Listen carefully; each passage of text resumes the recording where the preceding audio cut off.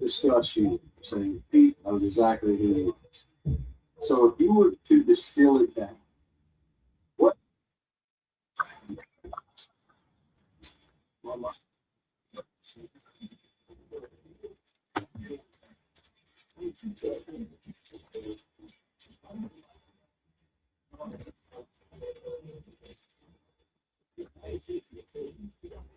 What's going on, y'all? You know who it is, man. It is Mr. Campbell, man. Happy New Year. 2026 is here.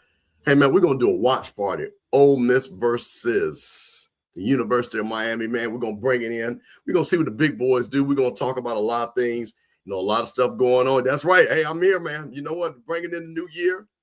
We're going to, talk about this. This is a big game, man. Listen, Ole Miss, who has not ever been in this position since 1963, and is the U back.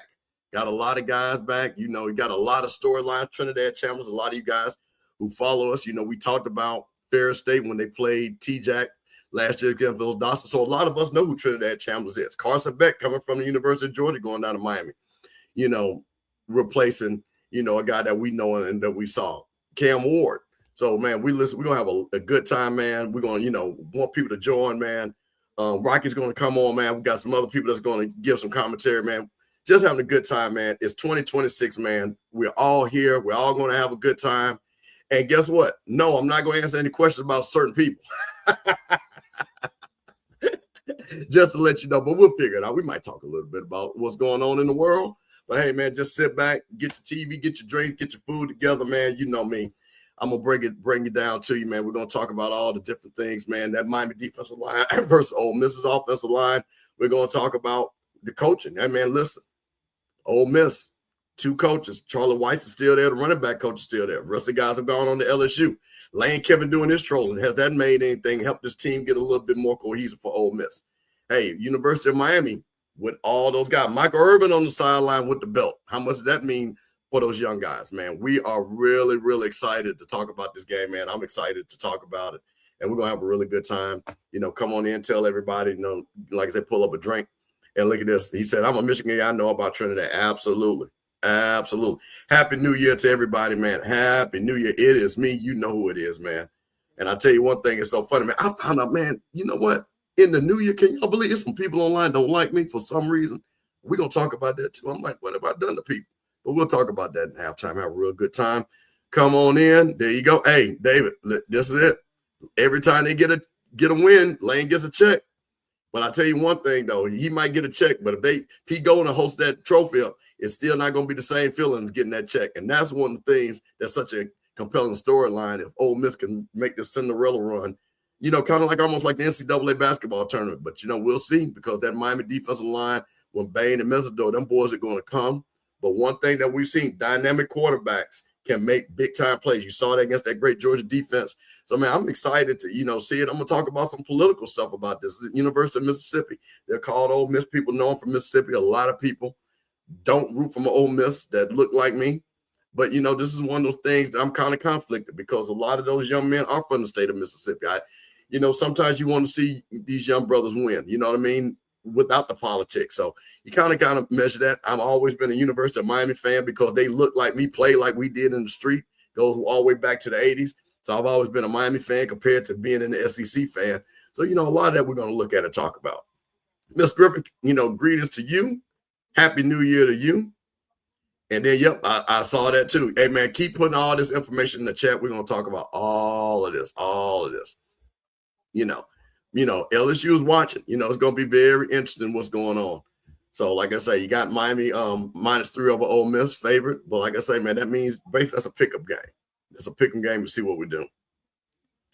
Hey, man, listen, we're going to, hey, Pastor, listen, going to have you come on up, bless the new year. Absolutely. That's what we got to do, man. We want to bless everybody that's watching.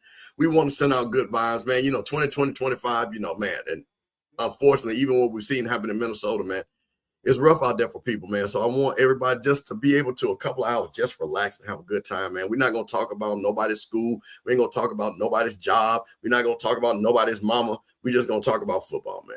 This is what we're going to do. And just have a really, really good time. Really, really good time. Hey, man, they need to change their name to Freeman. We should refer to a university. Now, see, that's the whole thing I've always said. And again, And we're going to get into this because I think this is a big storyline that for you got a lot of people from outside the nation. You heard Stephen A. Smith talk about this. Oh, them brothers wouldn't go to Ole Miss. And that name hurts them. I'm not going to lie. And it should be the University of Mississippi because I will say this, and this is my thing too. I got a lot of people that are SEC fans. I'm just going to tell you a secret. All these SEC schools were racist. All SEC schools still are. You go look at what they did Alabama when Texas came down there, what they were saying. The young man that and his name will come to me in a second, that went to Ohio State that played for the Jets. He transferred because of the way those people from Georgia were treating him.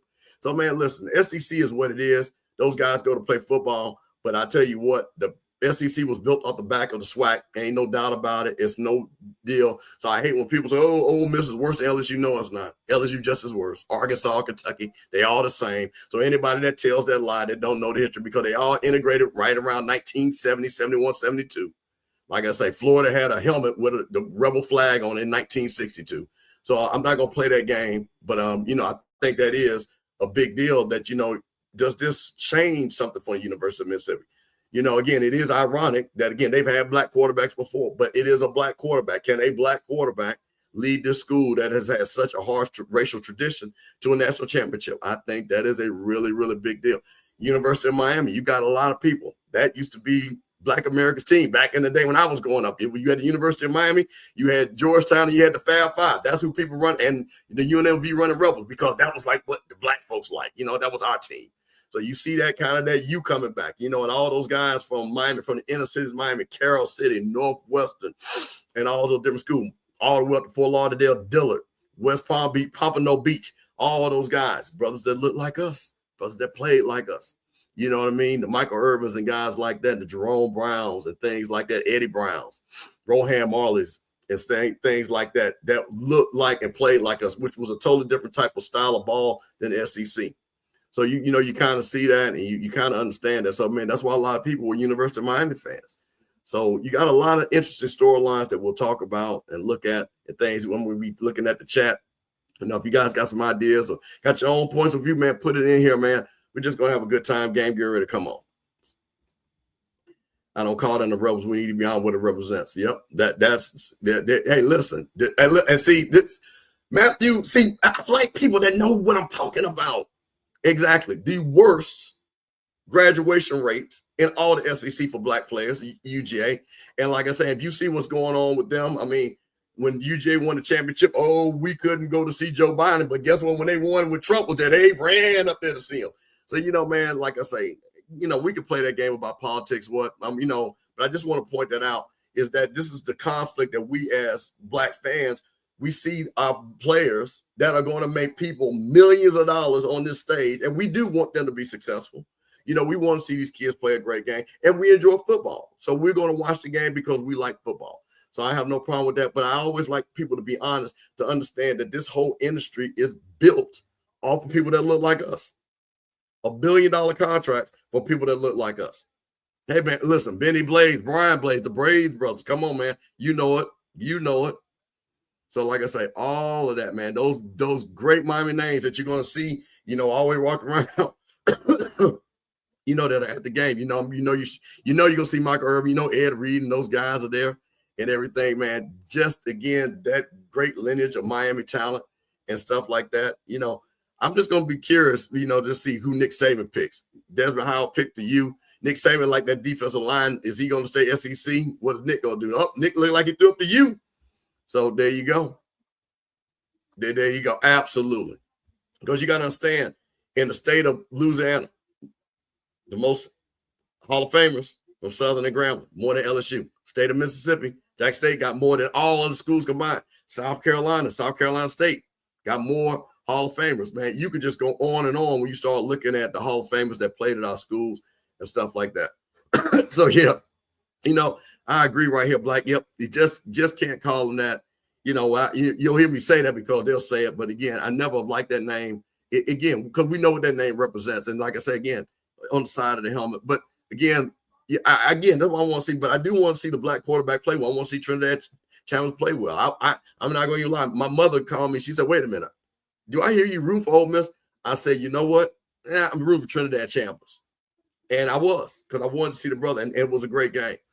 So, hey, listen here. There we go. All our HBCU family here, man. All the Off Script family, all the Rocky Miller Channel HBCU Coaches Corner family coming in.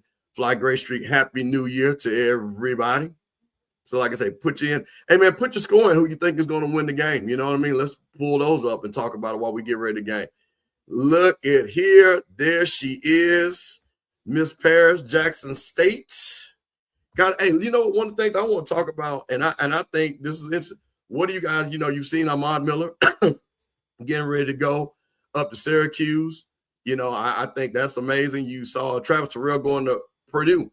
Is this something that Jack State flips around and say, hey, listen, we can groom talent. You come to us and you can still stay at Jack State or you can move on. Are they going to use that as a recruiting tool? Because I tell you one thing, I looked at the other way and I said, man, listen, these guys came to Jack State, developed, and then they had the choice to stay at Jack State with Cam Salters. He's coming back. And then these two guys left. So, again, are they using that to reverse and say, hey, you come to Jack State and get developed? That's going to be interesting. We kind of talk about that when we get into it. Yeah, hey, man, listen, this is the thing about it. It is one of those things that, you're going to see a lot of these kids that are homegrown. Again, this is University of Mississippi, got kids from Mississippi.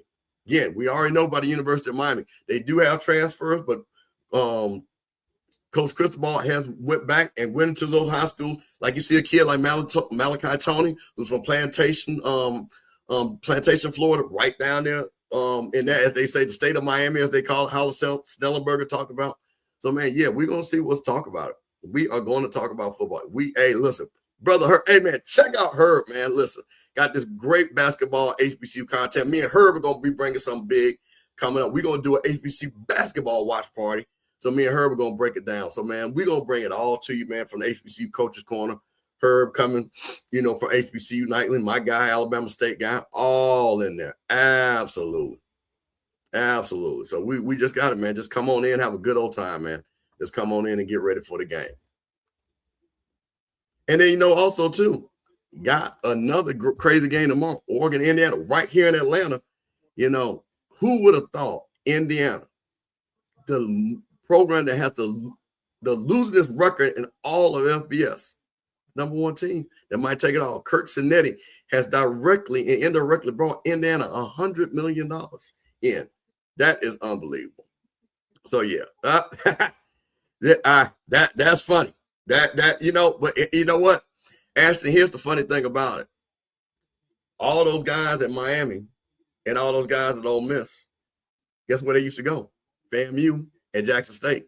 That's why you saw all those superstars that came out of both of those schools, and you saw the Orange Blossom Classic when Jackson State and FAMU were playing. You see all these guys that went to the NFL. It's kind of funny when you say that, but that's what it is. We are the foundation for the University of Miami. That arrogance and stuff like that came from FAMU.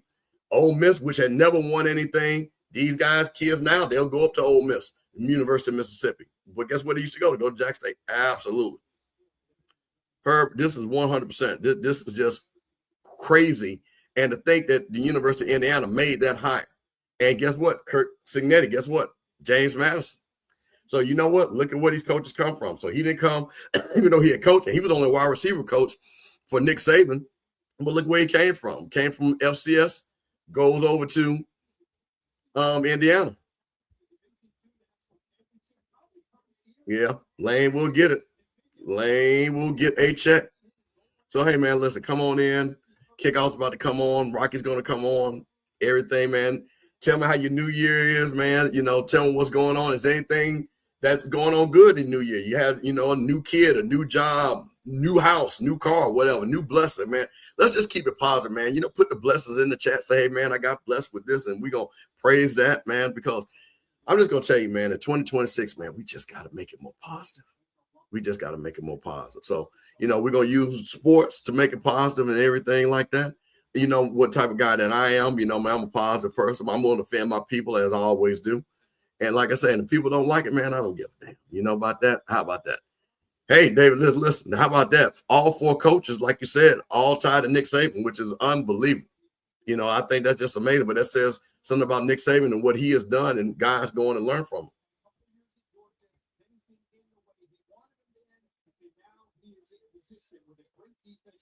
Yeah, that's true. That is true. Listen, This right here, I think, is going to be something that I 100% agree on. I just don't think LSU is going to do it. I think Lane is going to get down there and they're going to have a lot of fireworks and it's going to look pretty. But when it comes to time to win that big game, I just think just the way Karma's going to work, I don't think Lane Kiffin brings LSU a national championship. I just don't. I think, again, the way things are now, again, you look at Lane really thought that all those kids from Ole Miss were going to leave.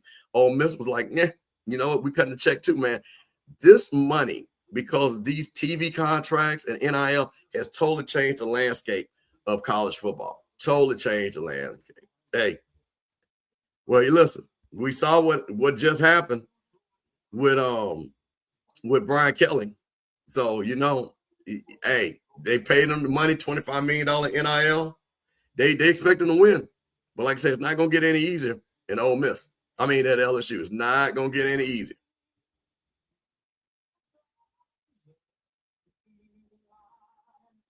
He said every coach.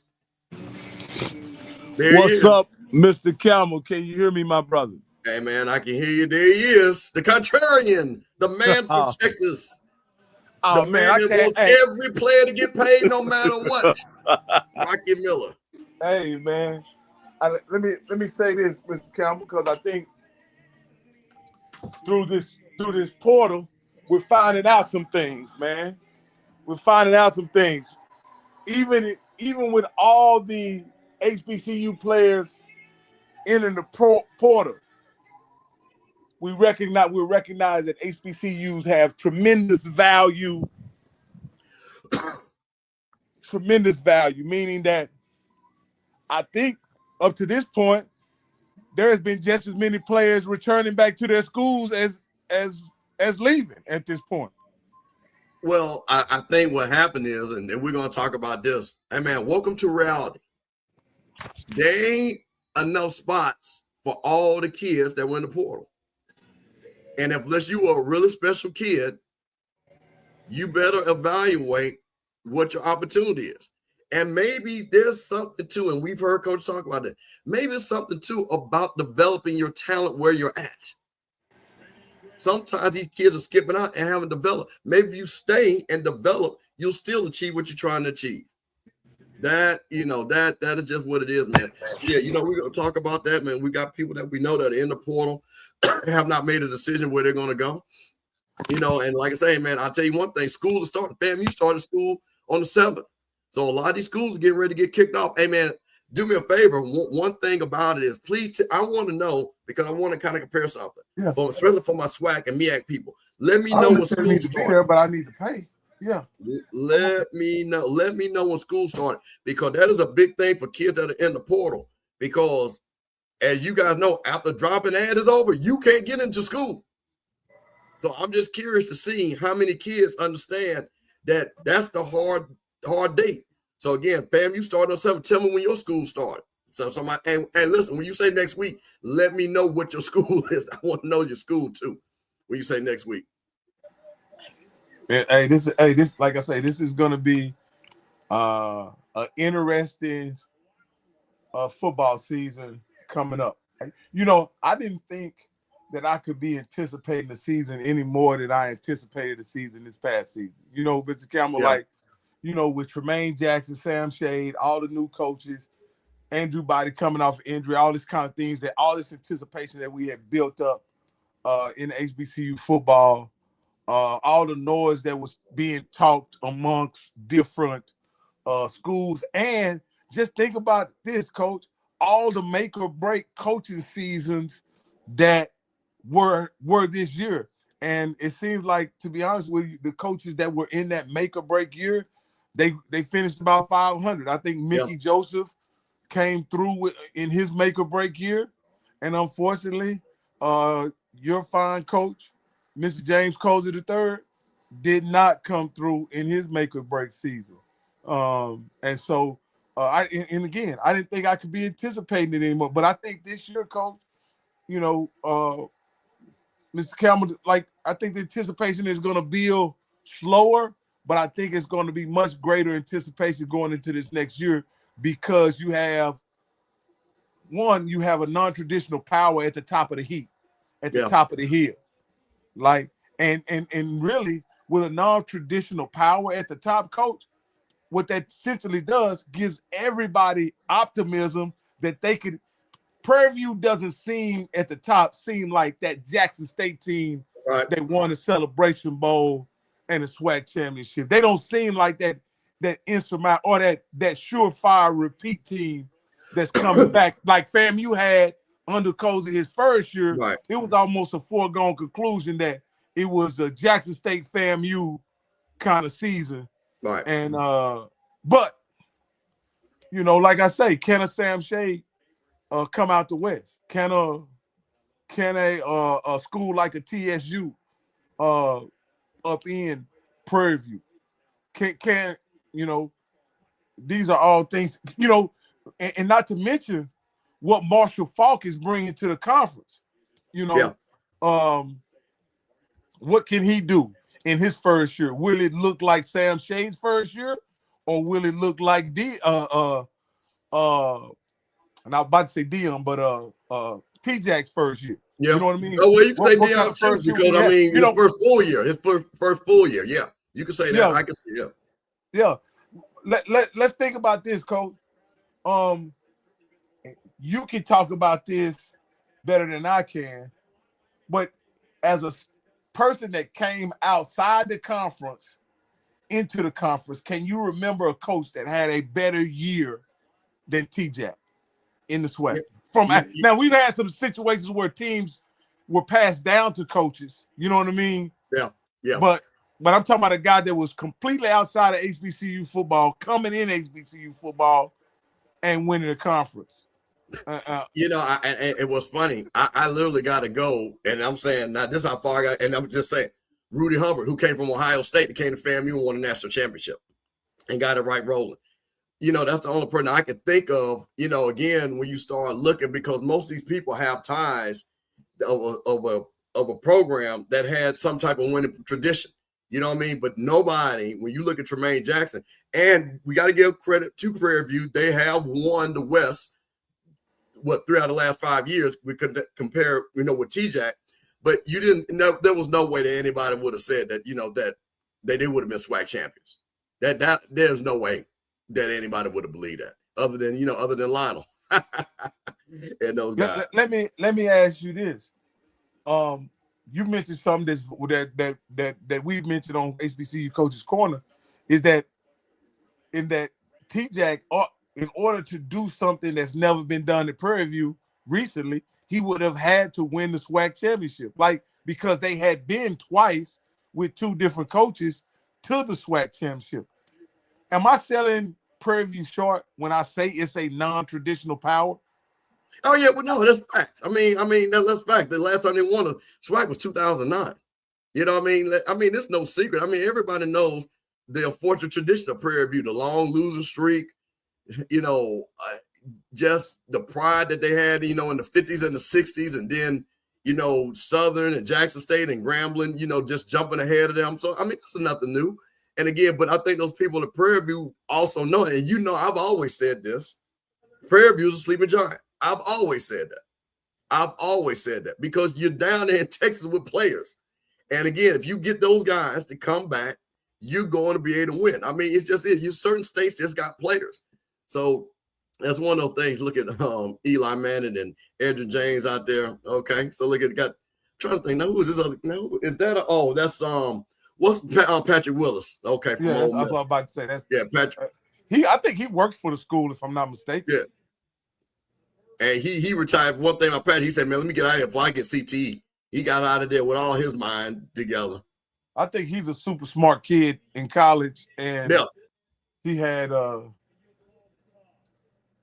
those linebackers that came through with him. The white guy, Burrow, and him, they all got out early. You know what I mean? I forget the white linebacker that was with him during that time. You know, this is, like I say, man, just an interesting game, you know, when you're looking at it. Because, like I say, you're talking about Ole Miss, explosive offense. You're talking to Miami. Hey, man, that defensive line with Bain and Mesidor, Malachi Tony, the freshman, like I say, explosive player. And, man, the bottom line is, what's Carson Beck going to do? this is a game that's what they brought him here for. What is he going to do? That's going to be very interesting. You know, as I look at this game, this is kind of like, in my opinion, almost like the Jackson State Prairie View matchup. And I keep bringing HBCUs into this because, you know, this is what we promote. Yeah, absolutely. And this is kind of that matchup, isn't it? A non-traditional power against a team with history and has a dominant pedigree. You know what I mean? This is it. This is the matchup. Now, I think the story of and you and I watched. I don't know if we did a watch party, but I know we were on text thread watching the Division II championship last year. Yep. And who would have thought that kid that was killing Valdosta State Listen. would be in this situation? Could you imagine that, man? Because we watched that kid dominate Valdosta State. Yeah, we did. And it was shocking because you got to understand something. Valdosta was favored in that game. They came in there number one. And to see Trinidad Chat just go nuts it was unbelievable. Absolutely. And there you go. Matthew says Miami 30. Okay, he got it 35-24. Okay. Put your scores in the chat. Let me know who you got. Let me know when your school starts, whatever school that you graduated, attended, or whatever. I want to know when school starts because I want to make some points about that, man. Listen, Rocky, I'm just excited. 2026, me and you are back talking football, Absolutely. man. A lot of things going on, man. We're going to have a lot of good people just going to join. Man, I'm going to tell you this was so funny, Rocky. I called all my boys from University of Miami. I tried to get a lot of my guys to come on, man, but everybody's doing watch parties or they down there in Arizona. So I might be able to get somebody to come on, a big superstar to come on after the game. He said, hey, Brother Steve, I'll let you know if we win, I might be able to come on. So we'll see. Man. I got a guy in my phone that's really a 3-time Hurricane former first round pick. He might be at the game. He might be at the game because he works in media in Jacksonville. So I'm not sure if he is at the game or not. But I'm definitely, as you think about it, I definitely would. If we have a championship, if they make it, I may bring my man on. I may get my man on. I want to say he's a 2 or 3-time All-American and a first round pick of Bill Cowher as a Pittsburgh Steelers head coach. If y'all know who it is, I'll let y'all guess if y'all know who it is. But so, Rocky, we're going to start off strength on strength. Ole Miss offense versus Miami's defense, setting the tone early. Yeah. I think running the football is how Ole Miss should start this off. Well, see, that's why you got to get Keywan Lacey, man, again, who has performed all year, led the SEC in touchdowns. Let's see, can they get him going? And guess what? They're throwing the ball right off the rip. Yeah.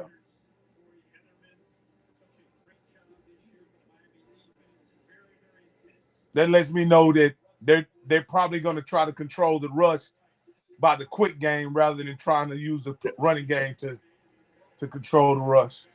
I think that's exactly what you're going to see.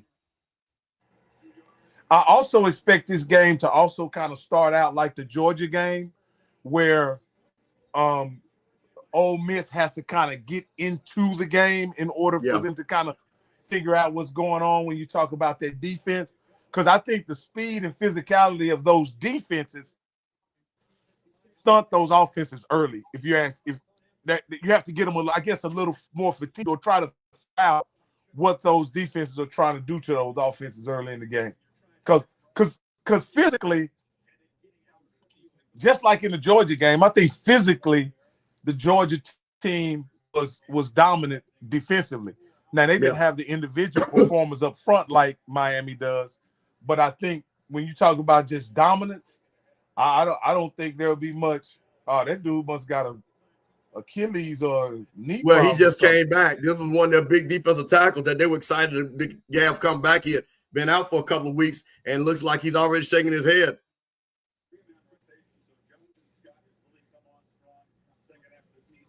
Yeah. Yeah. He tried to give it a go. In games like this, kids gonna try to give it a go, man.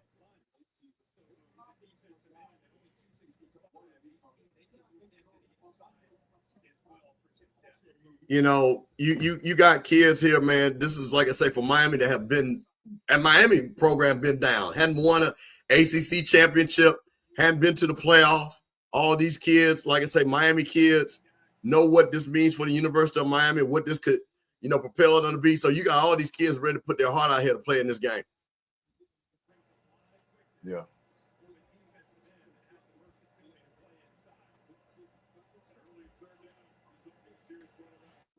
If I'm Ole Miss, I'm not going to do anything risky because I want to see Carson Beck out there on the field.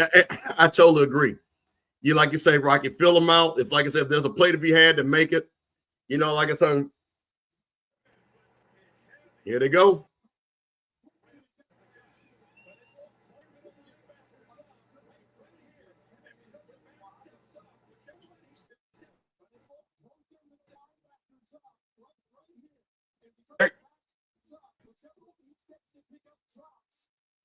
Oh, and he missed a block on that. He blocked him and then he tapped him. You got to put your chest in him, Lacey. Oh man, got to put your chest in him.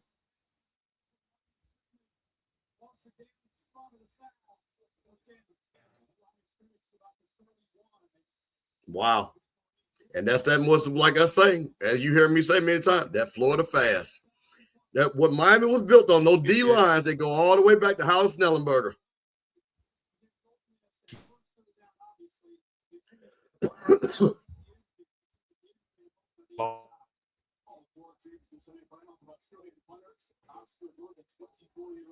Nice punt. Nice. Oh, with the freshman Malachi Tony. And here goes Carson Beck, the $5 million man from the University of Georgia.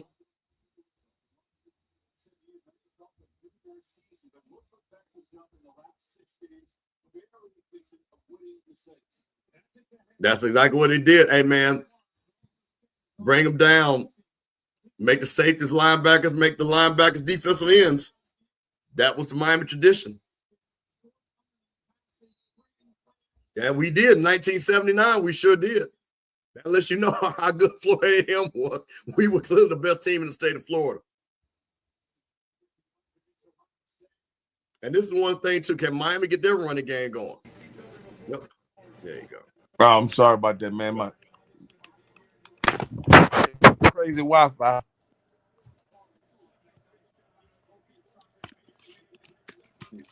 Yeah. Hey, Rocky, how do we make the chat subscribers only?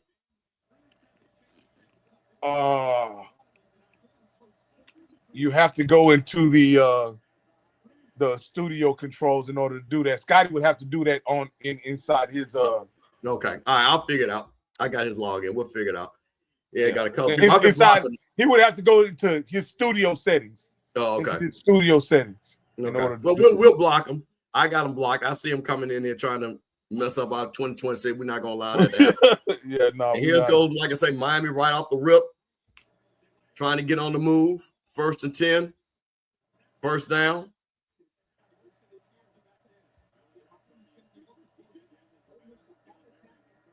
Now, the question is, what is Ole Miss defense? Can they get pressure on Carson Beck? That was the thing they had a problem with against Georgia. So you look at that. That's a miss by Carson Beck right there. I don't know if you've seen that. Oh. That's just a miss, isn't it? Yeah, 100%.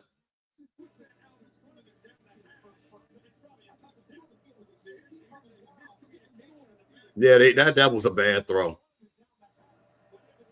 And the thing about it, he didn't step in that throw right either. He kind of just threw it up instead of stepping into it.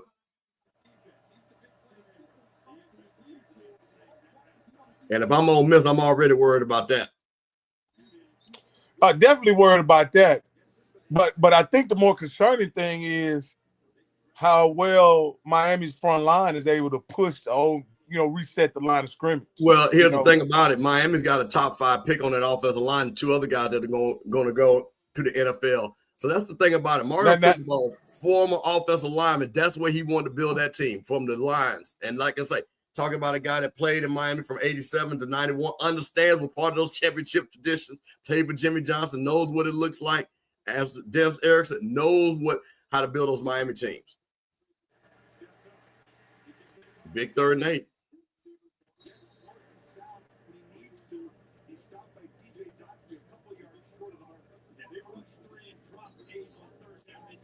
A little bit short. This is going to be the first big call of the game right here, I think. They're going to go for it. Yeah, I think Miami's going to go for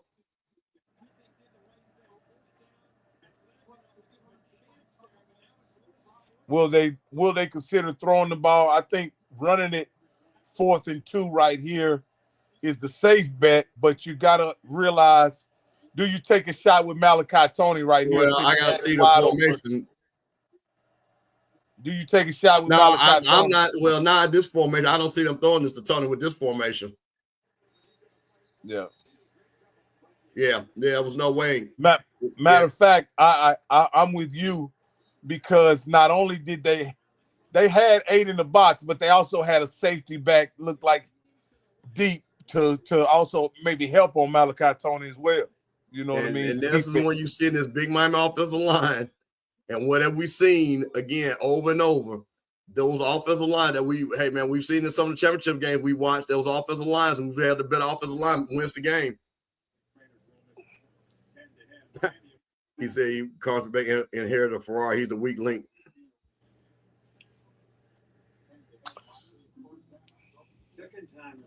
Well, I definitely think it's a Ferrari, considering, and the main thing is I think University of Miami, you can expect them in any year to have quality skill players.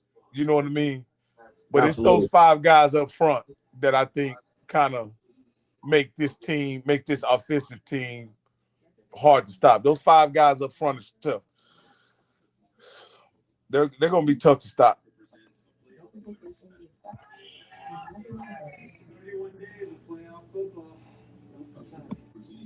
And I think the more they keep Chambers off the field is definitely going to help the defense. Now that is the thing about what you just said there. Keeping him off the field, allowing those defensive linemen to be nice and fresh and ready to go at him as soon as he comes out there. That's one of the things that he can. Really, and I'll tell you that. Because he plays the game almost like a point guard.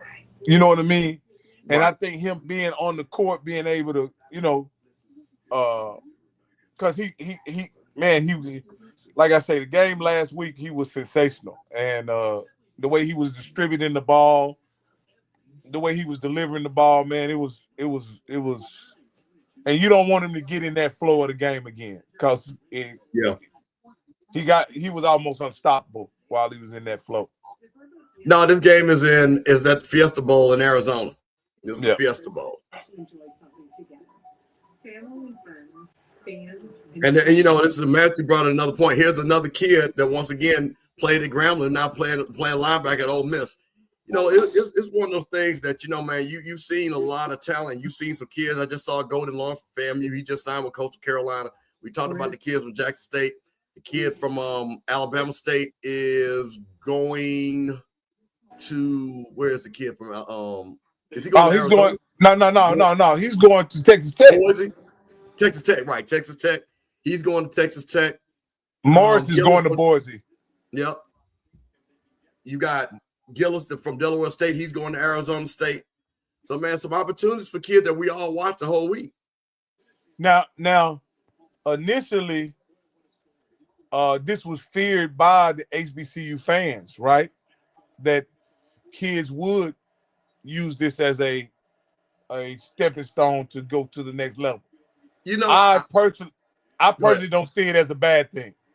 You know what? I'm gonna talk about this after this play right here, because I've actually changed my mind on that.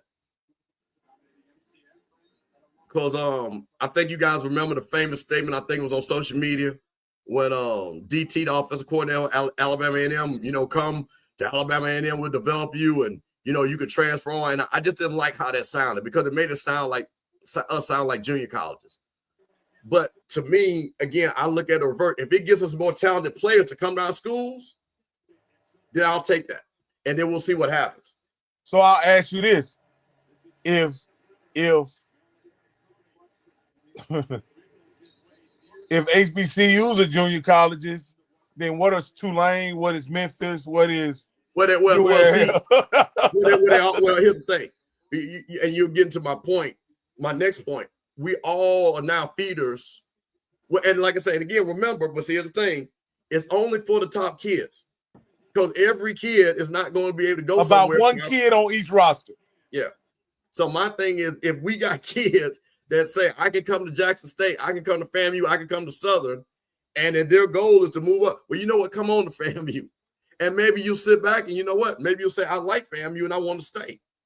And then if the opportunity comes, at least I've had you because you have been a player to that level where you can move on, which means you produced at our level. But you realize in this climate, you have to understand, just like not every kid will get an opportunity to go to the next level, there will be some kids that will stay. You understand? Like, yeah, that's what I'm saying. That's my point. Kids that will stay. And how about that? How about this, Steve? Rather than giving a ULM or a Louisiana Lafayette a try, they give Southern or Grambling a try because they know they're not bound to Southern or Grambling. But when they get there, that experience is so rich and the culture is so rich, they decide to stay. You know what I mean? And also another thing, Steve, and this is just what I think is more important about this, is that I think it's very important that in this climate that HBCUs get in front of every athlete they possibly can, whether it's 5-star or no star. They get in front of every athlete because guess what? That relationship you build during the high school recruiting process can reap dividends later on once they're in the portal. You know, and I think that's something that I think HBCUs have to start doing, is that they absolutely have to start recruiting all the kids, no matter what level the kid may be on. Why not give a kid who's a 5-star an opportunity to come to Southern for the weekend or Prairie View for the weekend? Why not? Well, that's the whole thing. That was the Dion thing, is that you got to at least talk to the kids. Because again, it reverses back around. The kid goes to the University of Miami. It doesn't work out. He's got a relationship with FAMU, comes to FAMU, and then resets. Like Marquise, look at Marquise Bell. That's what happened to Marquise Bell. He was a bounce back. Marquise Bell was a bounce back. He left the University of Maryland, came to FAMU, and now look at him, $14 million richer than the Dallas Cowboys because he's playing FAMU. Yeah, look at Ole Miss defense standing up. I didn't like that play right there. I think, to me, again, when you put that kid back there, you know what's going to happen. It's just going to be a play. So, but also, yeah, that was a bad play call. No, Steve, that is a play call protecting your quarterback. Because go ahead. Because look at the 2 passes he threw. One, he missed the guy, and the other one, he threw behind the running back. Well, I'm going to tell you, like I told those guys when we had that, if Carson Beck is going to play average, they're not going to win. And I'm going to say this again. You can't be in these type of games and play average. If they're already nervous about that, then University of Miami is in trouble. Because sooner or later, when you got a kid like Trinidad Chan, guess what he is going to do? He is going to make a play. You saw that at the University of Georgia. He's going to make a play.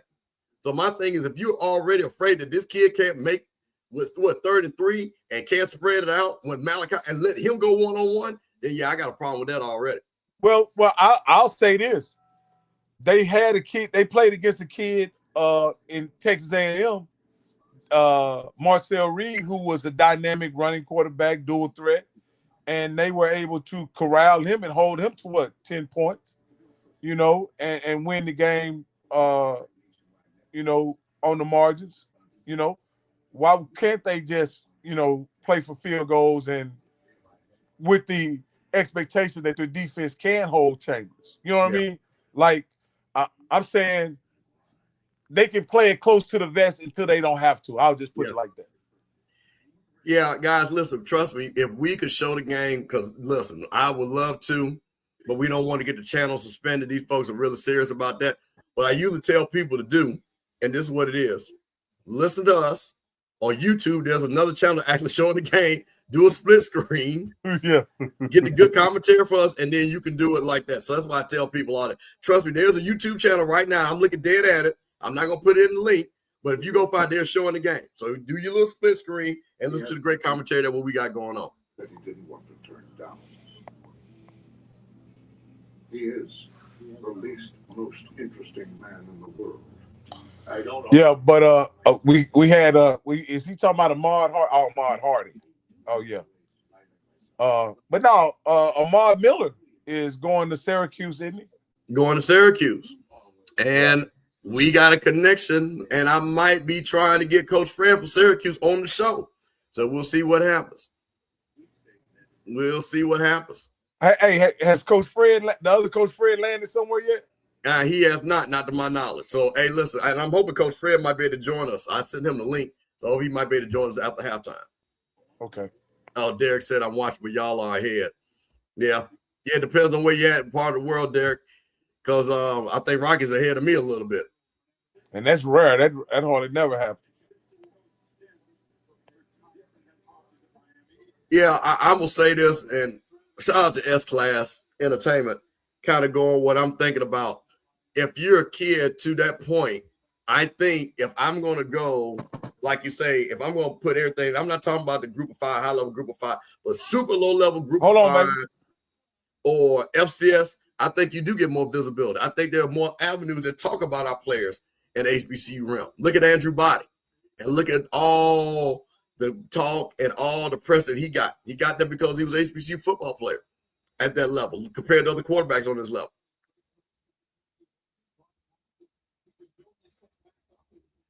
And again, if we keep getting better kids, people are going to start saying, look at the talent. Like I say, again, you look at Ahmad Miller, Jack State, that kid ran hard. That kid, I think that kid's going to be successful at Syracuse. I really believe it. I think he's going to do something at Syracuse. Yeah, nobody, right. Nobody shows them. You know, here's my deal, Steve. From a marketing standpoint, I think the HBCUs and this is based on the history you guys have given us, for 50 years, it's been way too insular. What I mean by that, it's been treated as a niche product for just a certain group of Black people, right? When the appeal is so much greater to the overall culture. And I think the transient nature of college football now is essentially going to expose HBCU football to far more people than before, because some of the guys that are in Power 5 are going to be transferring to HBCUs and vice versa, right? What you're going to get is almost an on some level. I think the what do they call it? The cross marketing, marketing is gonna benefit HBCUs in a way that I don't think people really can conceive right now. You know what I mean? Because I can imagine at some point a player like a Andrew Body getting a national commercial because of his fame and notoriety in the HBCU space. Yeah. And he doesn't have to go to a P5 or a group of 5 to do that. I believe from a marketing standpoint, he's more valuable in the HBCU space as a commodity. That's just my. I 100% agree on that, because again, you can't say that this group, this HBCU realm, is not a powerful marketing opportunity for a lot of companies. I mean, they market us all day long. And when you got a kid and that's another thing too, right? We have not had since Shador, right, a flagship kid. And then before Shador, God knows we hadn't had a flagship kid probably Steve McNair. You got to understand, Steve McNair was the flagship guy, and that goes back to what, 94, 93, 94. So that's what I'm so saying. between 94 and Shador, and let's be honest, Shador didn't have the longevity in the conference necessary to be as matter of fact, at the height of his fame, he transferred to a Power 5 school. You know what I mean? Yep. At the height of his fame. Had he been able to cultivate that fame for 4 years inside of HBCU football, and again, I just think nothing against Andrew going wherever he wants to go. I think Andrew has a tremendous opportunity if him and his family decides to stay in HBCU football. So here we go, Ole Miss with the ball. See, that quick passing game is how they're gonna try to control it. And I'll tell you one thing too: Ole Miss playmakers gonna have to make these guys miss.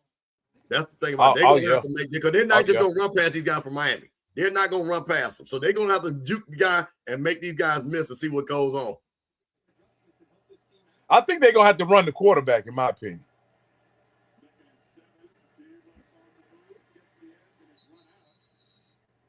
Yeah, they're gonna have to run the quarterback. And there you go. Just you called it. Yeah, they're gonna have to run out the edge. That guy was at LSU last week.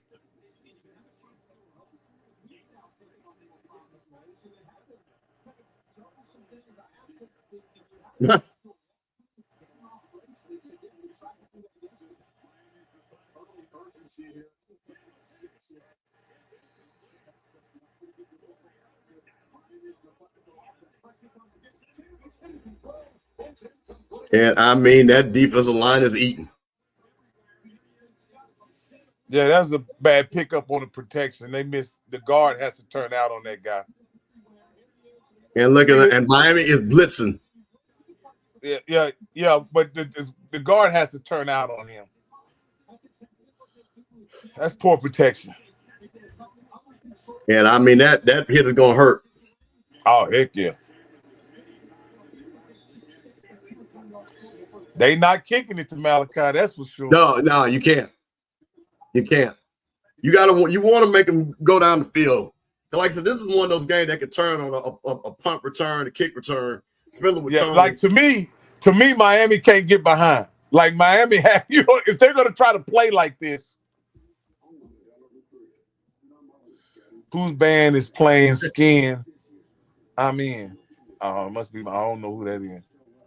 See, y'all got them HBCU ears. I never listen to the band when I'm watching the game. I don't give a, but those HBCU ears, y'all listen to the sounds and trying to figure out what the band is playing. That's almost. Hey, man, we hear it, man. We hear it. We created it.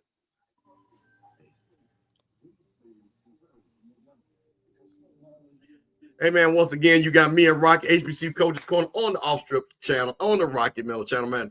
Watch party, University of Miami, the University of Mississippi, man. Trinidad Chambliss, formerly of Ferris State. We all saw him play. And we've got the University of Miami. Hey, man, I'm trying to see if they bring back you, man. We appreciate all you guys joining us, man. Happy New Year 2026. First broadcast of the year, man. Glad all you guys are here hanging out with us, man. Like I said, put in the chat who you think is going to win. Let me know when your school is starting. We want to talk about that because the portal is open. And these kids got to make a decision in the next 2 weeks. So let me know. Also, let me know if you got kids that have went in the portal and have come back. Let me know what kid has went to the portal, come back to school. And also let me know the kids that you've signed. We want to know what you got going on at your schools. I'll put that in the chat too. Now, Steve, let me ask you this. What do you think makes a kid get in the portal, announce he's getting in the portal, and before the week's out, come back to his school? What do you think happening behind the scenes on things like that? Well, I think it depends. If the coach is still there, then you had a kid that maybe wanted to see the opportunity for NIL. And the coach probably said, go out there and see. We'll welcome you back. Then you had a situation like FAMU where you got to talk to the coach to see if he even wants you back or you want to play for that coach. And then you come back. So I think those are the two things that you kind of looked at. But I think a lot of these kids, I'm going to be honest with you, just shouldn't have gotten in the portal, period.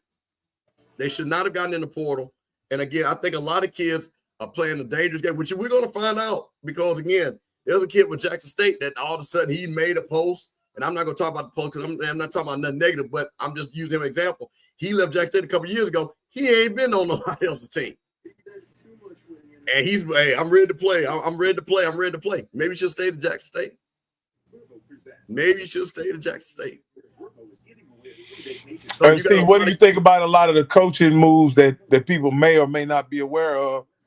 I believe Tony Hull is at Alabama State now, going from. I think that is huge. I think that is a big pickup considering that the offense Barnett goes over to North Carolina Central.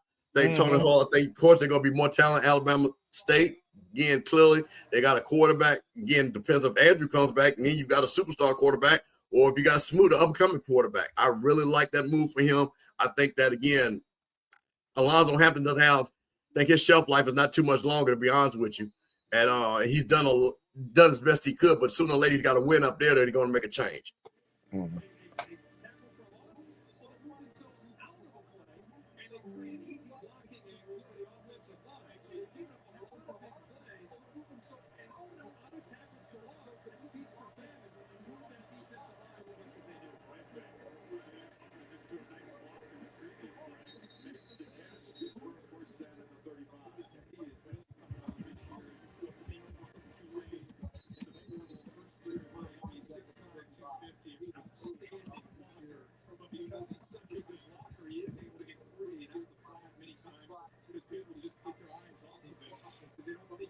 Yeah, I'm looking to see what's going to be the first time that Carson Beck's when he gets to throw it down the field again. Right. This is first down. This is a great time for him to throw it. Let's see what they do here. They do it, and he almost gets Tony killed. Woo! And he held on to it.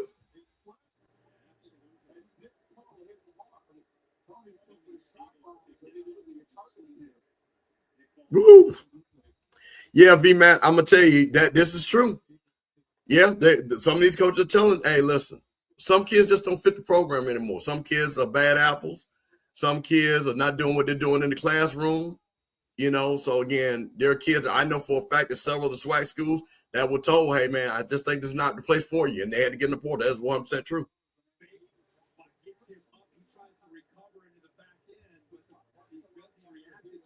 Branch, what we'll do, we're not going to take calls. What we're going to do, well, I'm going to put the link in the chat, and you can just come on that way. I'm going to drop that after the first quarter. Ooh. Quick take on this one. Definitely defenseless player. Strong hit to the head neck area. This shouldn't take long. Yeah, this is a call that I agree that it's targeting. Yeah, but I don't think it was intentional at all. It wasn't. No, I'm with you on that. Again, it's the right call, but the intent was not targeting. Because he was trying to knock the ball down, but got there too late. Yeah. Yeah, I think that is targeting by definition, but that's not the spirit of yeah, because he didn't lean with his head. It's just where his head landed.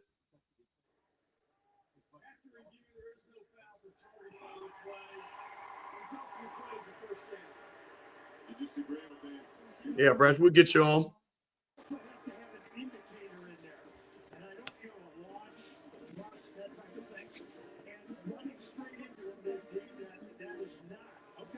They took. I'm glad they did that. That's awesome.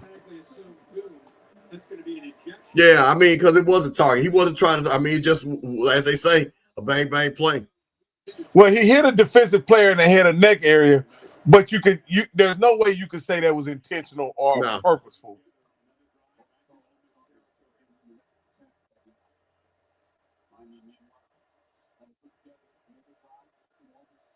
Carson Becky's first throw down the field was a tight one. That's holding.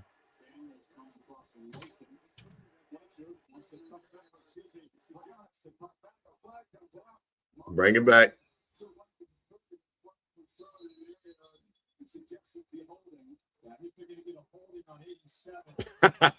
If I'm going to score a road of glory, I'm rewriting the record books. Hey, Steve, man, let me step away for a second. Yeah, man, go ahead. I'll be back. Absolutely. Hey, man, listen, I've always been a proponent, man. Go where you can play, not where you look good. Go where you can play.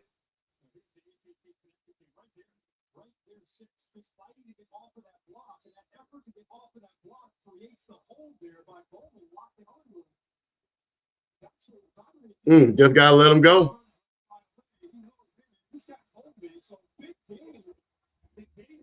Yeah, that hurts.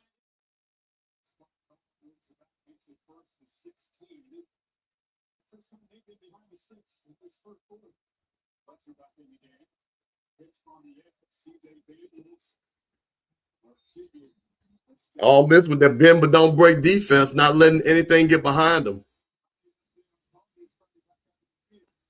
What's going on, B Field 1914? Hey, man, Happy New Year, man. Listen, we are here, HBCU Coach's Corner, doing a watch party, man. Gotta see what the big boys are doing, man. You know, bringing in the new year, man. Everybody was kind of chilling. So let's do a watch party. Let's get everybody together. You know, kind of, you know, talk in the chat like we always do. We have a lot of great topics that people are bringing up in the chat that we're going to have people come up and talk about, man. So appreciate you being here.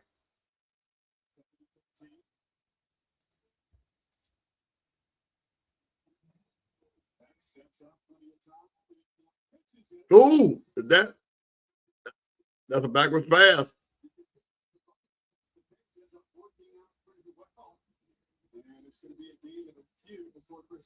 That was dangerous.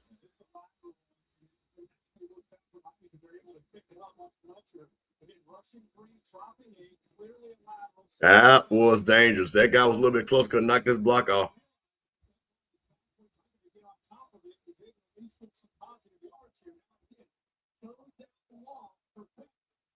Can Ole Miss defense stand up and get off the field? 3rd and 9.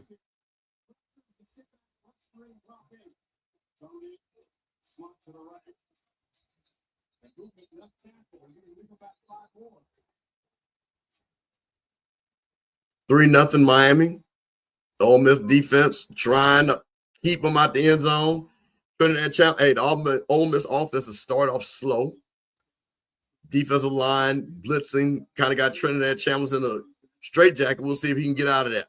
Oh, wow. Just a little bit of bend.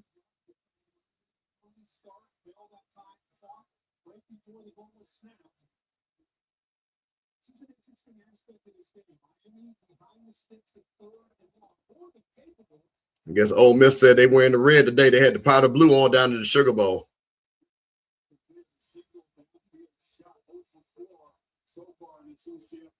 And here we go. Big 3rd and 14. Wow. Miami said they're going to make this a defensive game. Miami's going to have to punt.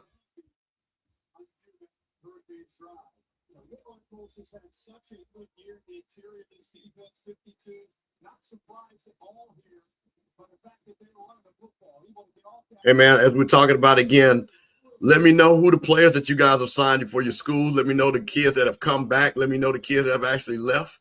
Put it in the chat. Talk about Southern. You got a new coach, man. He's doing a lot of recruiting high school kids, starting to see some commitments in the portal. What do you guys think so far? What's going on in Southern? T-Jack rebuilding down there at Prairie View.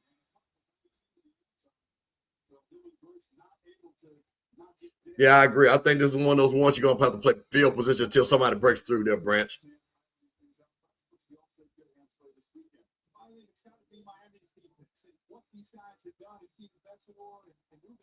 And again, Miami can play this type of game. You remember they played this type of game against Texas A&M, but that defense just said, hey, we're just going to keep you out the end zone. So Miami can play this type of game. Ole Miss is not the type of game they want to play. They want to get this score. I think Ole Miss, University of Mississippi, wants to get in a shootout. They do not want to have this kind of 17, 14, 17, 21 type game.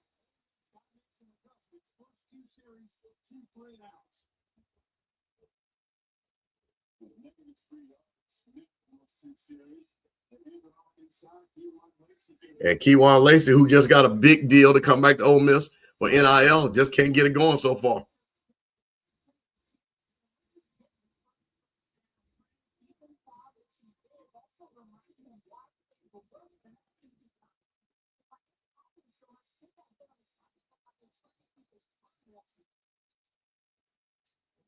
Jump outside University of Miami.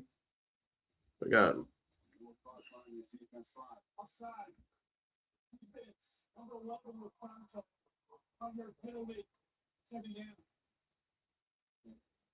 trying to go with some tempo. Usually you don't get the tempo really cranking until you get a first down. We haven't seen a first down yet. That's a big part of this game plan tonight for what Ole Miss wants to do with campus. Is run the football, take it off the campus. You don't have to do everything. But get those first downs and crank the tempo up to neutralize that dominant defensive line. You want to tire them out by going. Just dominating the line of scrimmage and time of possession. The lead is 3-0. Hold on, guys. Jump back. Look like I kind of got. Let's see here.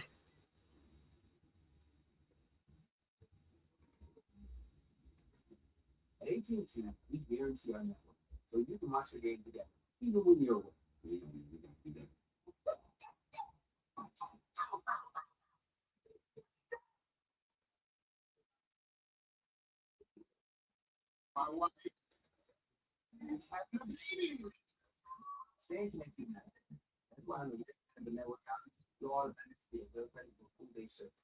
There we go. Yeah, a little bit of reboot on there on the computer. Hey, man, tight game so far. Defensive battle, offensive on neither side. It looks like the kids are trying to figure out what's what, man. HBCU Coaches Corner, Ole Miss, University of Miami watch party, man. Appreciate you all you guys joining us. Man, let us know what you think so far about the game. Let us know what's going on at your school. How's your new year been going on? Hey, man, we're here just to have a good time, just relax, man. Just talk a little bit of things that's going on, man. We're going to talk a little bit about Andrew Body, what's going on with him. He's taking some visits, kind of showed that on his social media. We've got a couple of kids that have moved on to the Power 5 level, from Delaware State, from Jackson State. Kid from FAMU going to Coastal Carolina. So, let's just kind of talk about it. And then, hey, man, just glad that you guys are here. Appreciate you guys being here, and we're going to have a really good time.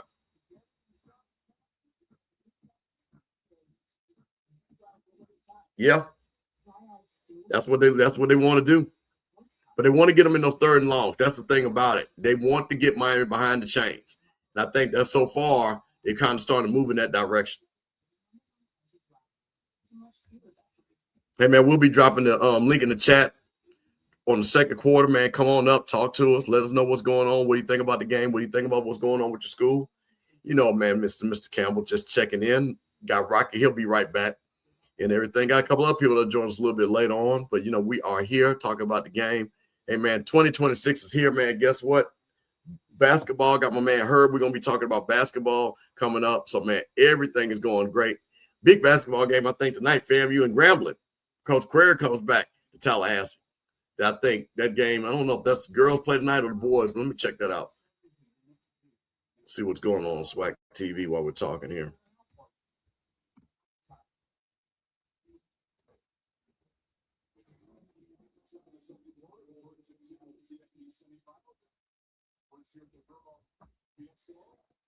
Oh, so you got Grambling women playing FAMU and Jackson State women playing Alabama A&M. It looks like Southern's women. Okay, so the women play on Thursday. I think that's what it is. So Southern and Bethune-Cookman, Pine Bluff, and Prairie View, and those are the women that are playing right now. So it's the women playing tonight.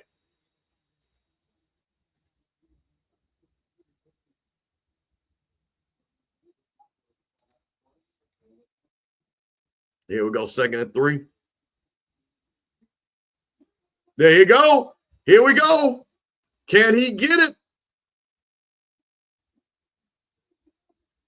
And that is the first big play. There we go. Keywan Lacey, their big NIL back with the big run. 73 yards.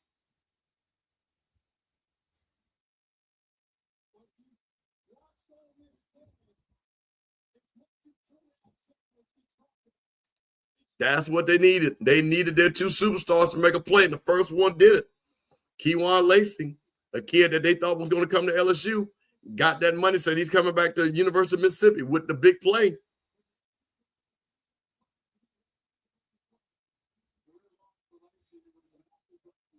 There is Big Chuck, Mr. Google in the house.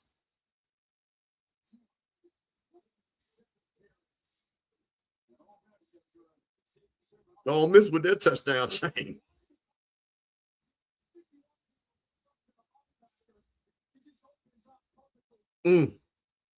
Bad angle. Lazy boy. It ran out of gas about the 15-yard line. Hey, keep me abreast of the score on that, guys, for the women's game. Drop those scores in the chat.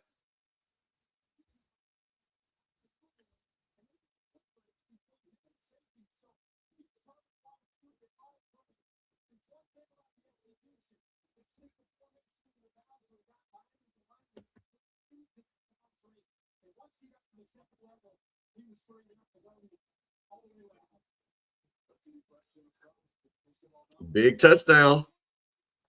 And it looks like it's an all University of Mississippi crowd. A lot of red out there. And folks say they're going to make all these trips to the game because they might not never see this again.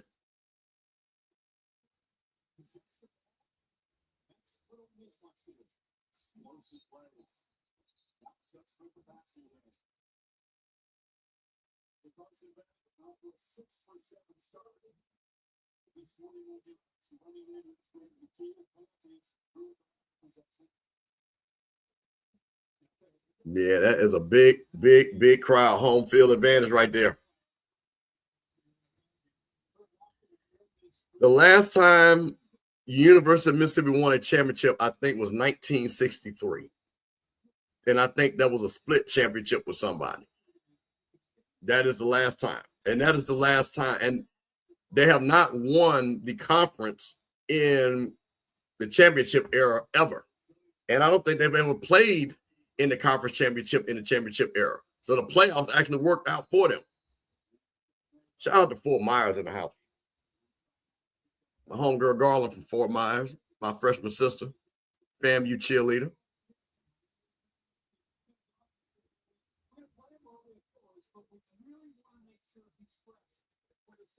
Who's up 55-54 on that? Oh, is that Grambling girls? I guess when you say good, I'm saying that's Grambling.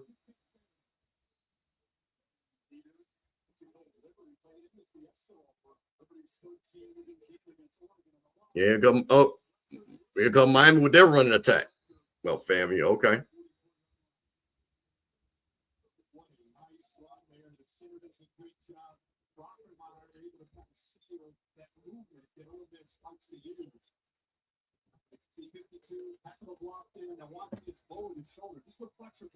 Frank, you said last time they won the conference in 68? Okay.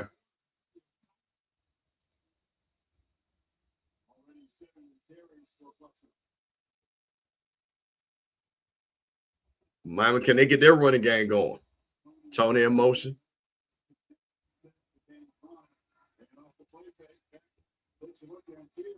Oh, that might be interference. Yes, sir. Didn't even need to do that. Did not even need to do that. That'll be a first down.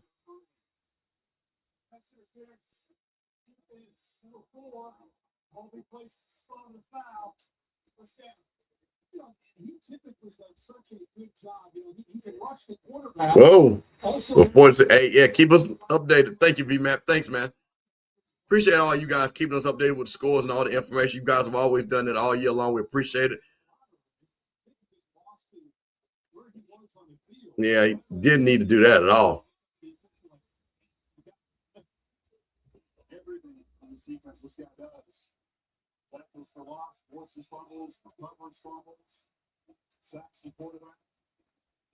Go.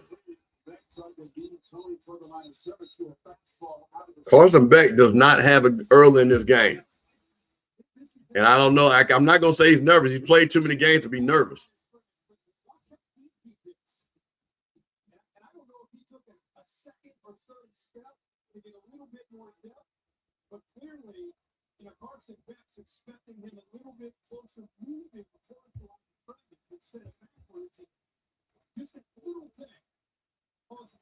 Oh man, listen, listen up there in that grove, those rednecks, man, and all them white boys with the same haircut and them pale white girls, absolutely. they're going to lose their mind. But it looks like the whole state of Mississippi is down there in Arizona, to be honest with you. I don't know if there's anybody left at the Grove up there at the University of Mississippi. I think what has happened right here, and I think this is S-Class, I think what happened is I think Ole Miss has finally seen the speed of the game, and now I think they kind of said, hey, you know what, we got to speed up a little bit. And I think not everybody knows what the speed of the game it is.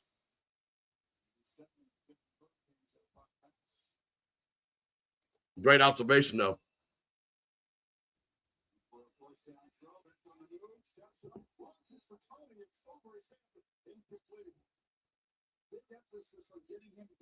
This is the thing about it. Miami's going to have to get another guy involved in the offense on the wide receiver side.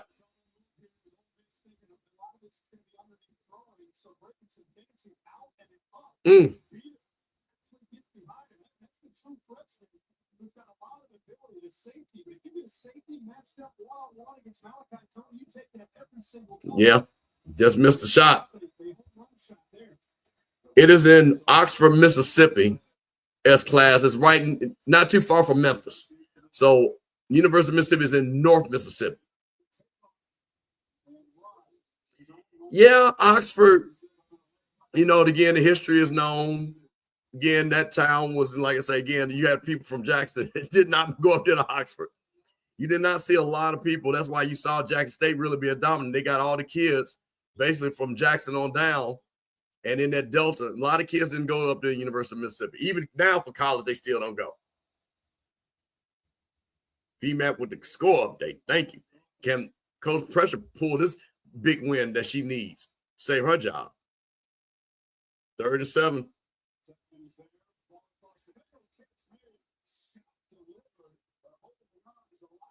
Ole Miss, those guys in the secondary are hitting.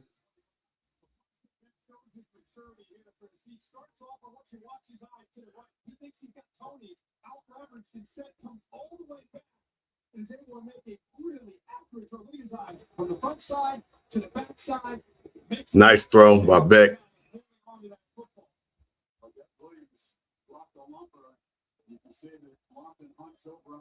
Yeah, Lofton take a shot.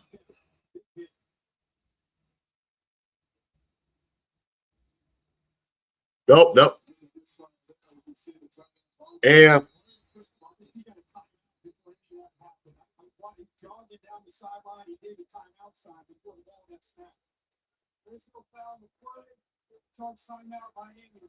big timeout. You see the explosiveness of this offense. So is it premium on these possessions? He wants to keep it a low possession game. That makes ones like this are crucial. Yeah, good decision there. He didn't like what he saw. Yeah, it's good coaching right there because that was about to be a disaster.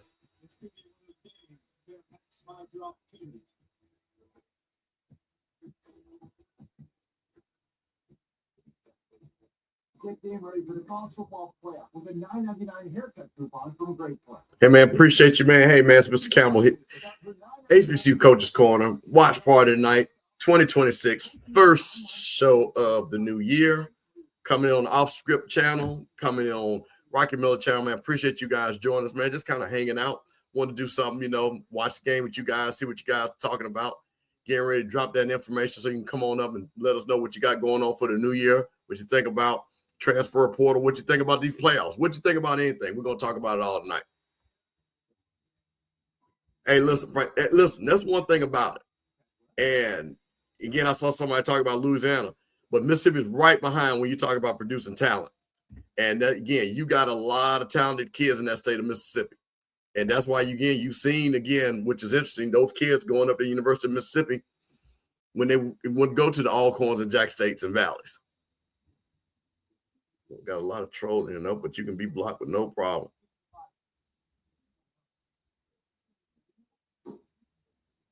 As a host, I have some rules. No showers longer than 5 minutes. This is no spa. No getting, no fun.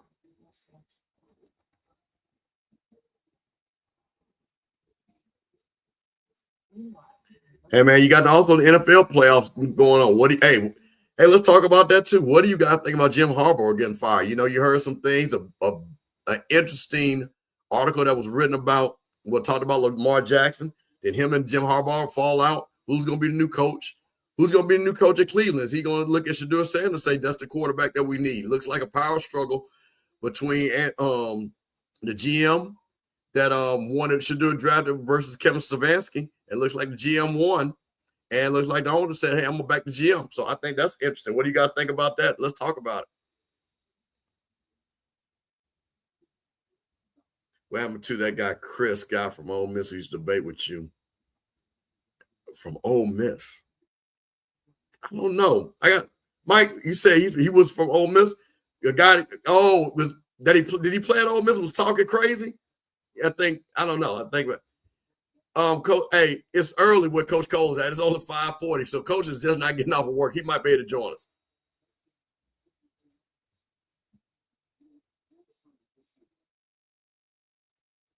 Yeah. Hey, man, but I'm going to tell you now, it's like the money.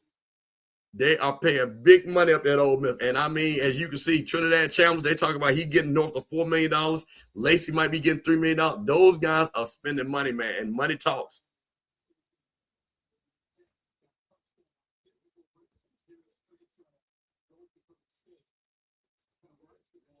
Yeah, fam, you pull 18 seconds, boy, I'm trying to tell you, they must be doing a lot of fouling. Golly. Here we go, 2nd and 6 with Miami.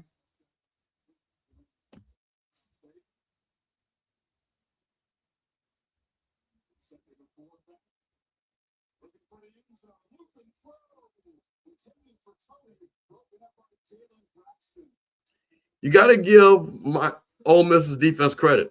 They're playing well. Got a speed disadvantage, but they are playing and right there with guy, and they're not letting Malachi Tony get crazy on.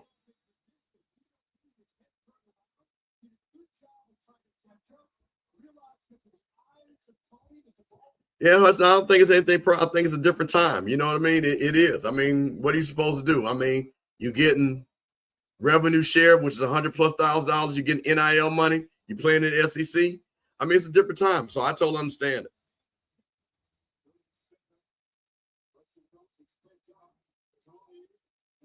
Oh, big play by the freshman. Let me tell you something for all my people. Malachi Tony, I thought, got a lot of that Santana Moss in him. That's who he reminds me of, that Santana Moss.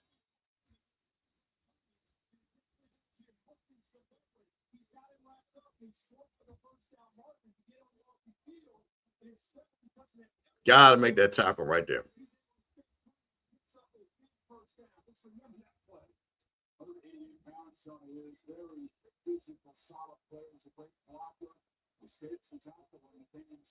Miami in the red zone.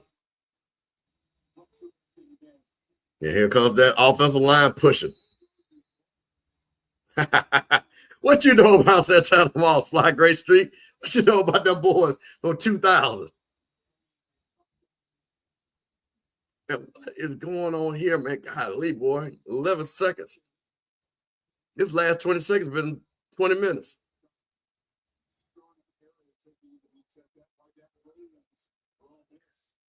Oh, yeah. I have no idea. You know what? I have no idea, Mike. I don't. That's a good question. Yeah, you know what? And now I'm thinking, right. Yeah, that was a while back. Yeah, he disappeared. I guess, he couldn't deal with that HBCU education that we showed. But I do remember what you're talking about.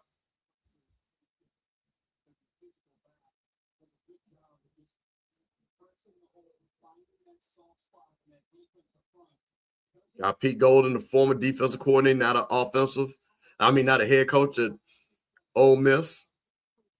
Seeing against Miami's offensive coordinator, this weekend, can they make a stop right at big 3rd and 2? Wow. Okay, big win for my girl, Coach Gordon.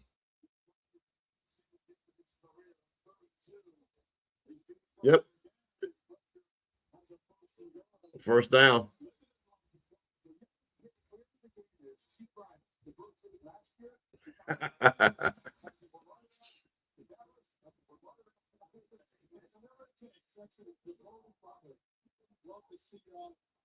Look at Mom.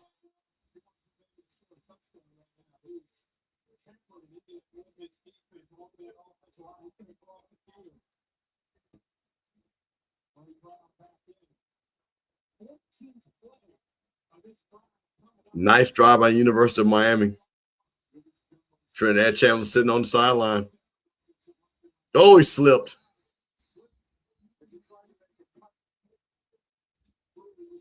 Hey, guys, appreciate you coming and watching, man. HBCU Coaches Corner doing a little bit different. Watching some FBS football. University of Miami versus University of Mississippi. Semifinals. Team that wins plays for national championship in Miami, which will be very interesting if people remember those old days when Miami would win those national championships in the Orange Bowl. Can they bring back that type of history? University of Mississippi, never been this far. First time in the playoffs. Can they bring a, as they say, a national championship during the integration era? Got a big game tomorrow, but then there's a touchdown, Miami.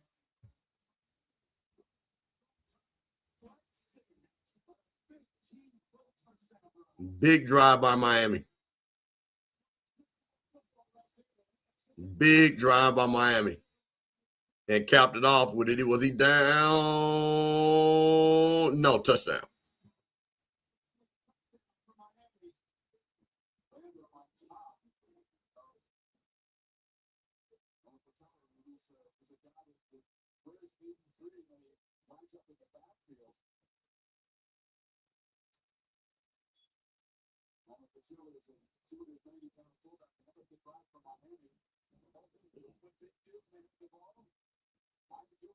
There you go.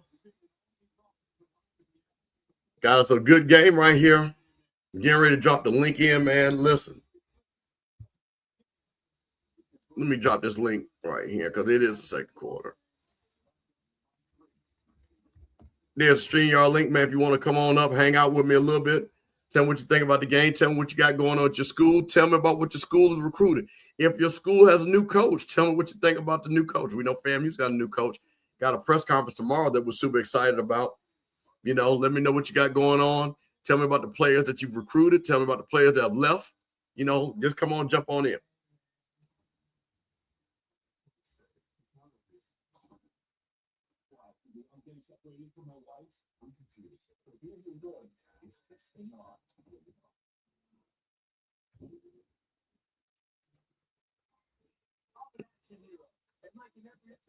Sorry, trolls, you're not gonna get it. I got the button on lock. Spam this chat all you want. You're gonna be blocked.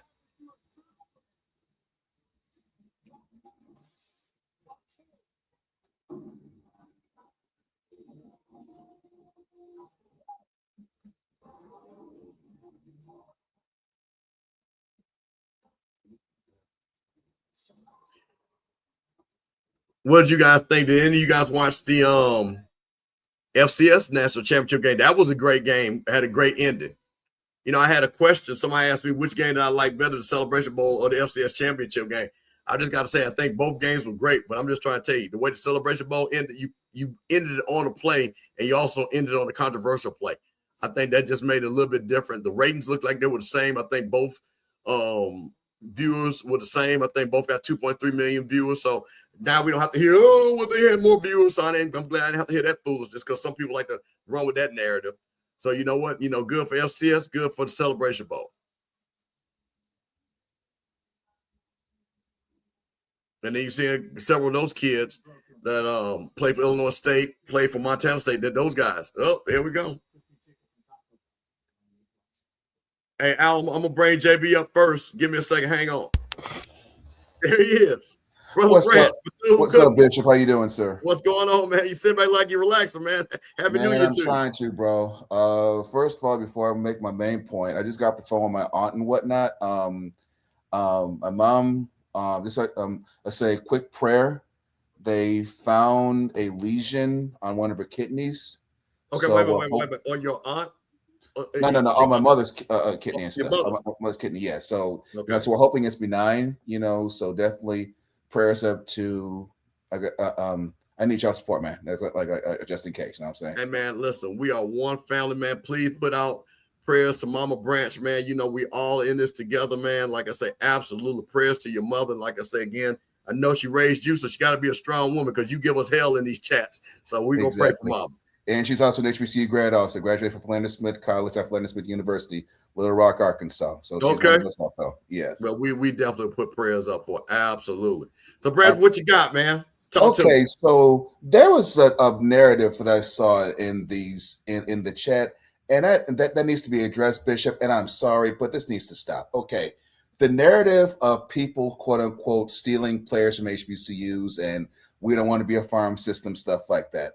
In case y'all have not been paying attention, if you're not a P4 program, I'll rephrase: if you are not a select P4 program, you are, in not so many words, a feeder school. G5, you are a JUCO or feeder pattern. FCS programs, HBCU, PWI, whatever, you are a feeder program. You're treated as a JUCO. Okay, Bishop, you just mentioned the championship game. What's the guy, Dylan Lord? Wide receiver from Illinois State. He went for like 11, $160. He was a walk-on. He's about to get paid. Yeah. Yeah. That's what's in the kid Taco from Montana State. If he transfers, he's going to get paid too. So it's like we need to stop acting like, and I get it, we used to say, okay, well, they used to steal HBCU treasure, et cetera, et cetera, et cetera. I understand that, and I got it. I really, really do. But in today's era of college athletics, if you ball at an FCS program, if you're like that, because I think wasn't the guy that just scored for Miami, I think he was a transfer from North Dakota State. I guess one of those guys. So it's like, if you ball out, you're going to transfer. You're going to enter the portal. You're going to move up. It's going to happen. So I think so. If people talking about something, okay, well, we need HBCU need to protect our people. It's not an HBCU problem. Everyone deals with this. So the notion of people stealing HBCU talent, that really needs to stop, because it's intellectually dishonest. It really is, because it happens every day. Right. Well, I think what people are saying is, and I think it's more with heart than mind. We want our kids to stay, because our belief, and I think this is, I'm not speaking for the person, but I think what it is that we've seen our kids, again, historically, be able to get to the NFL.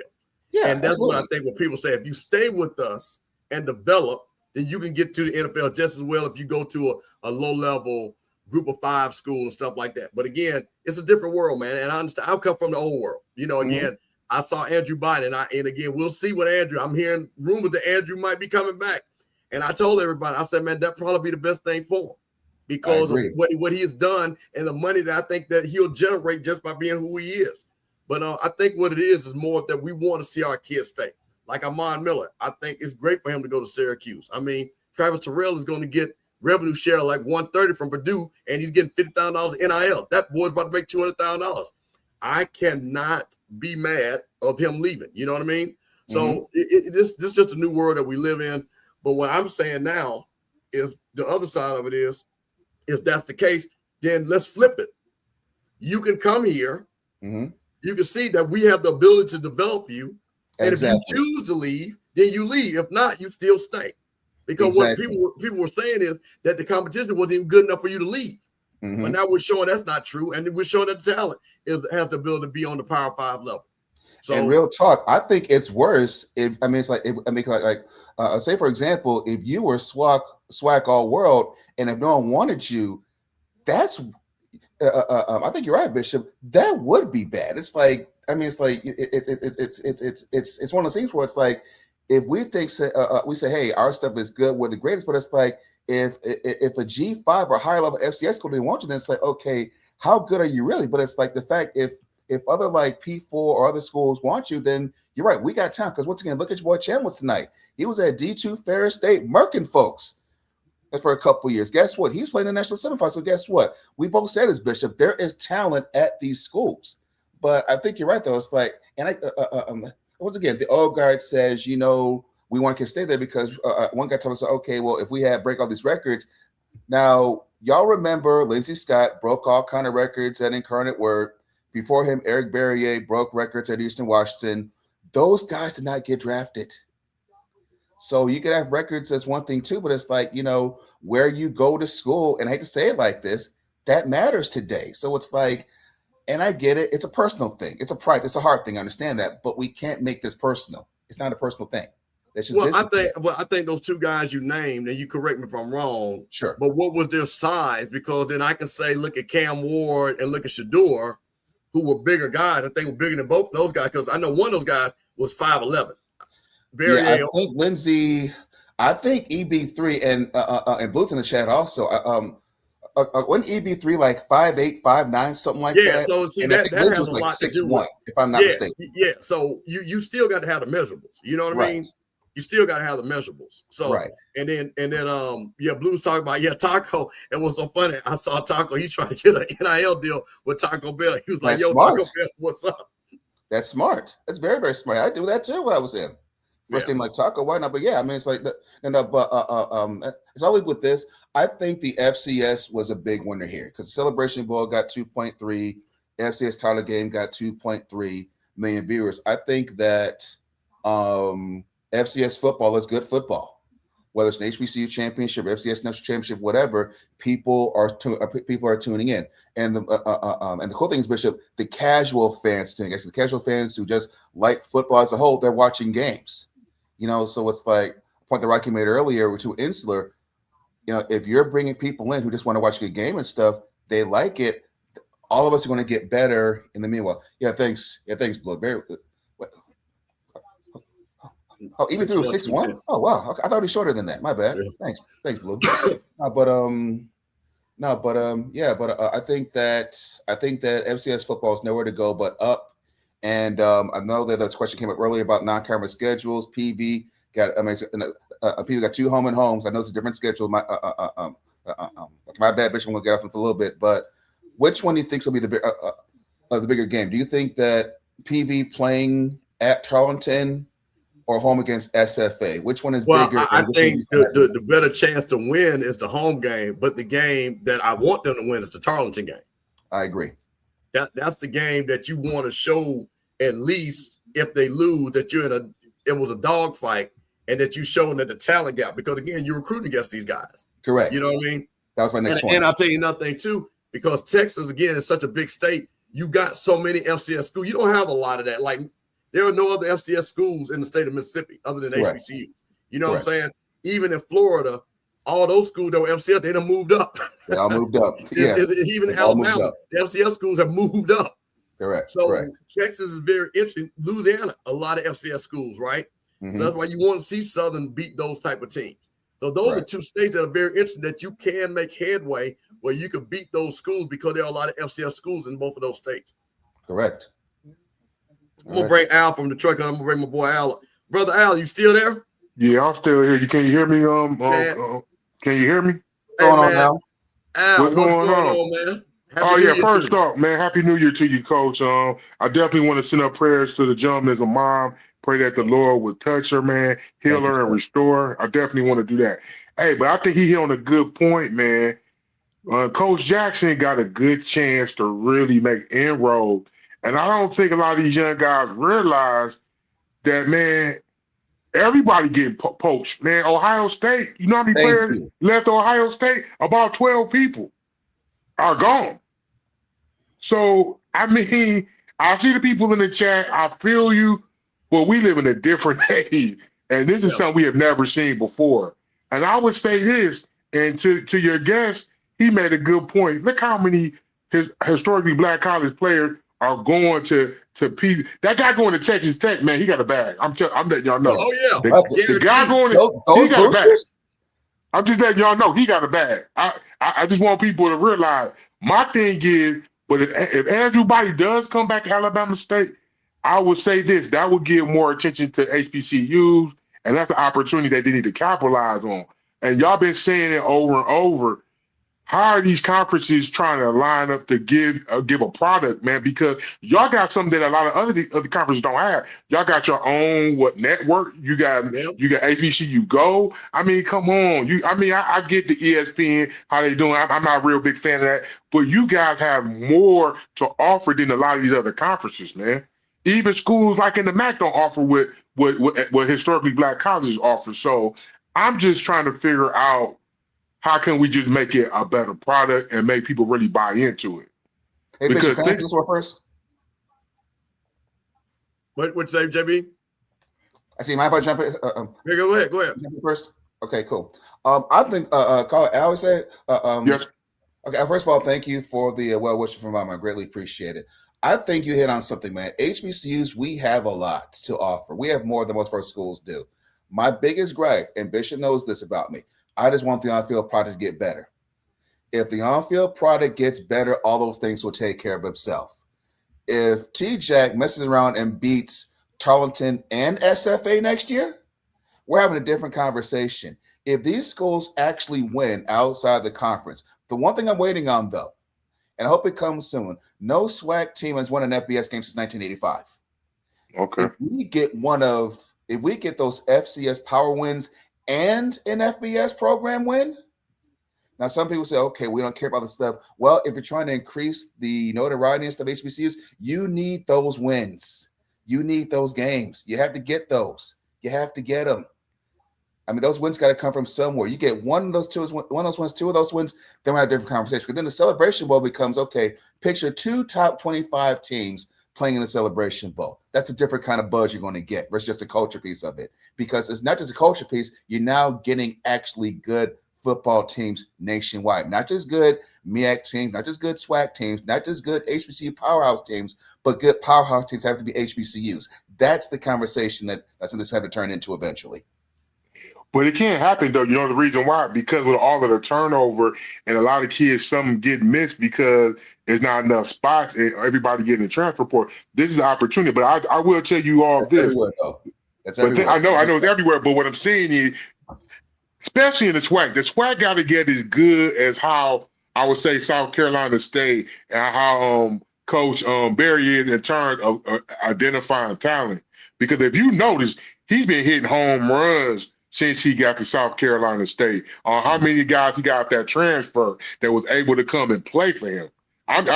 That's where I'm telling you, if you can get somebody who can really find that talent and develop it, you see what I'm saying? Because that's really where it's at. Because it's a lot of talent. Because think about it. You all talked about. Did you know that the backup quarterback at Ferris State it just went to LSU?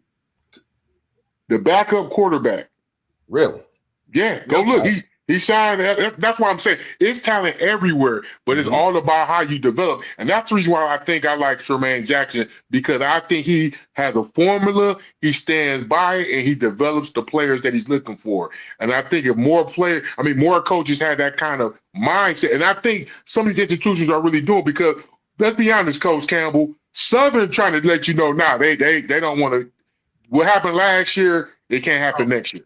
Oh no, they listen. When I say they are all in, they are all in. And again, and you gotta understand something, man. Listen, when you're Southern, and again, your two main rivals, Grambling and Jackson State, and again, their rival with Grambling is a home thing. That Jackson State is more like who's prettier rival. You know what I'm saying? You got a big car, I want to have a big car type rivalry.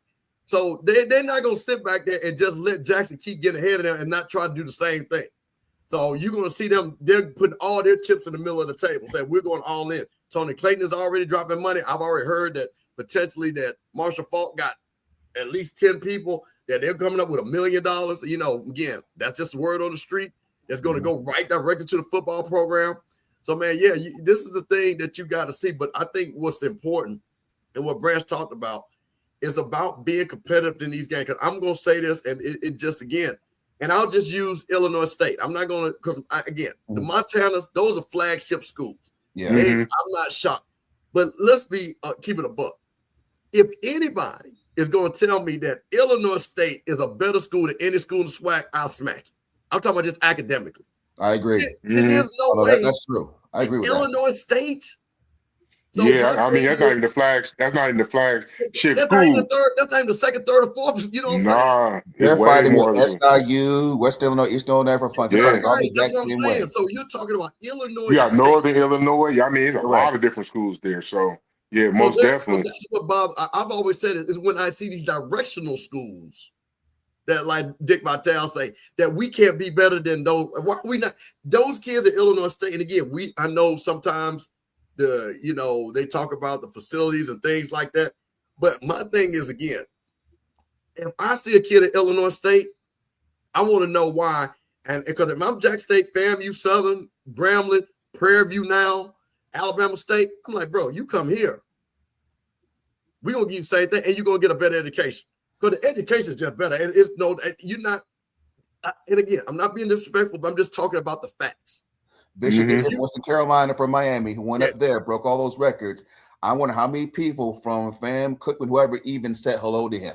Yeah, he should not leave South Florida, I think Northwestern, and go all the way up to Western Carolina. That's just crazy. So that's my thing, is that we got to put ourselves in an opportunity to get these kids, because we do have something to offer. Because again, the kids come and they're like, oh wow, this is a great thing.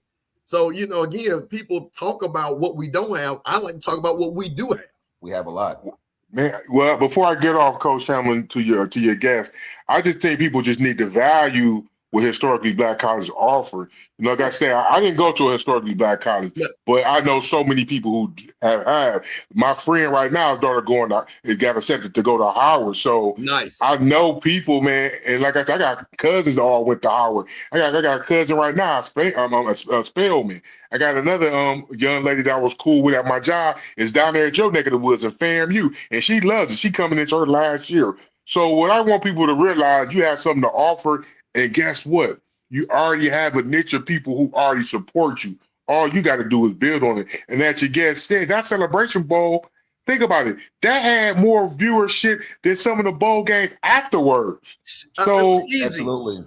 And it was a better game. Yeah, definitely. It showed about the viewership. I guarantee you, when they play the game over the summer about some of the best college football games, that game is going to probably be one of the ones that ESPN play. So I'm going to leave it at that. You guys have a great one. Yeah. My brother Al, man. My brother Al from Detroit, man. Always checking in on us, man. Appreciate it. This is what I'm talking about, man. We got a big family, man. Shout out to the 313 up there to Detroit, Michigan, man. Brother Al always come checking in, supporting us, man. This is what we're talking about, man. So listen, man. You guys, like I say, come on up, man. Like I say, you ain't got to show your face. You know, put up what you want to talk about, man. We here just having a good time, man. This is what this is all about, man. It's all about. Bishop, can you go back to that previous comment that you had up there about the defeatedness? Can you go back to that comment for a second? Yeah. I didn't want to address that. Let me see. I got to find that. There we go.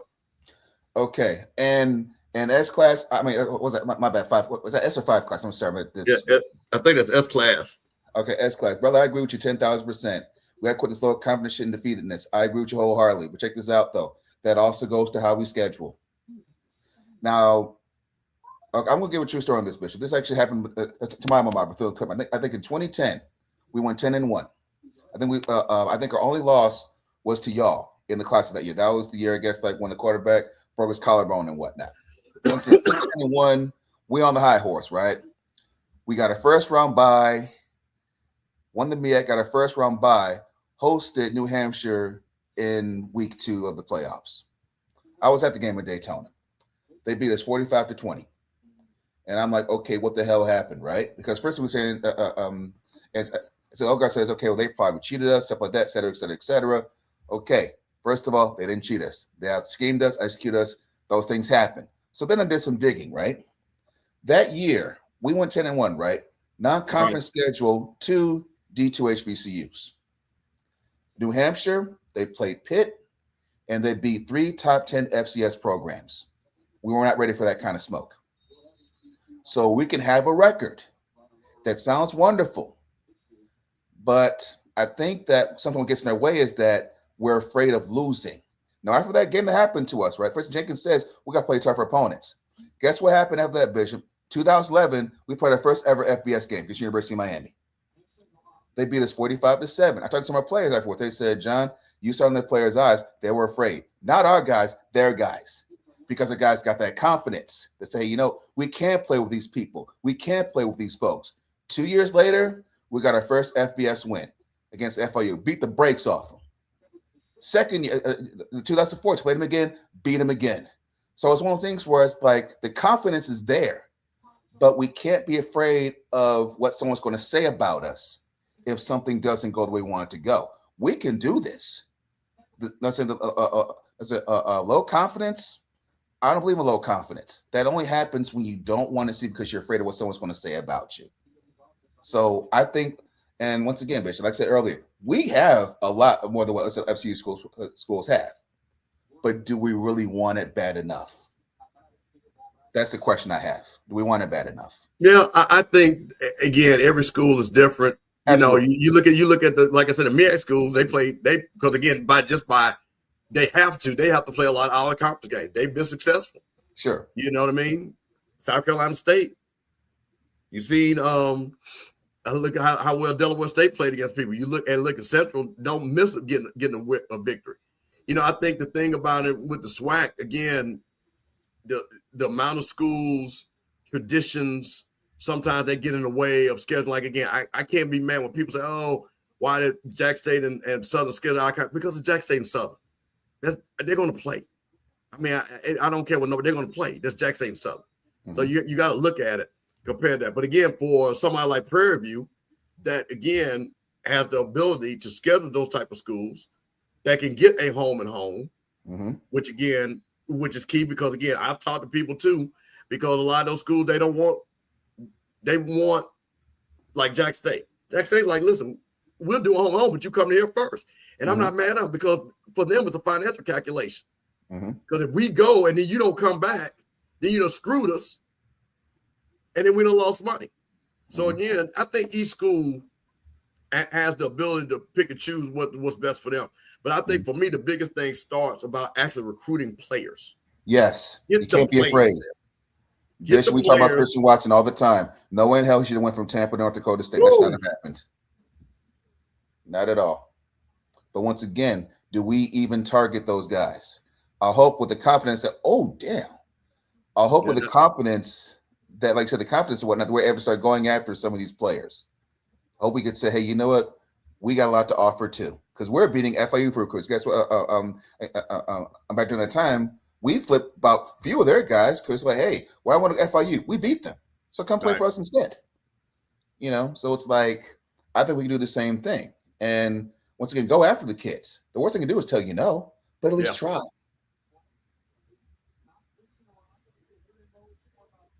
Absolutely. This is fun, dog. Bishop, we got the lead back, 17-10, bro. I'm happy. Yeah, big play, big bomb, 52-yard bomb to Marion from Carson Beck, about to go into the halftime. Hey, man, listen, I'm going to drop the link in the chat, man. Come on up. Again, you don't have to show your face. Come on, tell us what you got going on at your school. Tell me what you think your school is going to go do.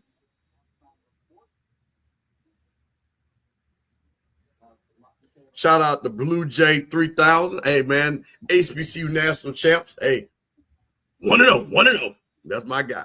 Yo, Blue Jay, I heard y'all got smoke with Furman next year. If y'all do, beat the brakes off them jokers. You're going to see, we're going to have Coach Berry on at the beginning of the new year. Coach Cole is working on that. So look forward to that interview. Mm-hmm.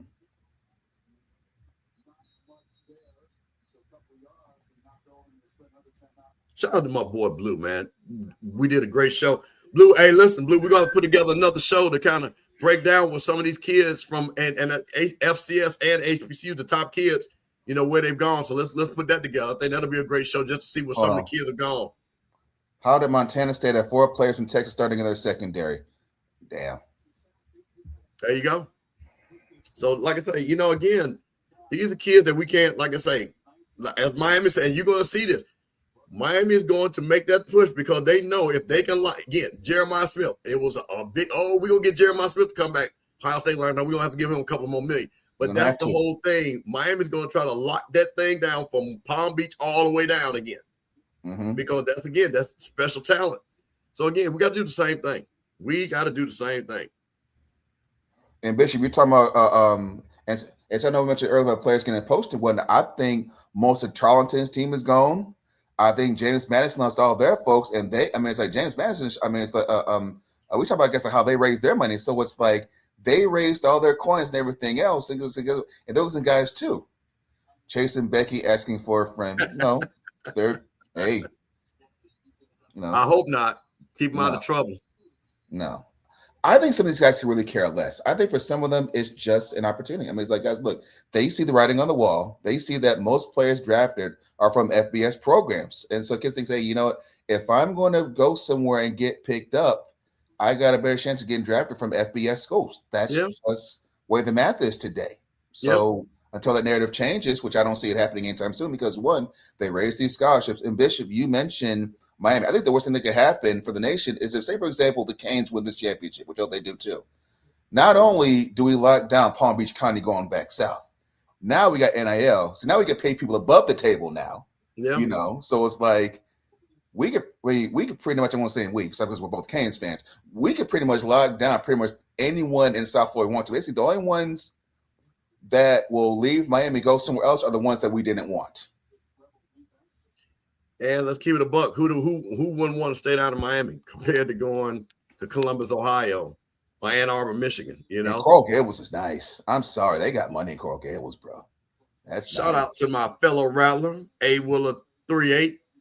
Got us a new coach. New coach going to be doing his press conference. We'll be showing the press conference tomorrow.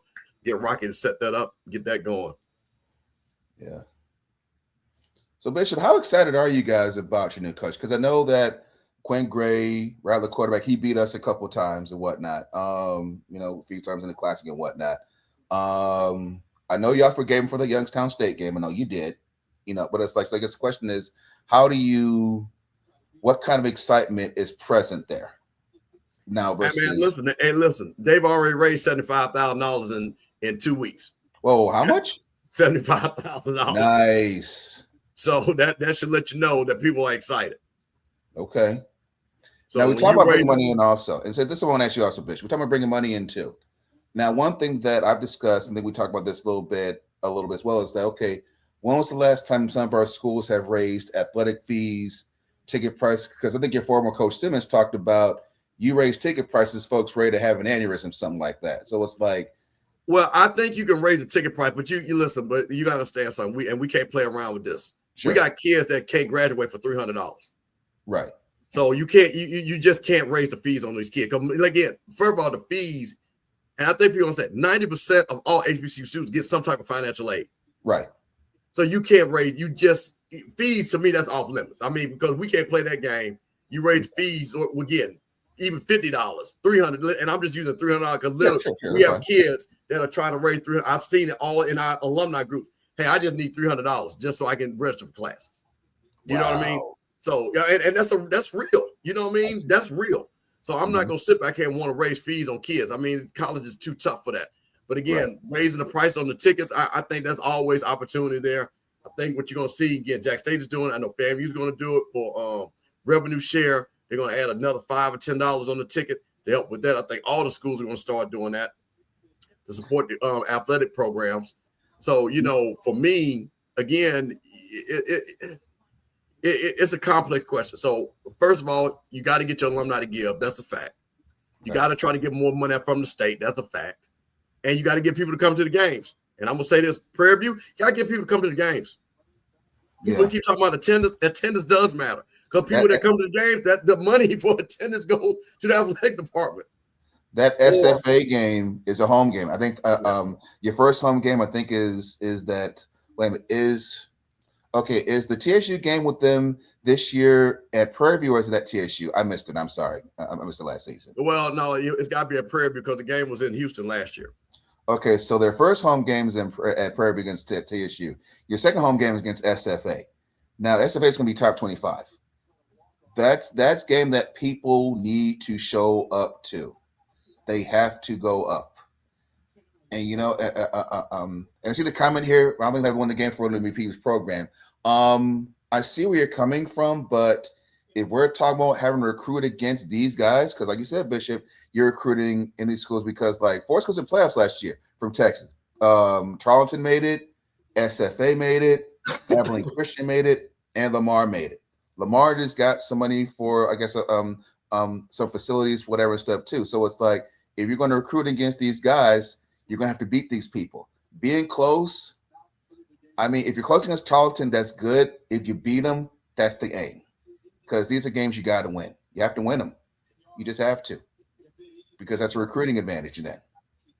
You could say, hey, we won the SWAC, we're in the Celebration Bowl, we're on national television, and we beat top programs in the state in our weight class. That's the cherry on top.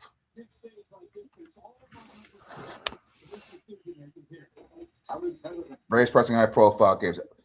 I bet you might ask you about that also. So your biggest games at FAM are against like Southern and Jackson State, I'm guessing, correct?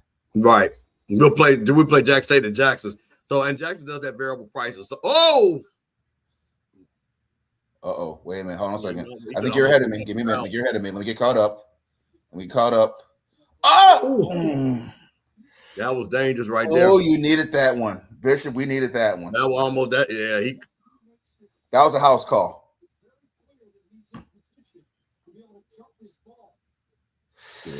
Ooh, that's a house call. Now this is where he got to get out of bounds too. Oh, he dropped it. Come on, you got to catch that. 4. Jump on the stream, you guys. Get it. Hey, drop the stream and the link. Come on up. Talk about it. Let's see what you got going on. Miami, Ole Miss. Mm-hmm.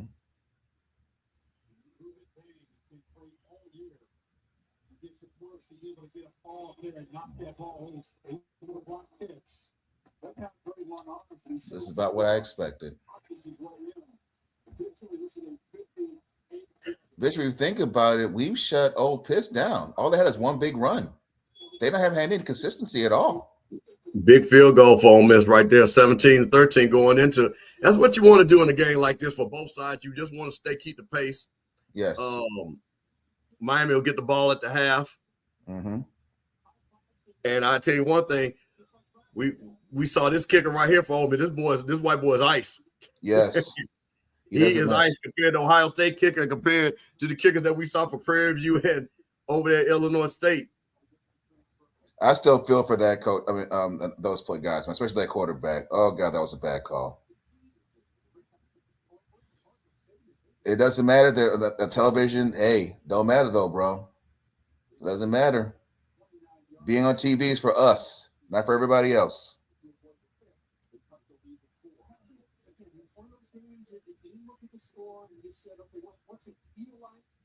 No.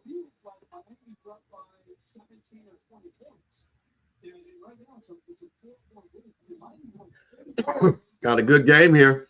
We do. First semifinal, Fiesta Bowl, Miami versus Ole Miss.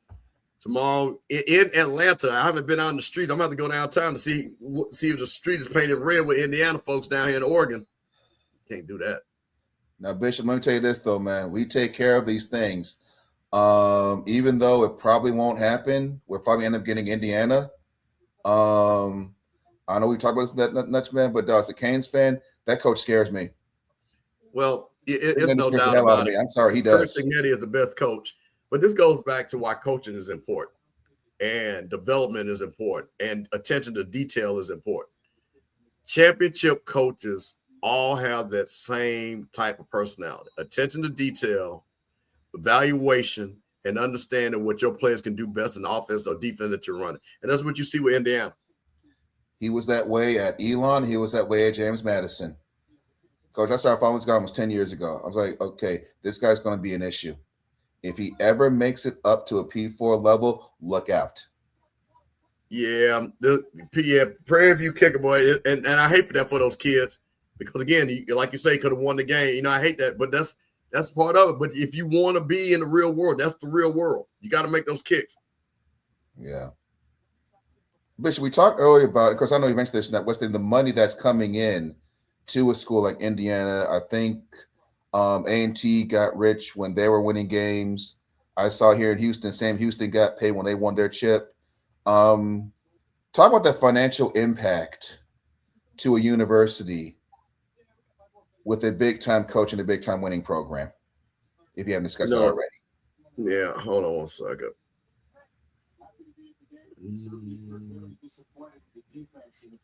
You know, people have seen this and winning, especially on levels where people, because one thing about winning, it's easy to get money from people when you win it. Correct. And, you know, I'm trying to pull it up. That's running really because I guarantee you, Illinois State does not get a $2.5 million gift if they're not playing a national championship game or like on the way to it. They don't get that donation for athletics. That doesn't happen. And Hutch, here's the thing. Yeah, he donated a lot, and they said this is the first time he's donated money. First time he's ever given. Great. Let me share a screen. I'm gonna pull this up.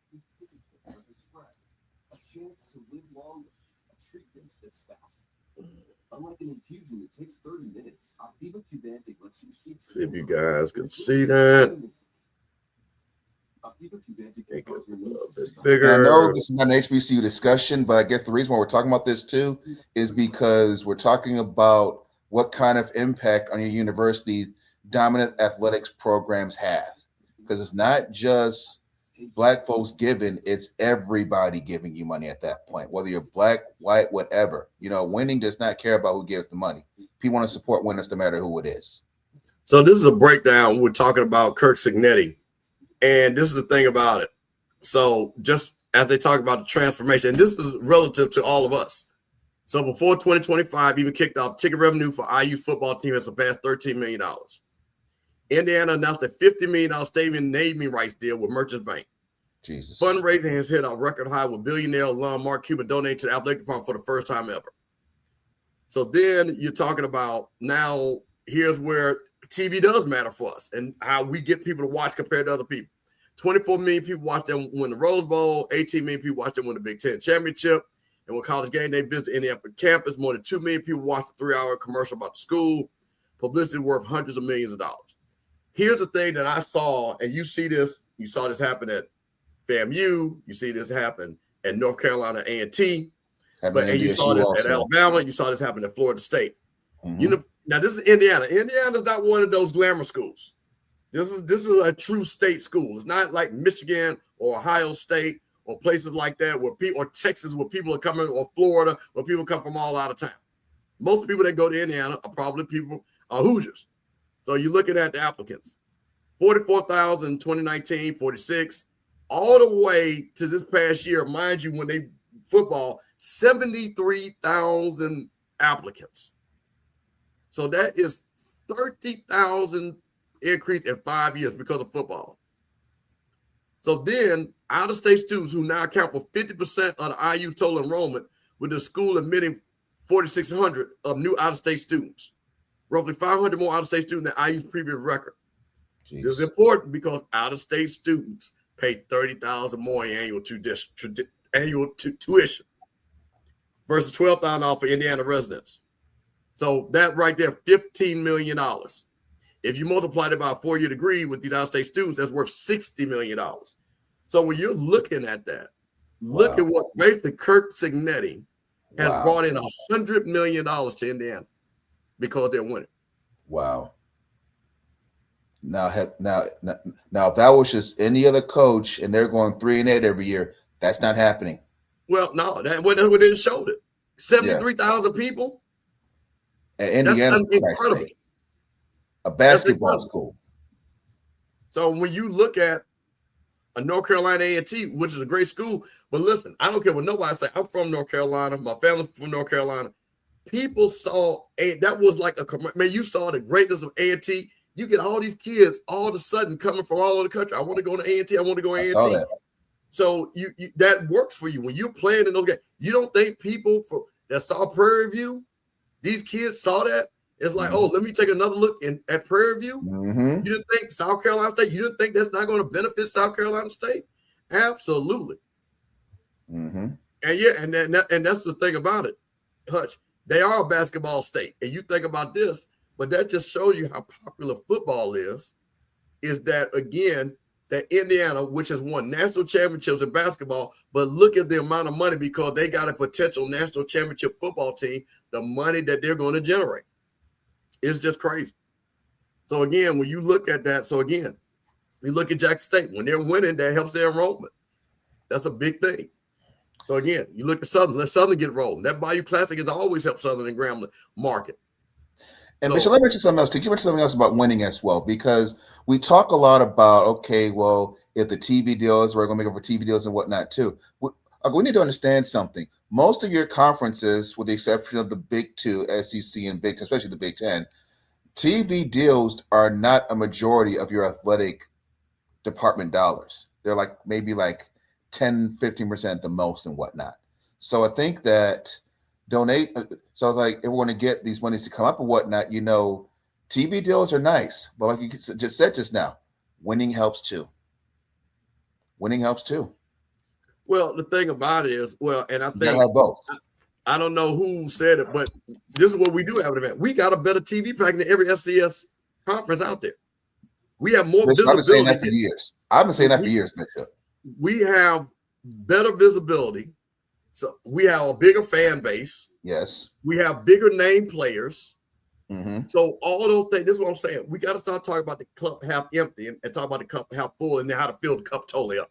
Yes. So my thing again is always about, first of all, and I think everybody agrees on this, let's get our facility. You know, Rocky talks about this. Let's get our facilities up to par. So the leave kids NIL stuff alone. Leave NIL alone. Please leave it alone. That's not the argument you want to have. Yeah. Well, here's the thing. I will say this. If you got the ability to do the NIL, do it. Jack State got the ability to do it. I'm not mad at Ken and them. They got the ability to do it. And they got nice facilities. So if you got the ability to do it, you do it. Because I will say this. You got kids, and again, especially people my age. Listen, man, I have friends that played the football team. Them boys didn't have a dime. Them boys would come, hey, man, I used to sell food in the dorm. And it should be so funny, sell hot dogs and chips and stuff. I had a Sam's card. And you call a little snack pack $5. Football players come, hey man, Campbell, listen, bro. I get you $5. My mama sent me mail me $20. You know, mailing $20. Think about that. Mailing $20. And I'm like, bro, whatever you need, man. Just to get a little something to eat. That's real. That's real. So if you got a way for us to give those kids, our athletes, a little bit of money where they can, like I said, they ain't buying no car, stuff like that, man. It's all about levels. But again, it is really, really, to me, if you got the ability to do it, again, do it. Like I said, we're setting up our NIL. We're getting ready to do revenue share. Hey, man, listen, one thing about Ken and them, they've done a great job. I've talked to Ken. They set that thing up. They got a big group of people that's supporting them. Jack State boosters have always been around. People keep forgetting they have a big-time booster association that's always supported that school and things like that. So, again, Southern's got a big booster crew. Grambler's working on their things. Prairie View, I know they're working on trying to get NIL and revenue share. So, again, it's just my thing is, again, I don't know what Illinois State gives. I have no idea. Me neither. But if we can just make it even where a kid comes and says, you know, I'm comfortable, I think we win those battles because we have so many other things that make us better. I agree.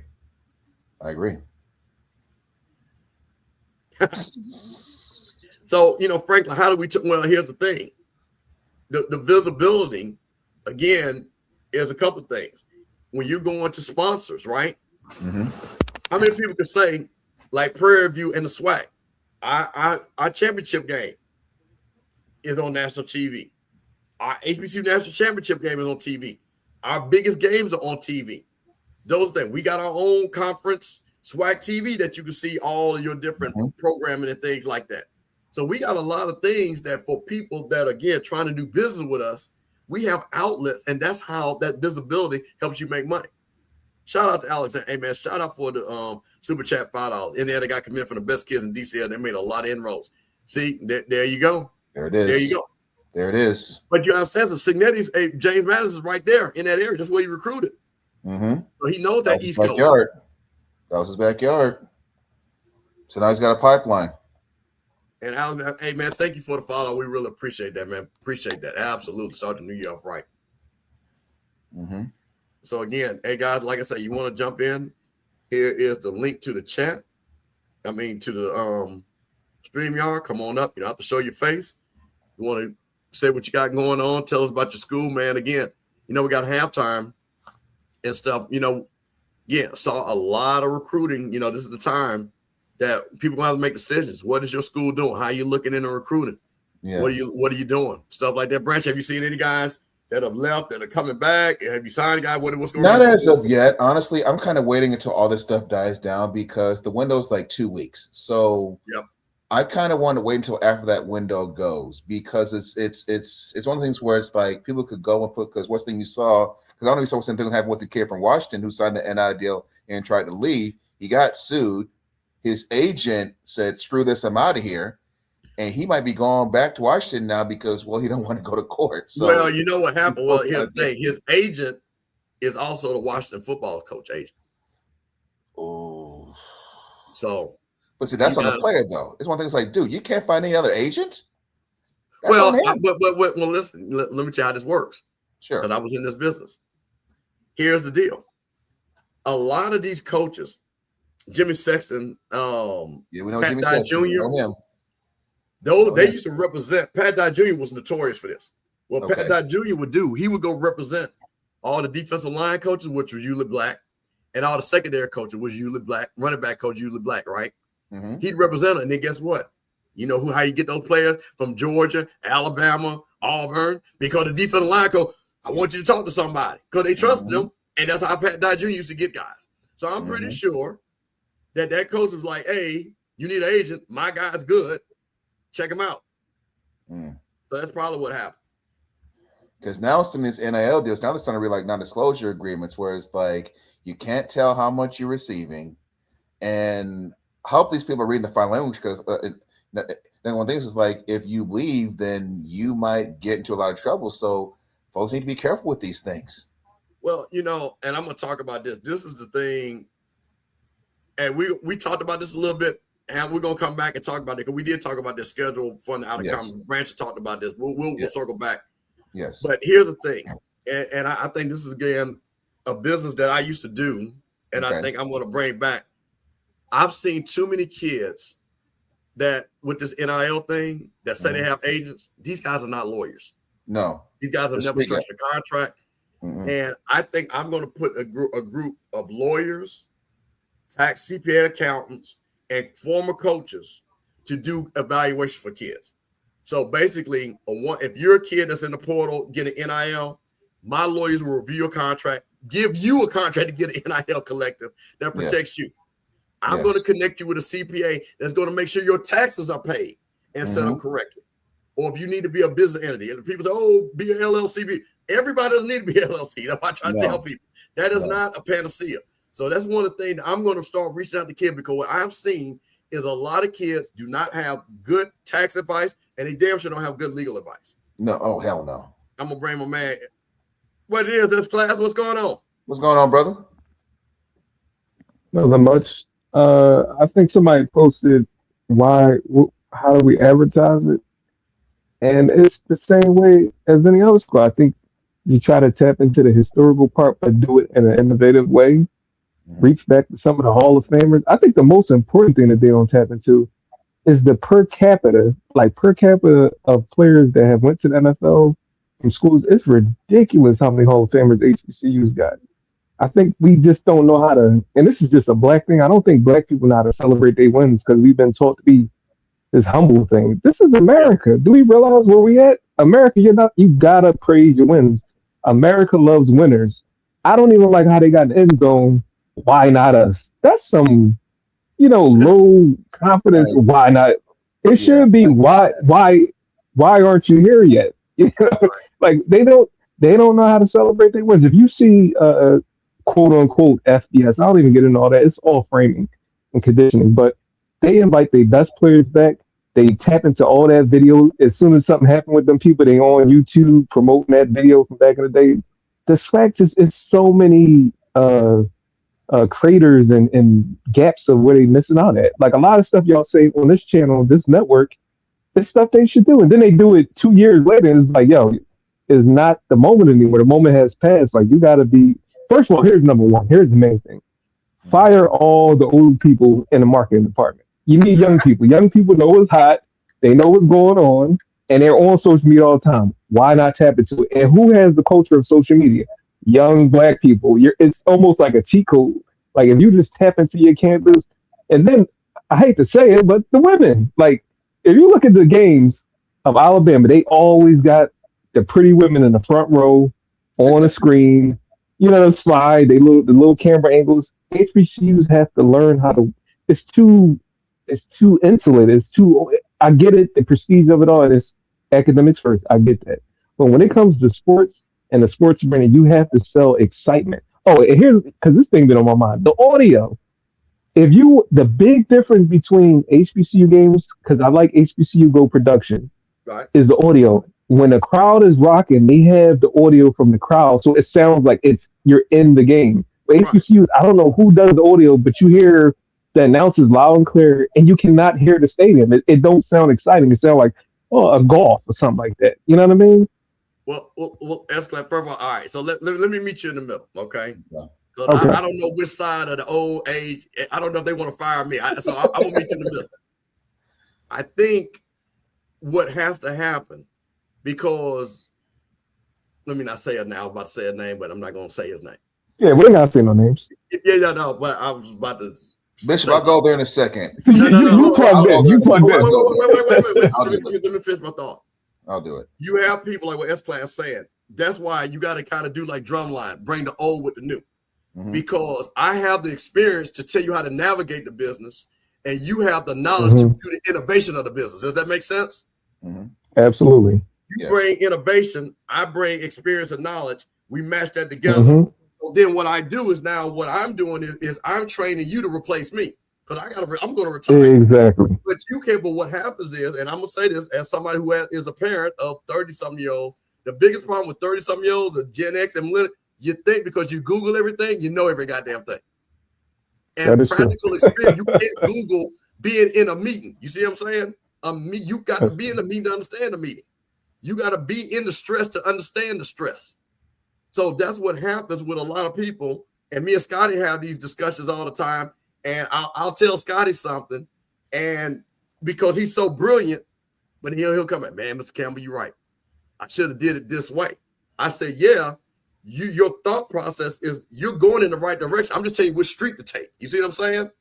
That's the thing about it. So that's where we have the disconnect, where we have, but also too, and I'm just gonna be honest with you, you have a lot of kids, because I've worked with a lot of kids with my business, stuff like that, man. It sometimes they don't want to sacrifice. You got people, and I'll say this: you see these white coaches that coach on these teams, and you see these young white like Deshaun McVay. Go look and see how they started. Go look how Pete Golden started. They ain't get paid a dime. Not at all. Go look at Kirk Signetti. Dan Landing said, I'm going to go and work at Alabama and not get paid. So I can learn how to be. You see what I'm saying? We got kids. Oh, well, Mr. Campbell, you got to pay me $50 out. What? That is true. So see, that's where, again, you got it. So my thing is, when you got schools that want to work with kids, and this is, man, listen, I know you want to get paid, but man, sometimes you got to put in the time to get paid. So go and learn again. So my thing is when HBCU Go comes, right? FAMU, Jack State, all that. We should have a group of interns just to watch everything HBCU Go does. Correct. Everything. And don't tell me about getting paid because you just learned something. Right. And then they leave and we got to do our game on Swag TV. Now you do it. Correct. And if I could chime in for a second also, Bishop, this is good.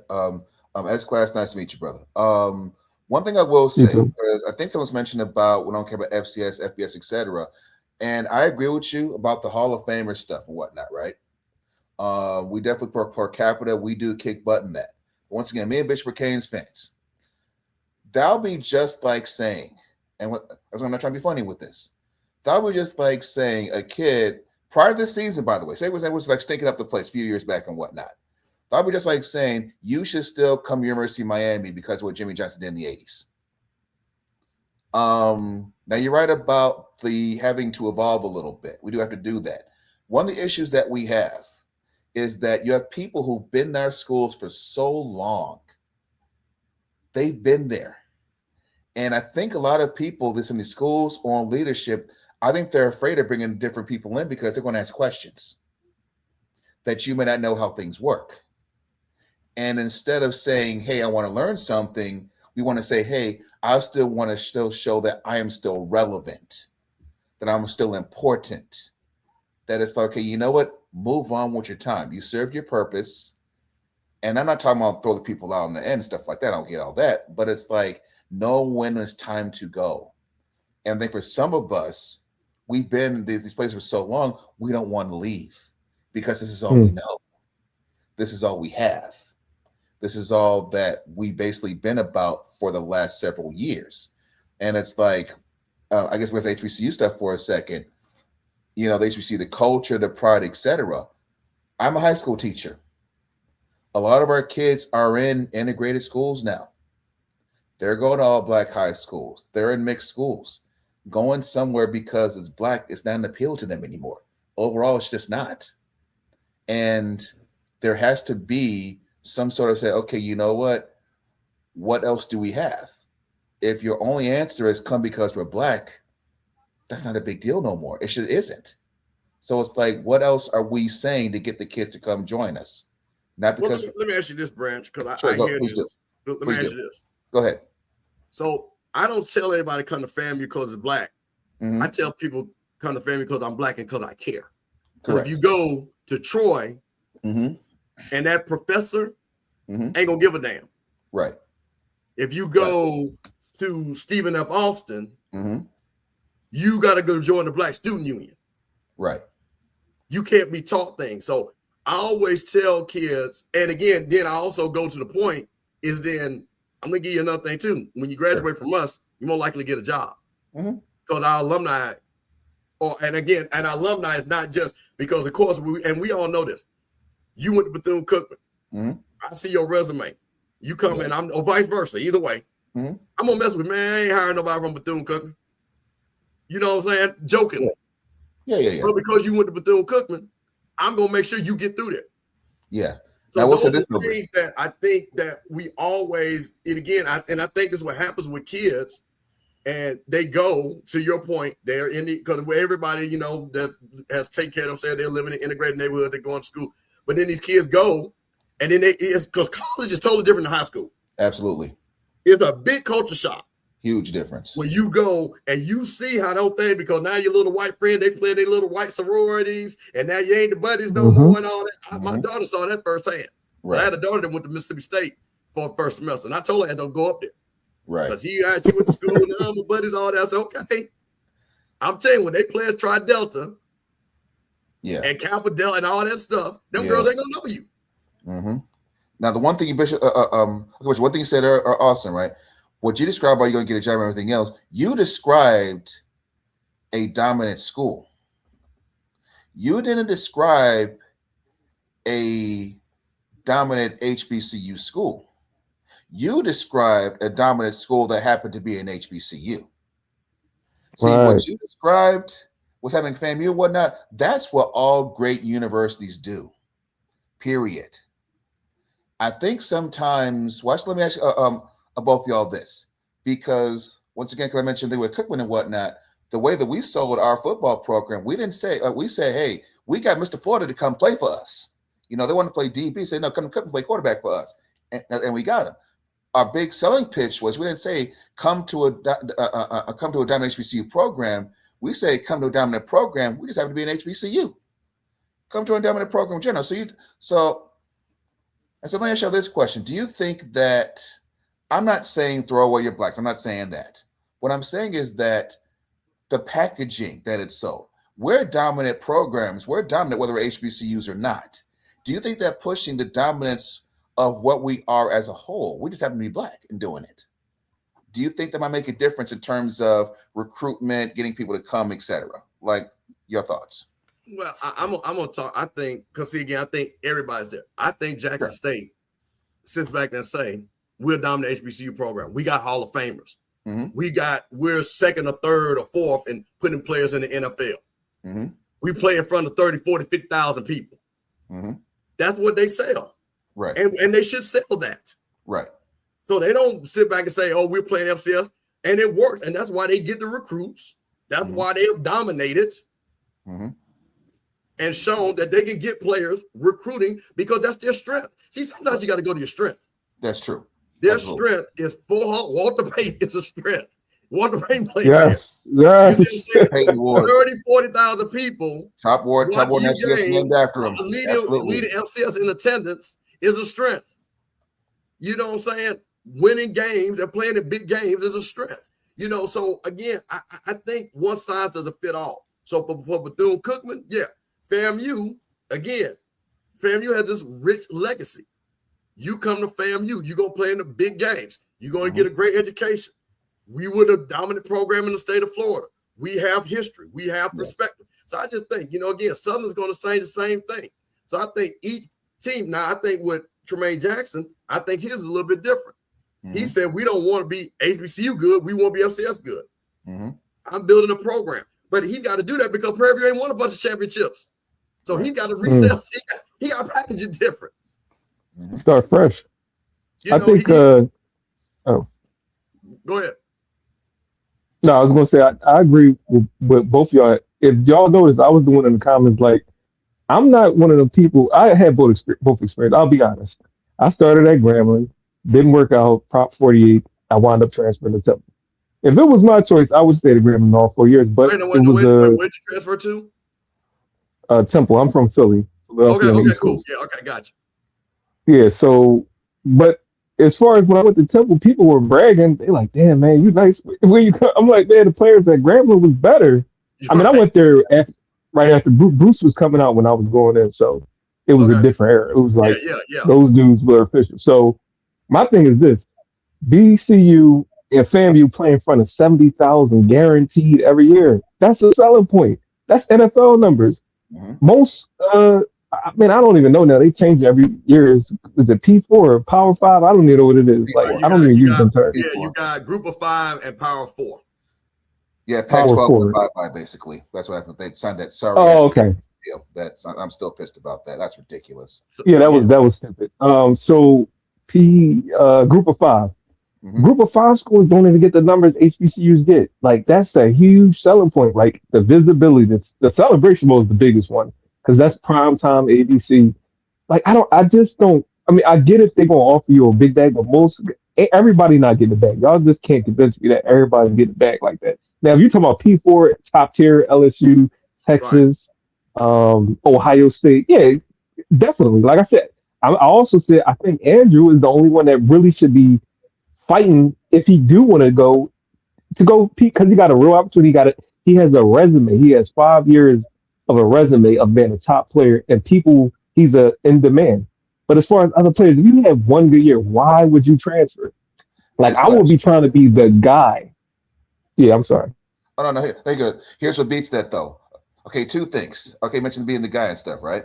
Now, in theory, you're correct. Once again, if you're the guy in FCS, we talked about earlier, EB3, Lindsey Scott, Cole Kelly, those guys who won those awards, the last FCS guy that won the top 5 was Trey Lance. Of course, when he did his thing in DSU, his numbers were nuts back then and whatnot. Of course, he went undefeated and won the NCAA Natty. Now, so it's like, if you're like an FCS player, you're not going to get picked no matter where you go. Now, you mentioned the Group of 5 stuff. I agree with you, but you know what changed that narrative? Beat some of those teams. Now, it's one thing to go against. I'll say this one, right? It's one thing to go against FBS P4 programs. We play those games. If you're going to schedule those money games, FBS games, play a Group of 5. Play someone who is not stat-wise might not be as high, but schedule a winnable game and stuff. If you schedule and win those winnable games and beat other FCS schools, those kids, you'll start saying, hey, we can shine bright because we beat you. People care about wins and losses. That's part of it. You got to beat people. And I'm a little different.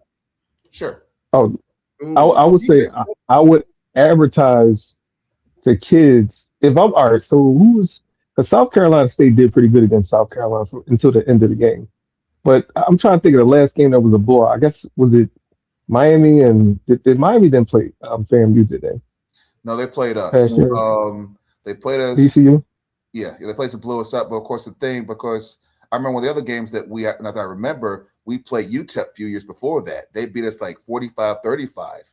And if we don't sleepwalk through the first half, we beat those guys. So it's like one of the things where it's like, it's one of the things where it's like sometimes we're not expecting to do good, but it's like, I guarantee you, if we would have beat UTEP, that's our 3rd FBS win since 2013, which is a very big deal. So it's one of the things where it's like, you got to win those games. I'm not talking about playing against the big boys, getting on television, being seen, stuff like that. Because, but this also, that year that Morgan played Akron, and they fumbled the ball. Morgan State beats Akron that day. Morgan is in a totally different trajectory. We're having a totally different conversation about them. Because that win against them, that would have dwarfed almost any other game they had because you would have won a money game. And schools don't win money games. They don't happen very often. That's why whenever I get happy, because I'm an FCS guy, I get happy whenever FCS teams win those games because you're not expected to win those games. We win those games, all of a sudden it's like, okay, now you're going. Now either it's like, that FCS game or if you put on a show because your boy Kobe Durant for South Carolina, what's your boy doing the Durant for South Carolina State? He got drafted because he had 2 picks against Clemson. He balled out.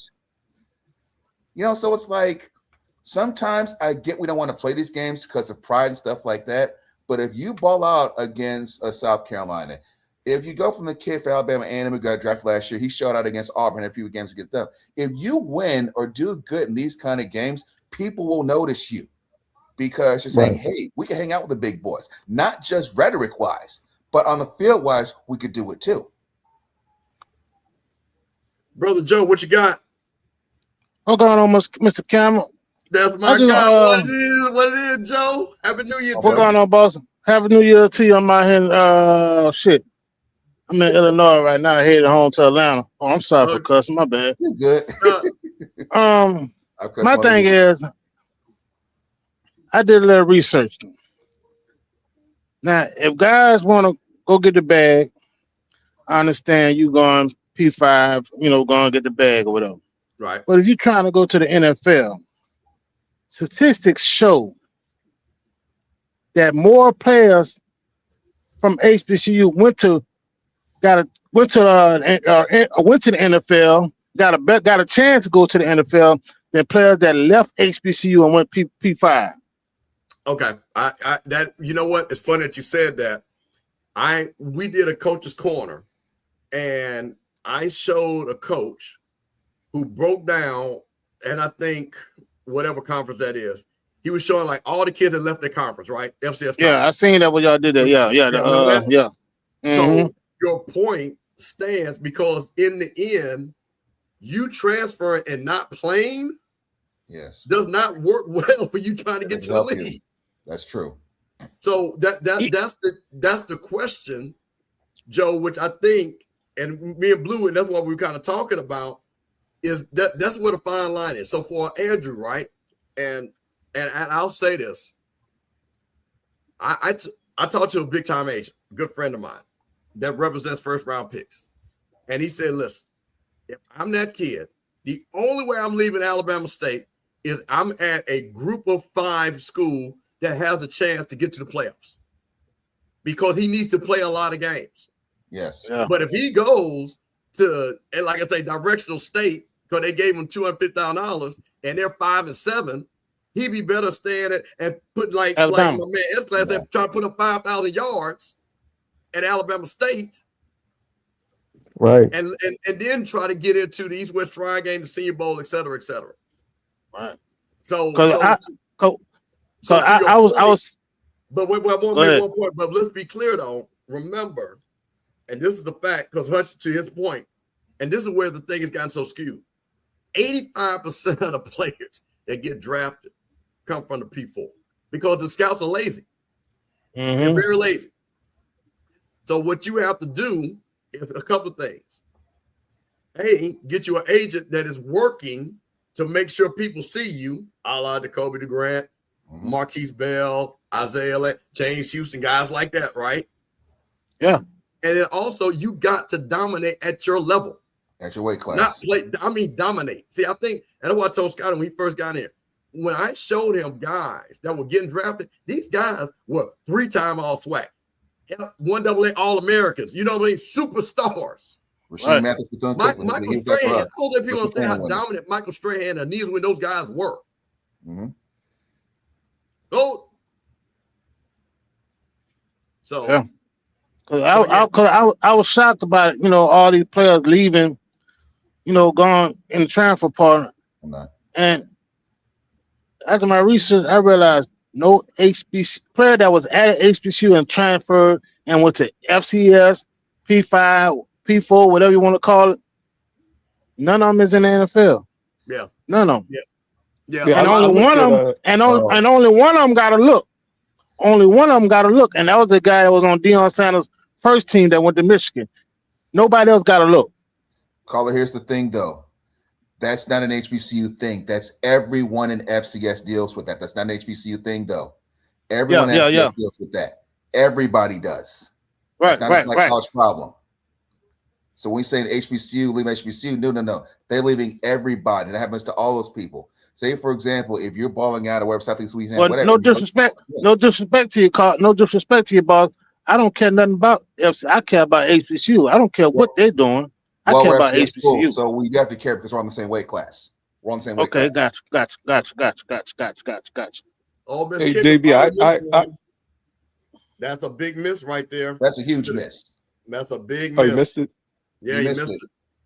Damn. Put up the uprights. I agree with John Branch though, only because I feel like HBCU got their own special niche in FCS, but I also think they need to start saying, like, I would just run a promotion for SWAC and MEAC.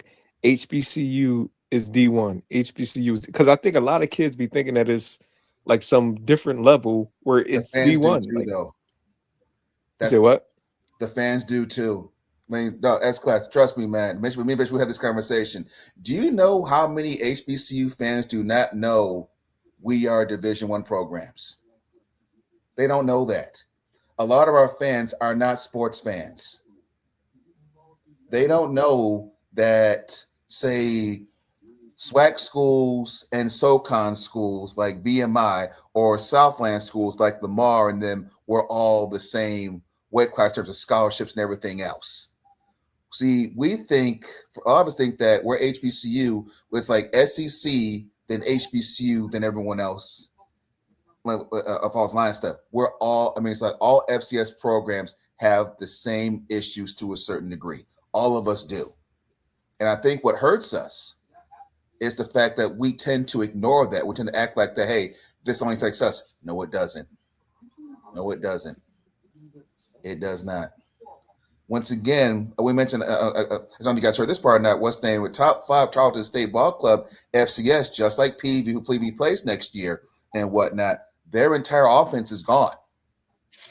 And they're FCS just like we are. Someone came with a bigger bag and got all those guys out. What's the name? Their running back left to go to transfer portal at halftime of their last game. I mean, that was nuts. But it's like, once again, we would say, oh, well, that's just the HBCU thing. No, it's not. Everyone is leaving. Everyone deals with this. This is not a black college issue.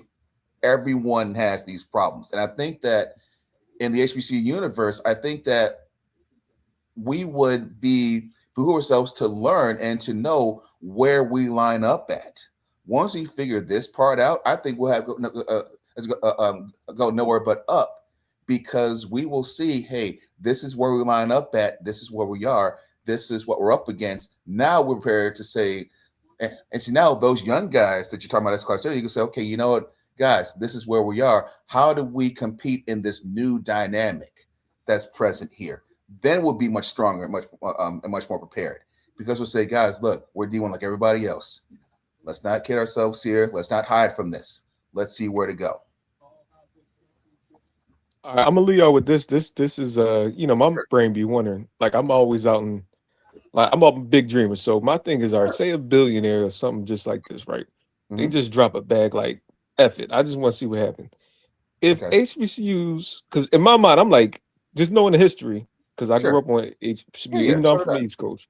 I'm like, HBCU, the SWAC needs to be, it should have been somewhere in the perimeter of the SEC. I ain't saying on that level, but see, the crazy thing is black people already in their mind saying, how the hell SWAC?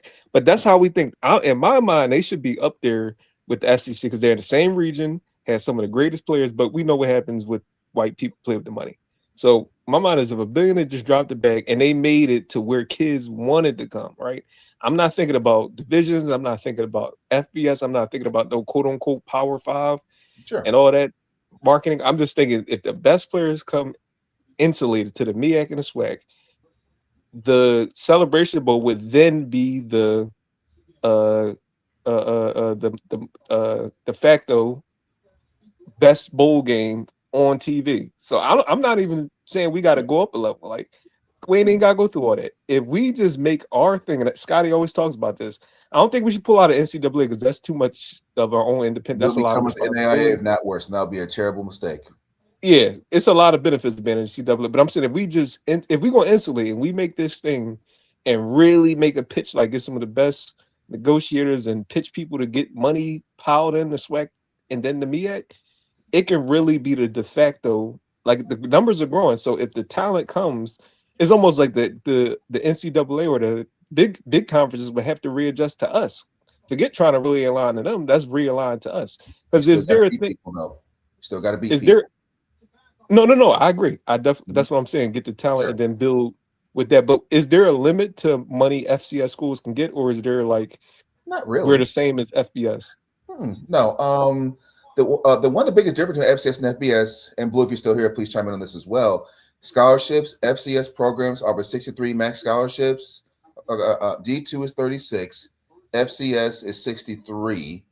FBS, I think, just moved up to 105. I think so. A lot of it, I think, is that it's also Title IX stuff too. What's what you got to deal with as well. But see, the big thing that people people want to talk about. So, okay, we need to move up to FBS. My thing is nuts, and this is what I say it's crazy. People get hung up on you have to get the $5 million entrance fee. That's not the issue. The issue is all those scholarships you got to maintain for all your sports. See, people just look at it as that's just a football thing.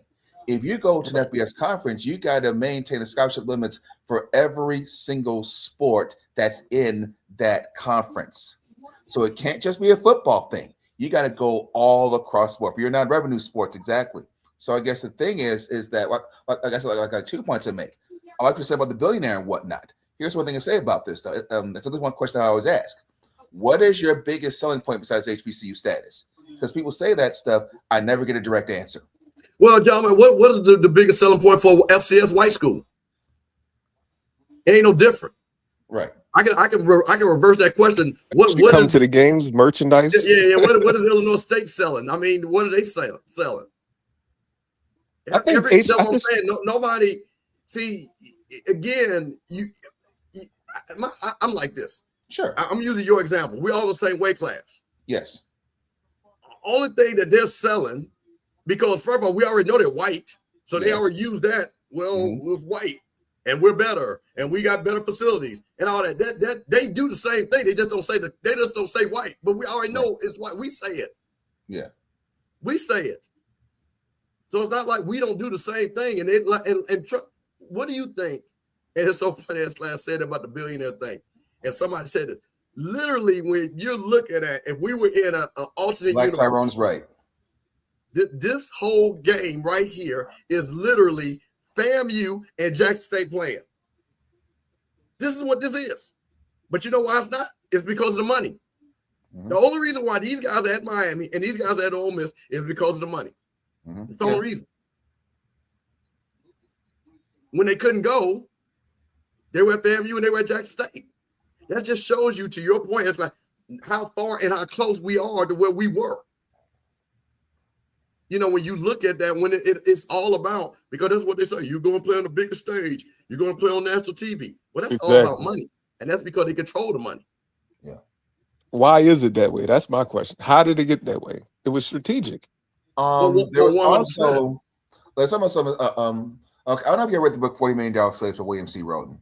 I read this book like several years back, and in that book, he talked about when the SEC started to integrate. This is right after USC beat the brakes off of Alabama. After the whole Bear Bryant game and whatnot. Bear Bryant said, I think the quote he said something about he said USC did more for civil rights in one afternoon than Dr. King could have done in 10 years. Something like that he said. So all of a sudden they start letting black folks in and whatnot. The one thing that Roden talked about in his book that, now of course some folks would disagree with this statement that he made. He talked about the fact that some of our schools, when they started to integrate, BAM started letting people in, Old Piss started letting people in, Georgia started letting people in, LSU started letting people in, etc. Some of our schools, and once again, this his words, not mine. He talked about the fact that some of our schools still say, oh, we're an HBCU, they'll still come to us.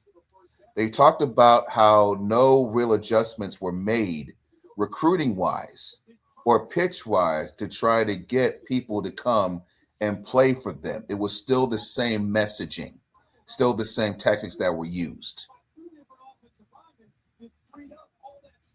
Well, again, I think when somebody comes in, and this is work for you, for the Eddie Robinsons, the Big John Mayers, the Jake Gaithers, and things like that. Like, why do we need to change? And you got where now, because again, it's a double-edged sword.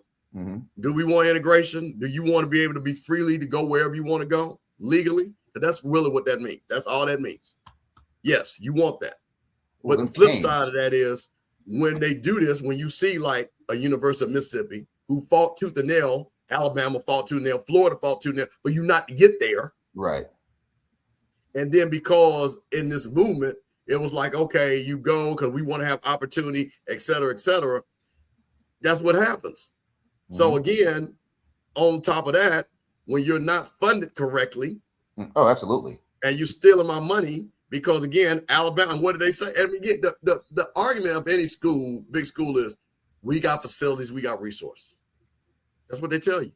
Mm-hmm. Look, well, why do you think every SEC school has these $400 million athletic complexes? Yeah. Yeah. That's the reason. Yeah. We got facilities. We can take care of you. We got all this. We got a training table. We got all that. Again, I will say this, though, also. Bama State and PV got some of the best facilities in all of FCS. And I won't die on that hill. Bama State, definitely top 5. PV, definitely top 5 FCS facilities. Absolutely. I guess the question is, do we know how to sell it correctly, though? That's my only question. That's my only point. Well, I mean, again, I got to say, I guess with anything, and again, I could just look at FAMU. You can just look at the schools that's successful. Yeah, absolutely. Jackson State, Grambling, Tennessee State, South Carolina State, FAMU that have been consistently all the way through. Look, South Carolina, I don't think people understand how little South Carolina State is. Oh, no. I've been to that campus. And how underfunded where they try, where the governor literally tried to shut South Carolina State down if it wasn't for my guy, that's the U.S. House of Representatives, their alum. He'll come to me in a second. And he was like, hell no. Was that Haley or was that someone else trying to shut him down? Was that Haley or she was the governor? She was the governor at the time, right? Right. Okay. She was the governor at the time, and so that was her that tried to shut it down. Yeah. Okay. And they were like, hell no. And you gotta understand, South Carolina State and probably still at the time had more players in the NFL than any other HBCU because they developed players. They had more players. I think they had most players in the state of South Carolina, if I'm not mistaken. They had more people there from the Gamecocks, Furman, everyone. They had more folks in all those Coastal Carolina. All those people, definitely Hall of Famers, I guess. Hey, I'm gonna drop down. Appreciate y'all conversation. Hey, man, thank you, man. Happy New Year to you. Good New Year. Best class. Thank you so much, man. Great stuff. So we go, big 3rd and 12 inside Ole Miss's territory. This is good, Bishop. This is fun, man. Oh, can he get it? He did it. Oh no, you're ahead of me. Okay, thank you. Thank you, Brown. You know, I mean, we're doing so much talking, but yet the legendary James Clyburn, the legendary. Oh, that hurts. Hey, man, we got a game here, man. And that's why that field goal that looms so long now. Now what you want to see is can Trinidad Chambers turn it on now. Oh, this that is hurts. Part of the game when he started played in Georgia, he started turning it on. That hurts. That was a long drive, too. That hurts.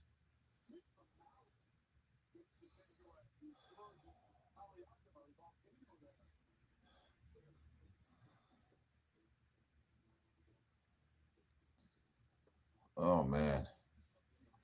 Bishop, I've never hosted a show with you before, man. This is fun. This is good. I'm actually enjoying this, man. So, yeah. So, back to something I was saying. So, yeah, one thing I'm looking to do, because I've seen too many kids that are getting taken advantage of. Yes. Is that I'm really going to put together a crew to provide a service to starting with HBCU players and FCS players, low level, well, not low level, group of 5 players. That I think, because again, the Power 5 guys, again, a lot of them have agents, major agents. Yes. But we got a lot of kids that, again, don't understand the financial implication of just getting $10,000.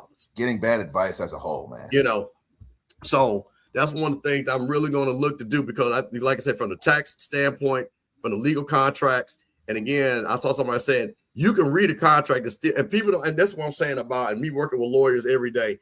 The biggest thing I've learned from lawyers is you can read a contract and still don't understand. Yes. And that's the most important thing when you got a lot of these kids. When I see the NIL agent. I go look up and it's somebody, some fake person that wants to be a fake agent that has no legal or contractual background. Because like me, I have contractual background. So I can look at contracts, I can create contracts. I know what the laws are and things like that. Same thing with tax implications and things like setting up a business. But you got all these kids that are going out here and then they're letting people that are taking 15, 20, 25, 30% of an NIL. That's ridiculous. Bishop, you know, I just thought about just now you mentioned that. I saw that 30 for 30. It was the one about Marcus Dupree, the greatest that never was. And all that money that he did not get because he had his quote unquote pastor, agent, whatever, running his stuff and took all of his money. If he would have had some proper representation, he would have walked away with much more than what he had. Well, I mean, and he go way back. I'm talking. You got guys now. Yeah. Now that again that are still getting and taking advantage of. Like I said, I see it, and I can literally go on Twitter and show you, and they'll show NIL representation, and I can click on that link or their Twitter, and it's some white boy that wants to play Jerry Maguire. Yeah, who thinks it's Devin Shapiro or something like that. You're right. One of those kind of guys. Yeah. So. So when you're talking about that, but I'm talking about when I did again, and it was funny. I used to represent several guys. I tried to get a couple of guys, like I said, they all watch the game or at the game, but those guys will tell you the biggest thing that we did because I had the advantage of so many classmates that were in finance that we knew how to set them up tax wise. We knew when they wanted to buy a car, how the proper way to buy a car, all the different things that we would do. Again, we were agents, great contracts, stuff like that, not taking advantage of guys. And stuff. So, again, it's an opportunity out there that I think that, again, for a lot of these kids, they're getting out here and they're getting a lot of bad advice because they got a lot of people that saying I'm an agent that makes no sense. There you go. Yeah. Agent bro. Right. And you got a lot of those people. And it's just ridiculous. And I'm looking at this and I'm looking at some of these clauses that, again, these lawyers are saying, why are you letting these clauses being put in these contracts? Well, you know why? Because their NIL agent is not a lawyer. Or has no legal background. Do you think our contracts are constructed? How much of this do you think is this guy just saying, I want to get a bag and not knowing how everything else works? That's 100% it is. Okay. Down the middle. Oh, that's holding. Oh, you gotta pull that in. Bishop, think you're a little bit ahead of me.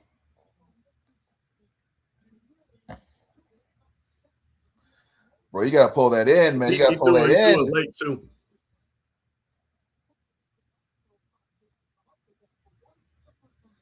Corny. Oh. Was that third down? No, second down. I think that was second. Yeah, they have. No, that was first down. Good play call. Go for the jugular.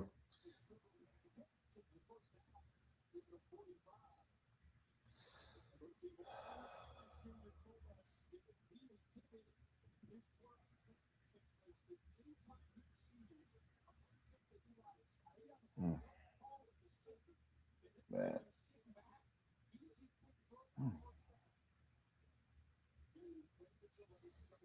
Bishop, I'll hang on to the end of the third quarter if that's okay with you. No, man, no problem. Okay.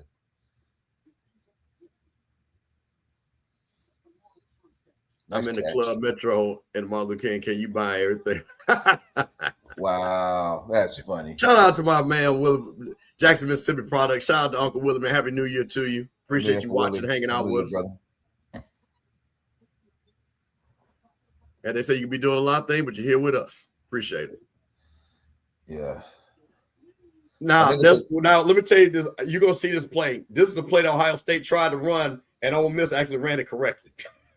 when they did the pick six for Miami, when they did the pick six, they actually ran the play correctly. Mm-hmm. He actually picked up that block.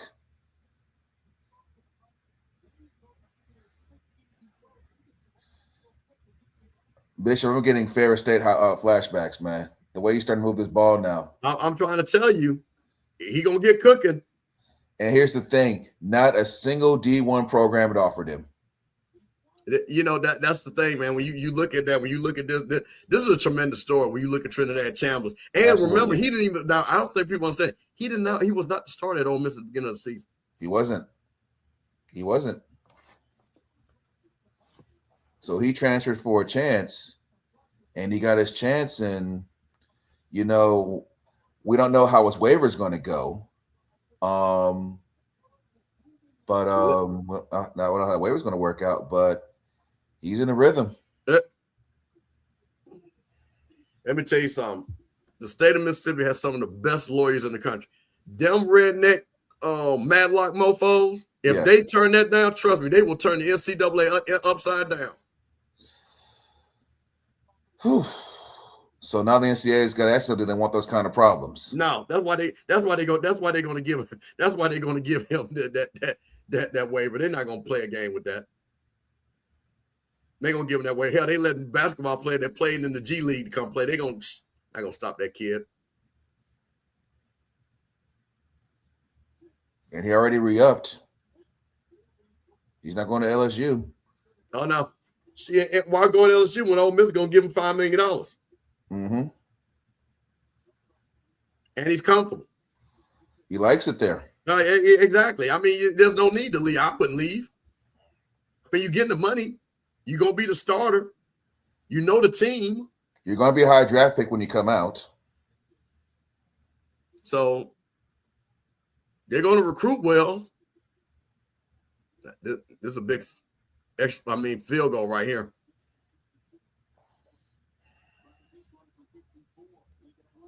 This is 54. No! Woo! Woo!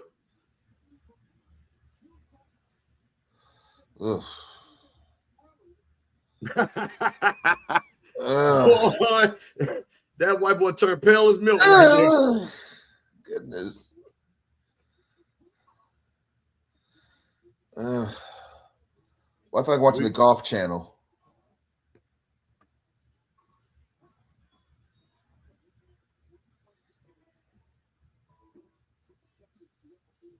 But now we need a score. We need a score now. We got to get one. Nerves. That's what's going on with these kickers. Yes. Guys, I'll be right back. Gotcha. Hope y'all enjoying yourselves.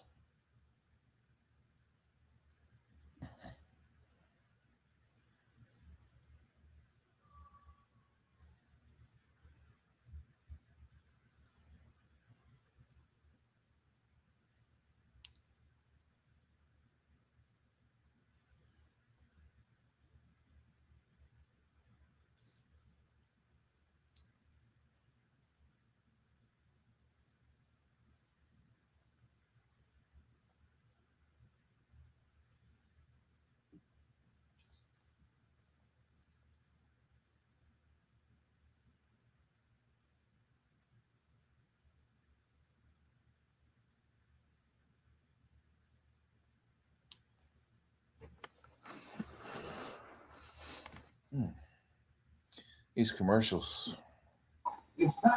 Hey, I'm back. Hey, man, listen. Got Mr. Campbell on here. Got my man John Branch, Bethune-Cookman alum down there, proud school teacher down there in Texas. Hey, man, it's the watch party. Ole Miss, University of Miami, HBCU Coaches Corner, off script channel with no off script. I'll let y'all deal with that. But hey, man, just want to have a little fun. 2026, man, going to get it started. Having a great conversation with all you guys. Appreciate everybody coming up, man. Tell me about your school. Tell me about what you got going on. As school started, who you guys recruiting, all that good stuff, man. We got one more quarter almost to go. You know, just kind of hanging out on Thursday night, man. Just enjoying the game. Want to tell me what you guys think? Hey, man, can Trinidad Chambliss, man, keep the miracle, the Mississippi Miracle going? Or the University of Miami, as they say, as the U back. I hope he doesn't keep it going. But man. Yeah, I think this is a good question. Let me see. What's that kid's name? Because I thought he was, I didn't see him immediately. I don't know if he's come back. I'll have to look. Yep, Miami does have to score. We do. We need to score. Because this is one of those games you don't want Ole Miss to get up. Because people got to understand that building And say, I can understand the Miami fans. They're like, we're going to win this game because we're going to spend all our money at home for 2 weeks from now. Right. But everybody from the state of Mississippi that's white is at that game. Yes. That whole building is red. So you don't want that crowd. And that's what I think happened with Georgia. I think Georgia was shocked down at the Sugar Bowl, how that crowd turned because it was mostly Ole Miss fans. Yeah. And mind you, he doesn't miss it. Ole Miss is up. Yeah.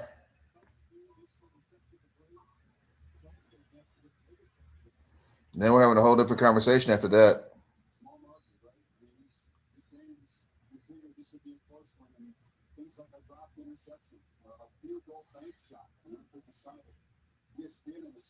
But these drop picks, though, Bishop, if you get one of those picks, he doesn't make even drive there to get the field goal. We get the ball back. Yeah.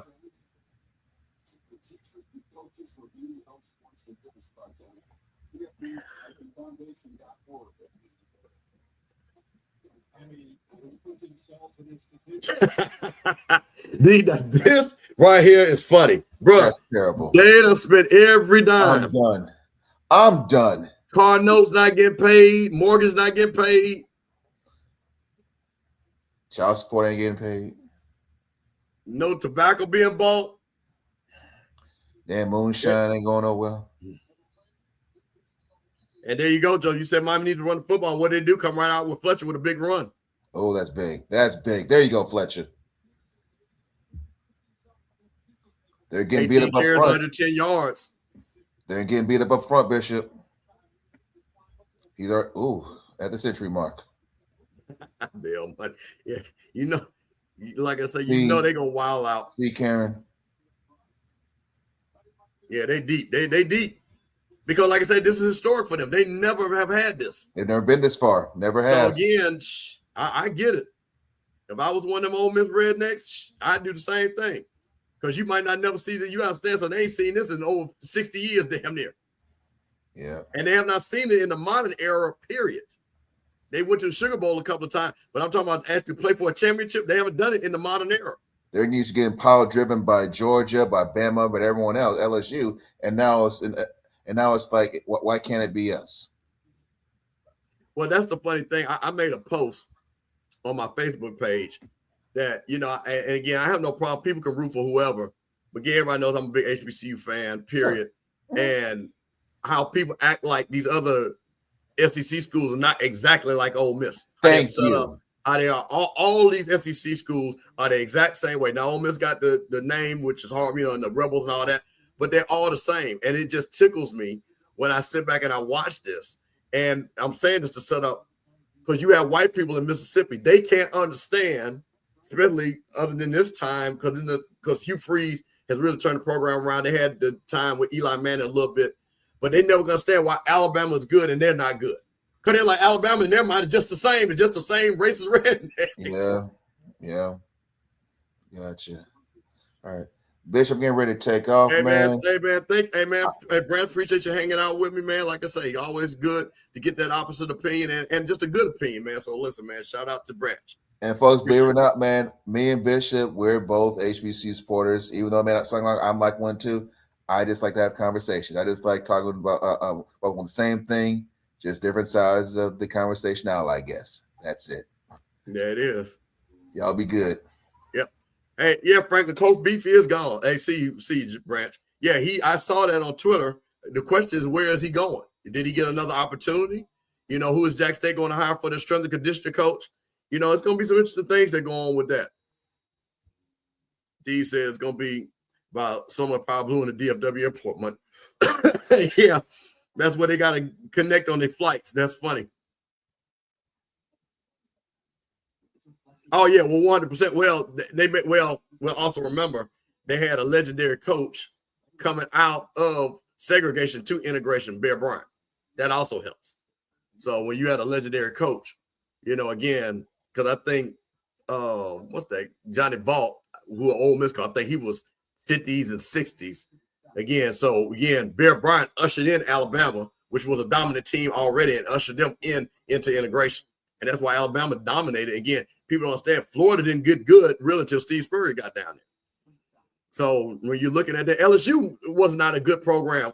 LSU wasn't no bomb program when I was growing up until Nick Saban got there, and then they started making their run. LSU was a backwater program. They went 7, 8 games, 6 games, 5 games. Yep, there you go, and that's what killed them. And that's the reason why, honestly, Jack State was the best program in the state for the longest time. It had the most talent. Nobody went to Ole Miss. Nobody. Here we go. Fourth quarter, 17-16, Miami with the ball.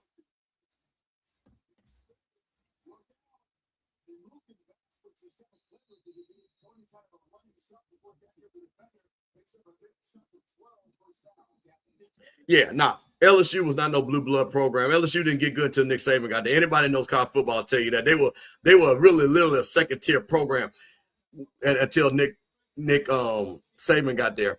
Because again, back then you're talking about Alabama, Tennessee, really, Auburn, Georgia, Steve Spurrier in the 90s. That's when Florida came about. That's really what the programs, and that's why Alabama was really so dominant.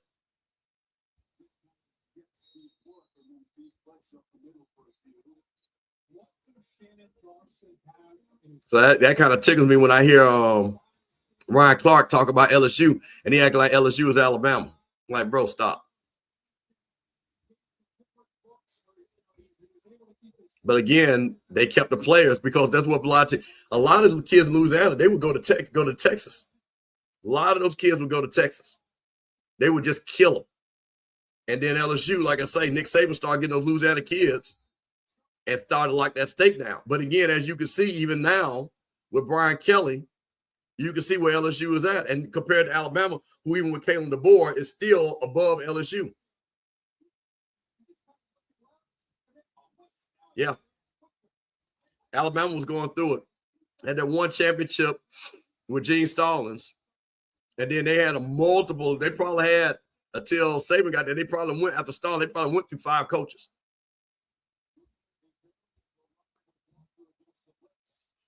And then that's when Auburn was really killing them with Pat Dye.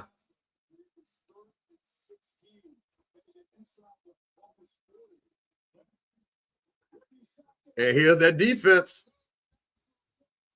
And I'm going to say this. I told guys, Carson Beck was going to have to play a game, and he has not played a game to win this game. And this is what's kind of dangerous. And now, here you got Trinidad Chandler's coming back on the field.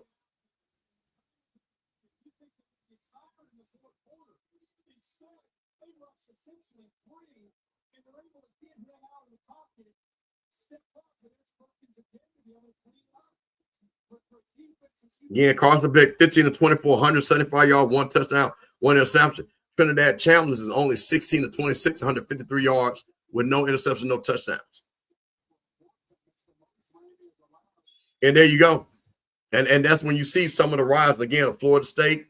You saw Florida, Miami. You saw things starting to shift. You just see any of the Big Ten teams winning national championships. It all switched. That's when that Florida power structure, even the Texas schools. Texas didn't win a championship. A&M has never won a championship in the modern era. And I think, and I'll tell you, people in Texas will tell you, I know a lot of my boys went to A&M, and they are still pissed off with all the money that they spend, and they can't get a championship. Shout out to my brother Larry Sargent. Yeah, man, I'm a big college football guy when it comes to that and historic and how it runs and stuff like that. So it's amazing. But here's what you guys are looking at now. All that doesn't matter. Look at Indiana. Oregon has had that Nike money, but Oregon is, quote unquote, I mean, they've come up. But look at Oregon. Look at the Final Four. Miami's been down since 2000s. Ole Miss has never been there. Why? Because of NIL money. All the NIL money has changed the dynamic because these kids, once again, and here's, I guess, a good thing, these kids are not going to sit in Alabama and wait 3 or 4 years to start. For what? I go to Indiana and get the same money because I'm getting the revenue share automatically, and now I got NIL money. That's the same money that Alabama's got. So, you know, you look at that. This is going to be very interesting the next 5 years when you see schools like the traditional powers like Alabama, Ohio State, Michigan, Texas, Penn State, those name schools, USC. Look at USC, how far they've gone. Those people are going crazy. Now you're talking about USC with big money. This is USC, Heisman trophies, national champions, LA. You ain't heard of people out of USC in these playoffs. Brought Lincoln Riley in there. He hasn't done it. They got a Heisman trophy with Caleb Williams. But USC, you would think USC in this modern era with NIL, it's LA, all those big time alums that they got out there, that they would be able to do something. USC is not there. Again, who would think that Indiana would be here and not USC?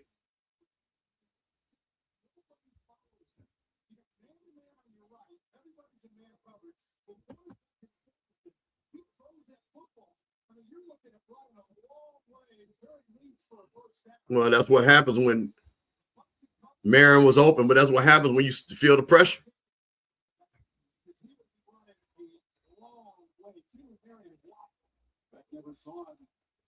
Yeah, big time. And got all the money in the world. Phil Knight pays everything since day one. And they can't get it. And I'll tell you this. How would you feel if you're Phil Knight and you Oregon is Nike and you lose to Indiana? And I think Indiana's an Adidas school. How you think that's going to fly with Dan Landon? All facts right here.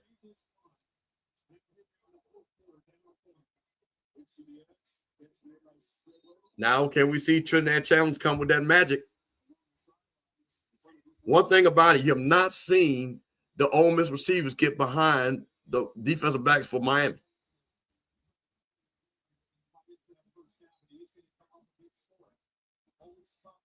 Yep, absolutely. Bama was not good in the 90s, in the early 90s.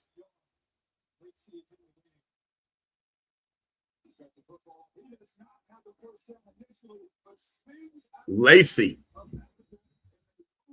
needed that. Yeah, I agree. That's what they said. Those guys played, Willie.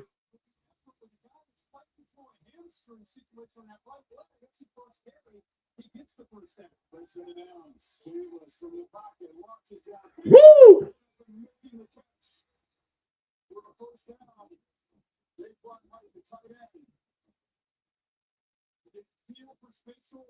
Okay, y'all gonna have to tell me who Trinidad Chandler's mama. Well, what is she? Because clearly he got a black daddy somewhere.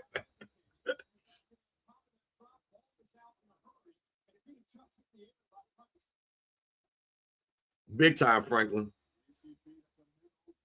I mean, has it really leveled the playing field? And what you're seeing when you're talking about coaching, you see the teams like the Georgias. Kirby Smart, great coach. But I think sometimes you start resting on you think you got more talent. He got coached by Pete Golden. And I think that's where you're going to see a recalibration of coaching now, because you're really not going to be able to out-talent people. Look at Ohio State. Ryan Day got out-coached by Cristobal.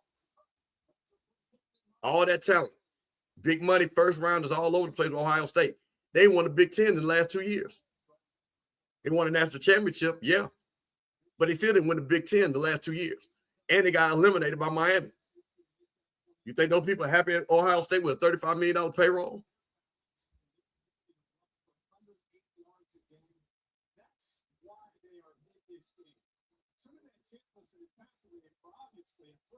Big time.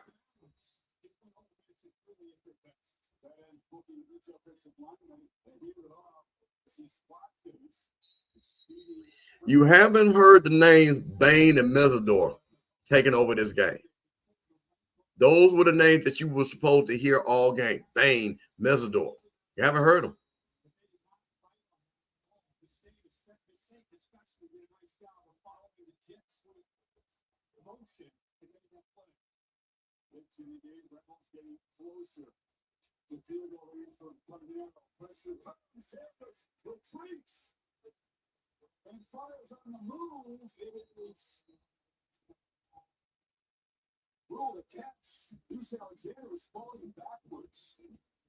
No, that's not the catch. No.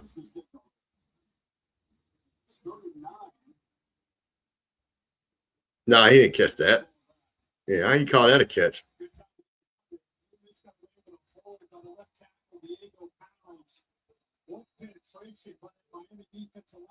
Big 39. 9 minutes left in the game.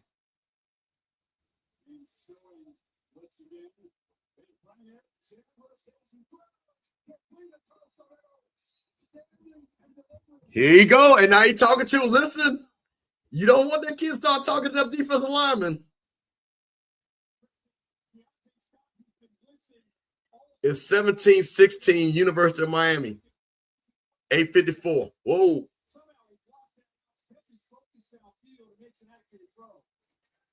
What are they calling here?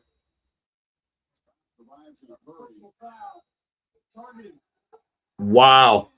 That'll put him in field goal range. Second time the targeting has been reviewed. They picked up the flag in the first half against Ole Miss. Look at that target. Again, let's watch the pressure here from the outside, the backside of the quarterback. Watch Chandler's right at the last second be able to make that throw right over the umpire. Takes this hit, keeps his focus, tough guy, and then here's what we got to ask Bill about. They took one off earlier. This time, is that a launch, Bill? What are your thoughts on this hit by Luke? You do have a launch, and I'd still consider him a defensive. Nah, yeah. Because he's going to the ground and he hasn't completed. I was different than the first one. Different from the first one is that there was no launch, there was no upward thrust. This is launching. Yeah. They're going to get targeted on this. Hey, listen, I love the Quinn Gray hire. I think we've got, in this coaching cycle, we made the best hire for FAMU. I think that the FAMU alums and faithful and even the football players are excited. Again, and I think a lot of people, we brought Clinton Portis from Delaware State, offensive, our running back coach. Ryan Lewis, former defensive coordinator for Alabama State. Ron Dugans, wide receiver coach. Man, we are making some big moves.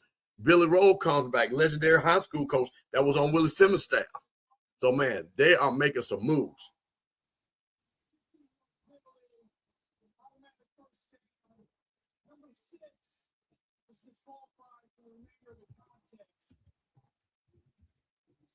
He's got a solid quarter this year out of the game. I can play great tonight, too. Ole Miss set for the 21-yard line penalty is beginning to become a major factor for Miami. They were a big part of their second loss of the season at SMU. At 12 that game. 8 now. They're going to start at their own 10-yard line here this fourth quarter. Yeah. Shout out to those Southern Jaguars making some power moves in the recruiting. Saw a lot of commits that Marshall Falk and that crew is doing. Man, I'm excited to see what that program is going to look like. I'm wondering what the quarterback situation is going to look like. They thought that they might have the quarterback from Houston that was a Baton Rouge kid that's now going to Tulane. Who's going to be the starter at quarterback for Southern? Hey, he is still in the portal. Henry, he's still in the portal. I know he is taking visits. I will say this though, from word on the street is that Alabama State is coming back strong and showing all the opportunities that he can for coming back. So don't be shocked if Andrew comes back to Alabama State.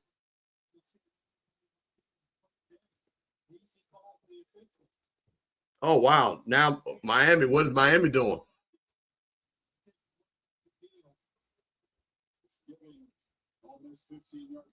Look at Michael Irvin in the background.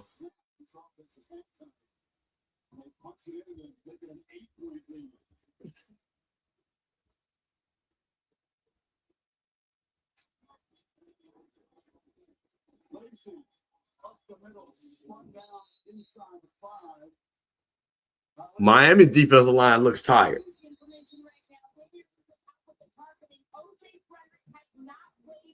In the second half, and it looks right now like the team Methodor is also down. So that means a true freshman, Jabari Antoine, is in number 16, and Ethan O'Connor is holding down the other corner spot. Both starting corners out of this game for my Wow. Both starting corners out for Miami. Look for Ole Miss when they get that ball back to go deep.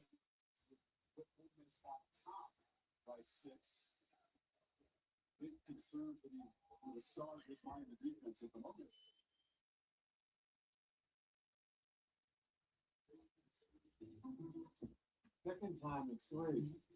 65. I know. Is this what he's doing now? As a host, I have some rules. First, no showers longer than 5 minutes. This is Yeah, that's not good at all. Miami, listen, you lose your 2 starting cornerbacks. Miami has to hold Ole Miss to 3 right here. It really is. We've seen this before on all levels.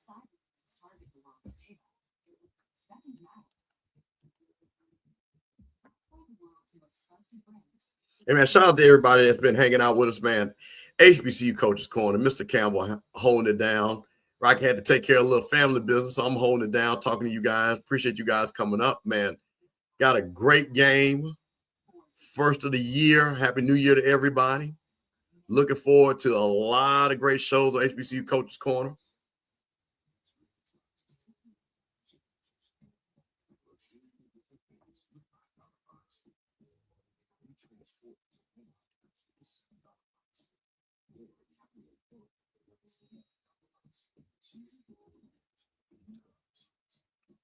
Big defensive stand, big offensive stand. Again, does the miracle of Mississippi keep going?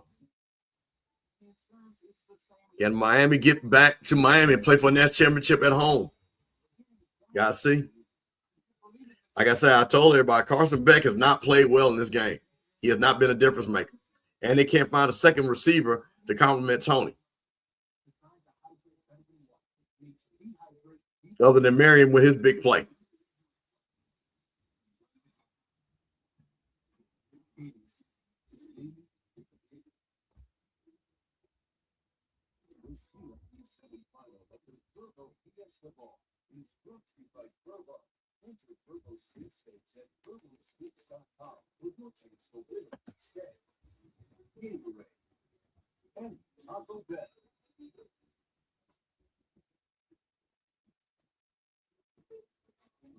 Ole Miss down one with the football. And Miami, their set leader, the emotional leaders of this team. Uh-oh. In the locker room, not look good. Watch his phone on here. Maybe a picture of the right arm. And that's not good. If that means he might not be able to play for the championship.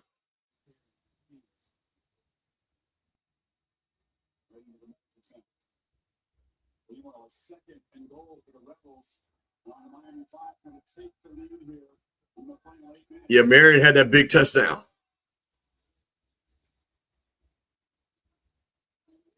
Alexander and the receivers in position to the correct snap. Now move around and Chambliss goes back in shotgun position. So appreciate wrinkle here. After all that, you get it to Lacey and Chambliss goes to the right end, picks up only about a yard. So third and goal coming up. This is where Chambliss, where they like Charlie White Jr. likes to use his legs down inside the 10-yard line. We saw last week in the quarter. This is where they like to use that plus one zone. He holds it now to quick race to get around the corner, pick up some good yardage. Third down. In these goal goal situations, despite how explosive these Rebels offense is. Chambliss. Go. They try to get Lacey out of the backfield. Keontae Scott was in coverage. And here comes Cordero one more time. If he would have just waited and beat Deuce Alexander, I think was able to come free behind this throw to Lacey. To the back, if he just would have taken maybe one more hit. And Deuce Alexander reacted by moving his hands in frustration. So Miami's defense, despite all those mistakes, the way it hits. Oh, man, be my definitely NIL money. Man, listen, when you got that, listen, a couple of things. Remember, there's revenue share in the SEC. So everybody in the SEC is getting a minimum $130,000. on top of the NIL compared to the ACC, who does not have the same type of television contract. Now, Miami has one of the best NILs out there. One of the huge, so they're paying their guys big money. But to your point, that's the reason why you're seeing the Ole Miss team almost one step away from playing the national championship.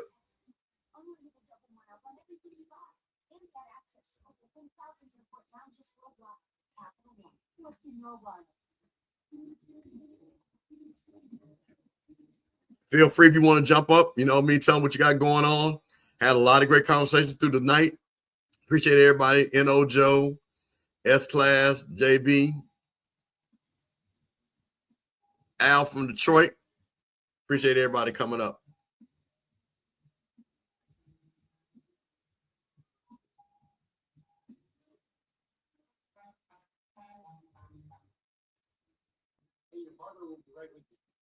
One bottle? Hey, I'll get some burgers after this. So in. Just the sides and the top, please. I'm saying, keep it tight.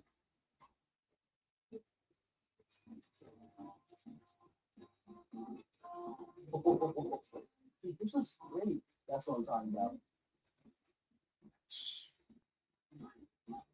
Yeah, that's what they really needed. They would have needed a touchdown.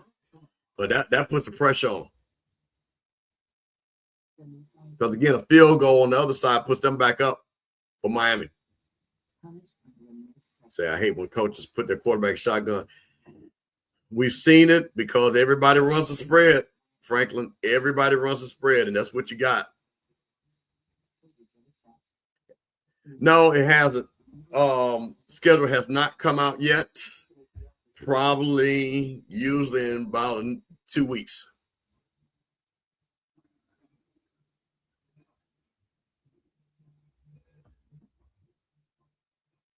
Oh, yeah.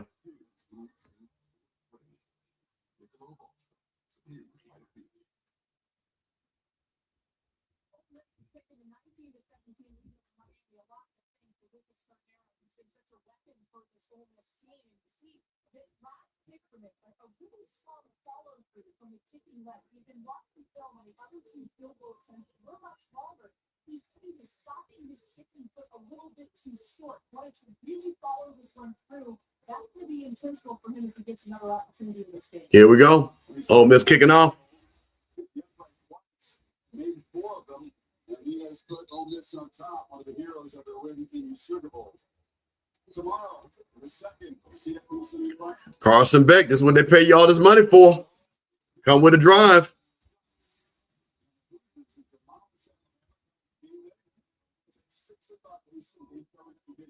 Appreciate everybody hanging out with us for the watch party, man. 2026, just hanging out with our off-script HBCU Coaches Corner family, man. A lot of you guys been us from the very beginning, man. Got a good crowd checking us all out, man. Appreciate everybody checking us out.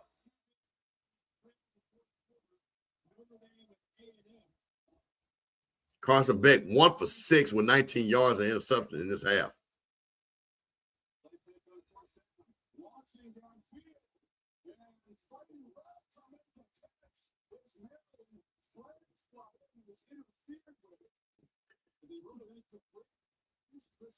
$15 yards. Yeah. Better take that. And remember, in college, on the 15 yards, not spotted the ball.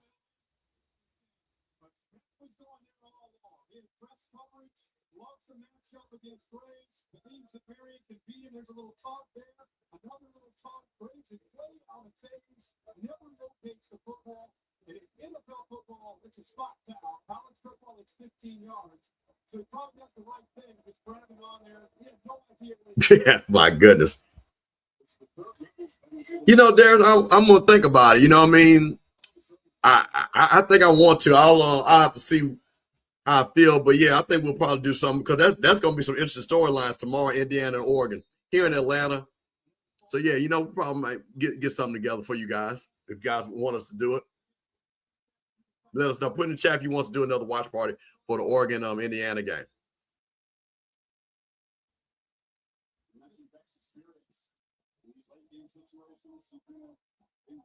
against three teams in his career. This is Fletcher around the end. Mark Fletcher, even Zipon, shoved out of the house, but he's in all this territory. Yeah, here goes Miami. 61. Now you know what? Good job. Set that in. Fletcher knows he can always count on 61. Now to get Brian's breaks and using his speed, the physical guy. It's Griffin, you know, hey, listen, we're going to do it. Let's do it. Hang out with us. Shout out to A Willer 338.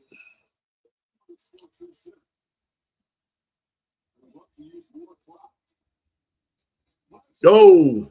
Slips. Shit, they talking they want to score 2 schools. Scoring is point blank, period. Yeah, Rocky had a little bit of family stuff to do. Yeah, he probably free.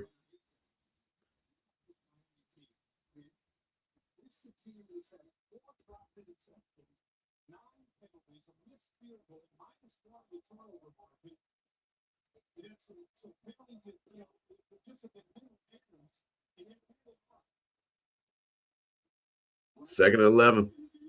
Watch Tony.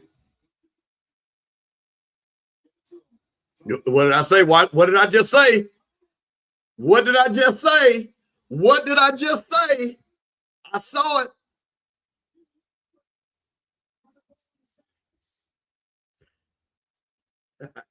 What did I just say? I saw it wide open.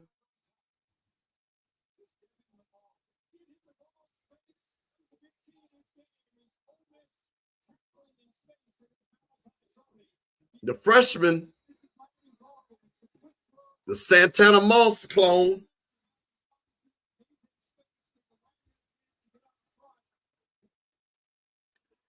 Yeah, these, you know, I understand, you know, it shouldn't have scored, but sometimes you score, you got to score. So now this is what you got defense for.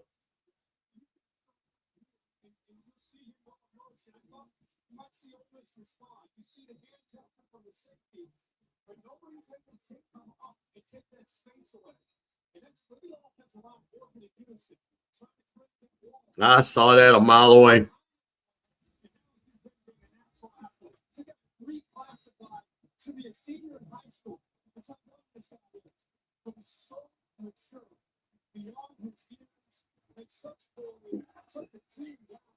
I see. I'm gonna be honest with you. He's a bit. Kevin Williams was good, but Santana was a way better receiver. Malachi Tony is a better receiver, so that's why I say Santana instead of Kevin Williams.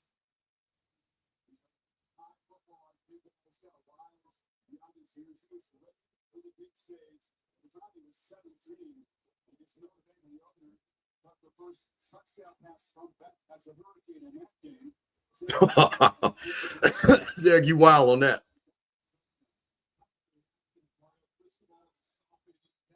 17. Should be a senior in high school right now. Reclassified.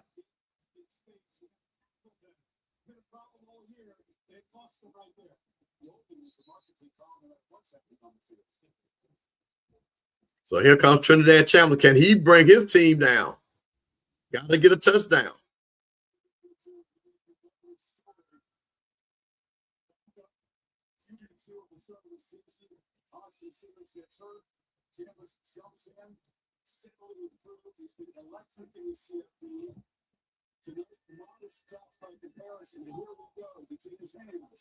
He plays his best for the likes of the Brightons. 5 minutes, 5-minute drive.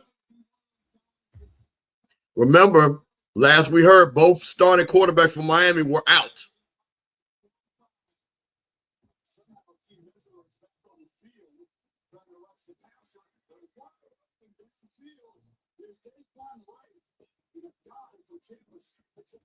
That's the same goal he made a little bit earlier. Safety back deep. Miami's trying to think, let's keep everything in front of us. The problem is they're creating a lot of space underneath. And he does a nice job of instead of working from right here. Watch the safety, how deep he is. The corner on the outside, go for that outside receiver. She had a lot of room to be able to work with. This tight end's been dangerous all year. To go with The most underutilized player in college football is a tight end who could be totally dominant if people would use him. Yeah, the starting cornerbacks are out.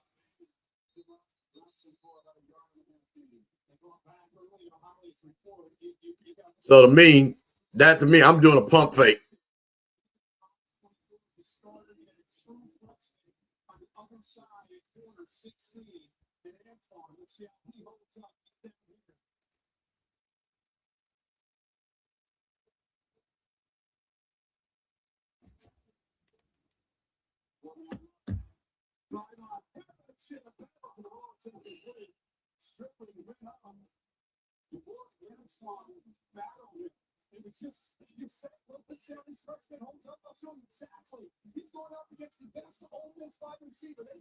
Ooh.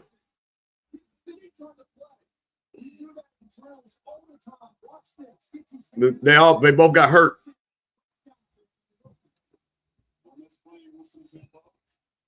Miami with that traditional man-to-man, man cover 2.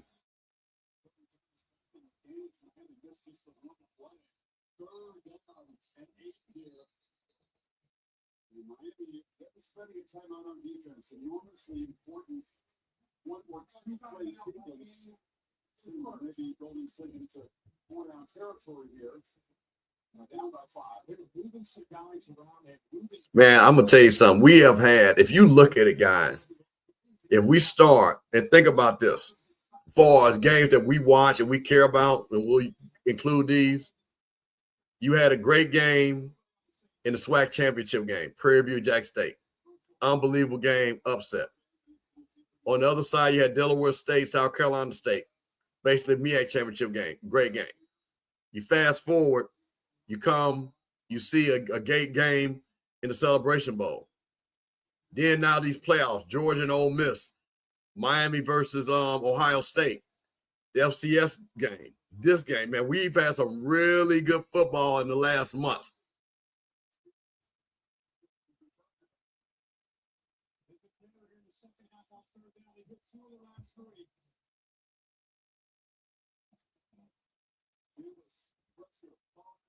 Ooh, threw that too quick.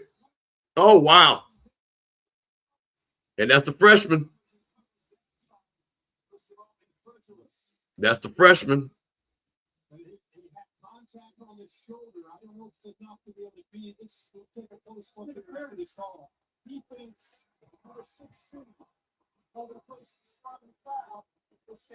It's against Rollins, who had a big game last week. See Mario's reaction. I'd love to hear your thoughts on this right here. That contact right. No, he's holding up. Oh, yeah, he's grabbing him. Yeah. Yeah.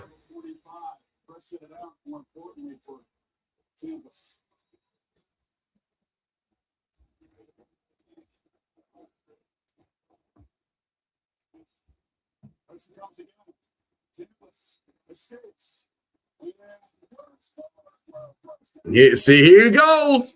Here he goes. Here he goes. This is what playmakers do. This is when you have a black quarterback.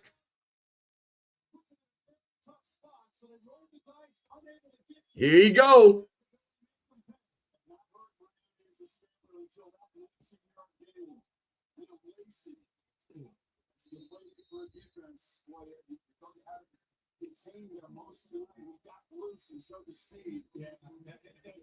He hasn't really had many opportunities to step up and out with the way Miami is playing. That time he picked the right time. That Miami defensive line, we just have not heard Bain's name, a number 1 pick in the next draft. We just have not heard his name. Messador's back out there too, his running partner.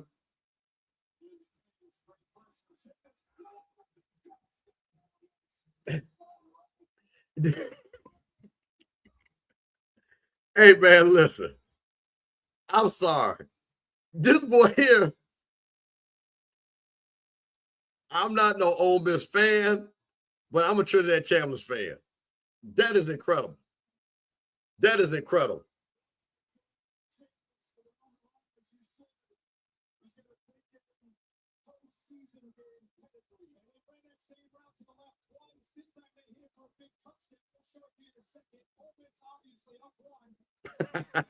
Man, you know, this is tough, man. I know black people in Mississippi. I know they just they don't know what to do about this.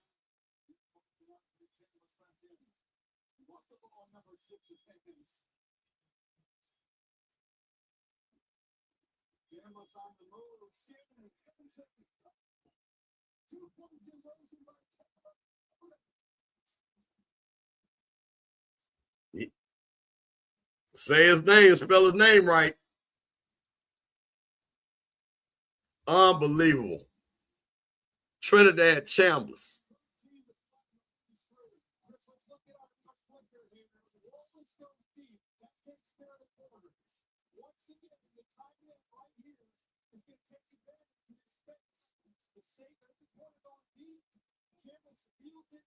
Right there in the cover two. Right there in that cover two, right in that hole.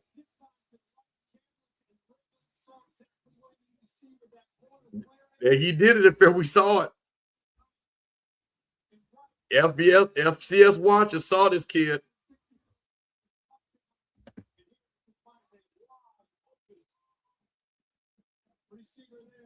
Now, University of Miami, the legends on the sideline, the Michael Irvins, the Ed Reeds, the Ray Lewises. Jimmy Johnson's probably there. Carson Beck, $4 million, $5 million, $3 million. Now's his chance. I mean, looking like a rich fool, D. Getting a check every time Ole Miss advances. Yeah, that's what I'm saying. You gotta like good football. I'm sorry, you just gotta like. This is a great game. This is what we want. And here we go, University of Miami. Can Malachi Tony do it again? Yeah, I look for Marion also. Well, no, I said looking for Marion.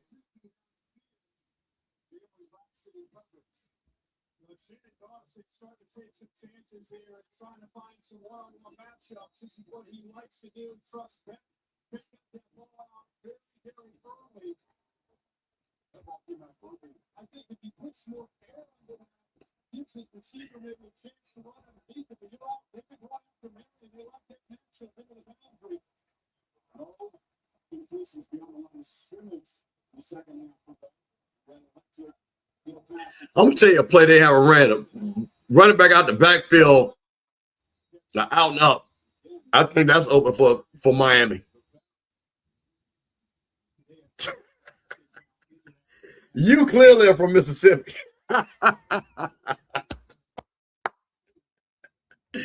That is beyond. That is, you got to be Mississippi to know how funny that is right there. That is hilarious.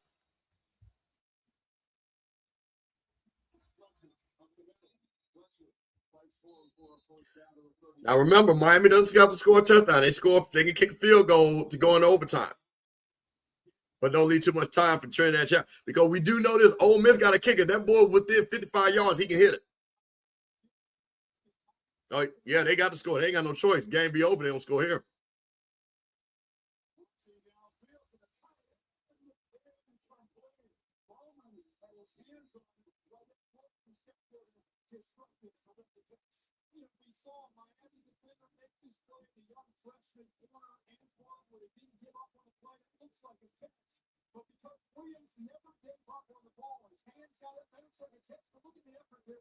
He didn't catch it clean the first time. He catch it clean the first time. He got it.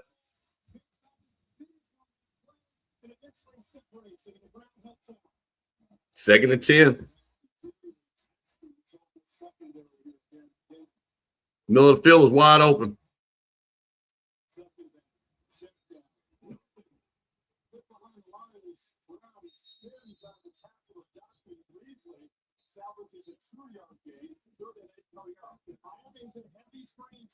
And it's a good job here of recognizing that by the leader of this defense, T.J. Roderick, able to see that, anticipate, be in position, make that tackle.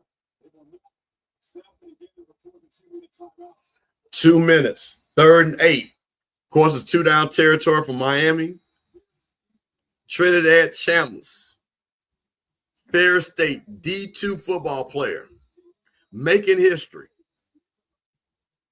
Ole Miss, who's never been in this position, half of the state of Mississippi down in Arizona, and University of Miami, trying to have a national championship game in their home stadium. Let's see what they got. Fortunately, I didn't check to see if anyone was watching before I stole cotton candy from a child. Checking off state first was really smart. Not checking the Jumbotron. Not smart. Well, at least I checked off state first and saved hundreds. Was it worth it? Yeah. Right now. This will be incredible. This will be one of the most incredible football runs that you would ever, first of all, because of the transfer portal, that you would have ever seen something like this. And if he can complete the task to win a D2 championship and jump a level, 2 levels up to the highest level, man, that would be unbelievable.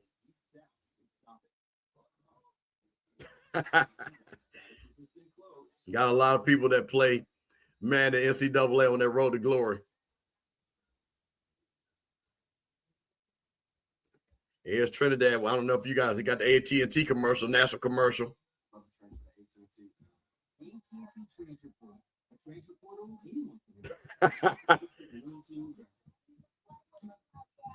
Hey, listen, Blue, I'm telling you, they're going to recruit players with length. But these players here are the reason why Ole Miss is winning. And those kids are not going anywhere. You know, here's the thing. He has to be. Because I'm trying to think of kids jumping. Yeah, first of all, you got to remember, back in the day, you would have to sit out a year. So that definitely didn't happen. The new formula, and we know all the people that won championship, nobody from North Dakota State, Montana, all these other schools, none of their quarterbacks. So he definitely probably have to be the first one, 100%. 2 minutes left.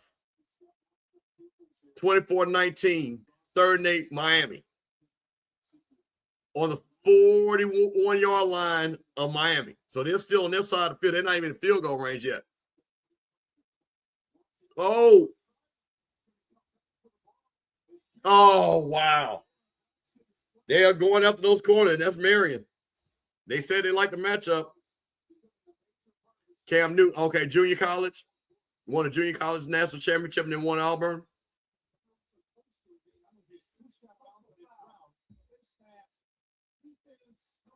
Oh, wow. That hurt.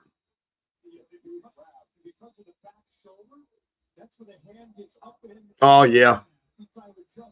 Didn't even have to do it either. Didn't even have to do it.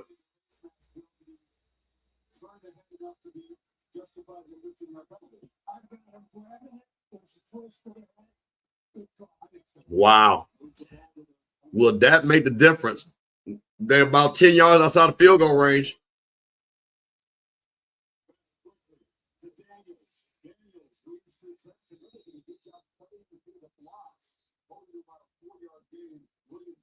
Clock ticking.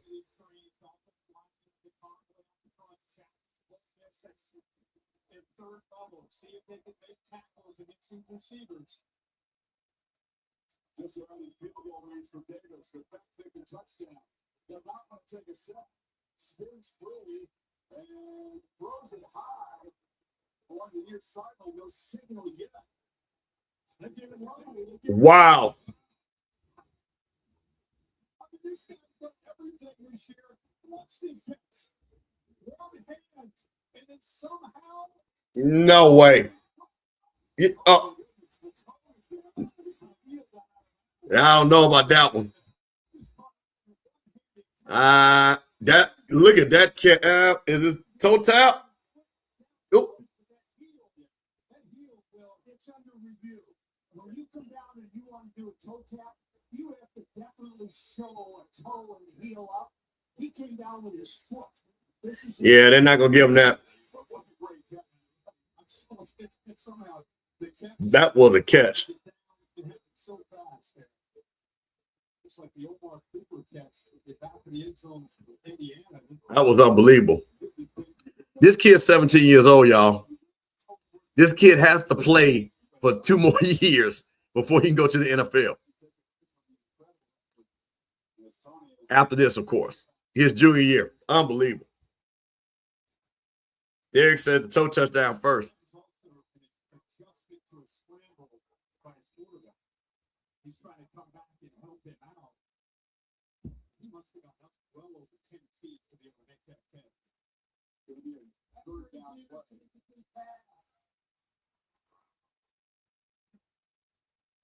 Third down. He said the game clock. So another crucial third down in this game. Big third. The third and 8, they got the face mask. The last time they had a third down, they got the first. Beckett's got to be poised right here. They're still within range. For Davis would be the longest one he's been in Miami. I don't think they feel real comfortable about that. The quarterback's got to be smart, not taking his set. Slant. The Rebels bring some pressure. They back down. Looks near sideline. Daniels makes the catch. Robinson's near the marker. And the spot is going to get First down. At the 35. I really think because he knew where he had to go, he was a yard beyond the first down marker. I think he caught the ball close to already having the first down. He does give me the extra effort there with that ball. But I think the catch initially, putting that effort there for sure against that. He went down, ball was. Clock ticking. Minute 10 on the counter. Back again. Lobs it. High. Daniel just could not come down with it. That effort, that play by C.J. Daniels on 36 makes the catch, gets the first down. Now assures them, at the very least, of being in field goal range. If that's incomplete, then you're looking at a long field goal, right? So he set it down. Great effort. At the 35 already in field goal range. Here we go. 2nd and 10. Probably need about another 10 yards. I'm going to say if they really won't feel comfortable with that field goal kicker.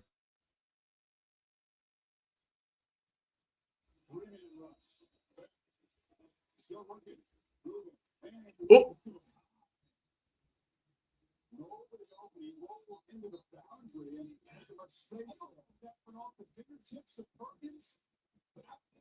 That's what you don't want to do. They're going to throw away. It's over the 12th row. This is crazy.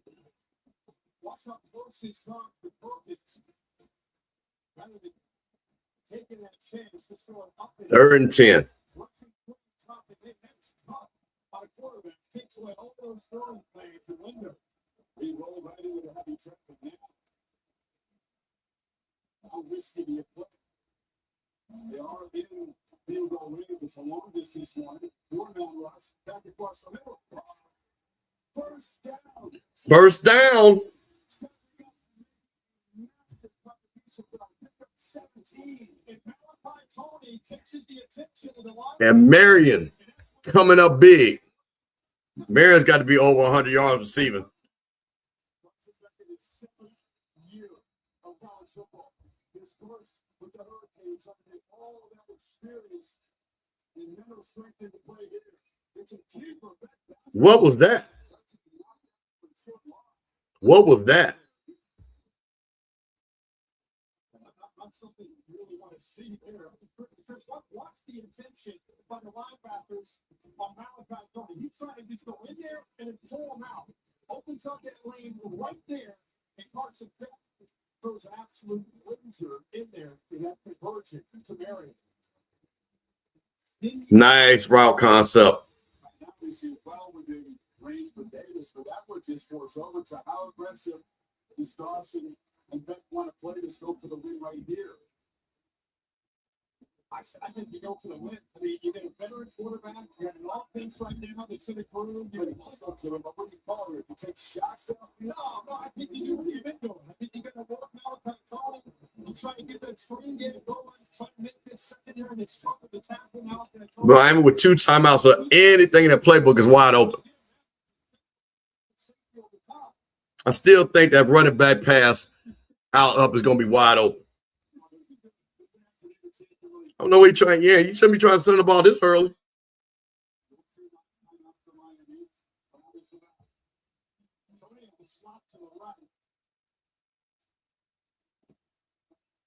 Throw it to him right now.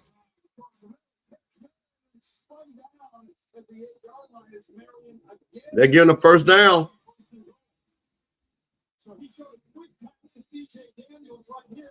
Tried to sneak Malachi Tony. He was taking it early. How about the patience to work all the way back to that backside and once again find Marion for another catch? 7 receptions, 114 yards. Boy, you wow. In that case, he was Ole Miss. Right on defense, he took that timeout. Smart. And at this point, it's both. You can make a case for both sides. I think Miami could continue again to be positive. Because our fourth quarter, what we've seen, all these league champions, into that field goal, and our shoulder response, one answer by the Canes to go back up by 5 and bring up Trinidad Daniels into the answer. Into the answer, 2-pointer.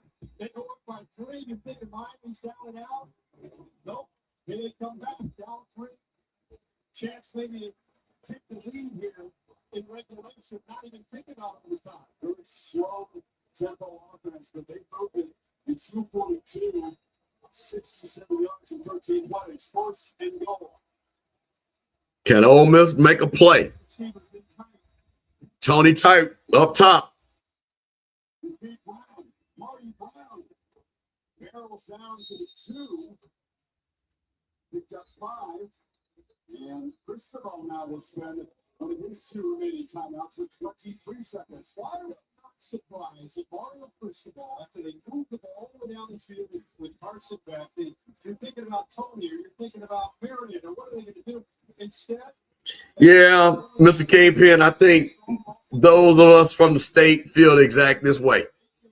You know, you see a lot of these kids. These are black kids from Mississippi. You want a roof like every other state does. But again, that history of Ole Miss is just hard, man. And like I say, I'm from Jackson, man. It's just hard. It is really hard. But again, I feel for those young men, like I say, from little country towns, getting to be on this stage. You know, we'll see. It's kind of hard.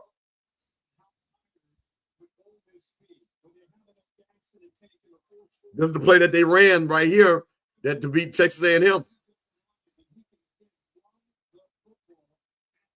Let's see the setup. I'll let you know if they're going to run it. Now, most of those kids are from Mississippi. That's not true. Most of those kids from Ole Miss are from Mississippi. Those are Mississippi kids. They got kids in the port, but majority of those kids are from Mississippi. Trinidad is not. Oh,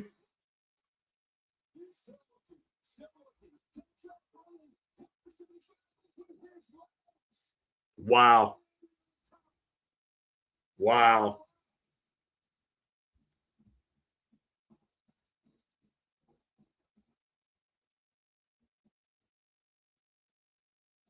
Wow.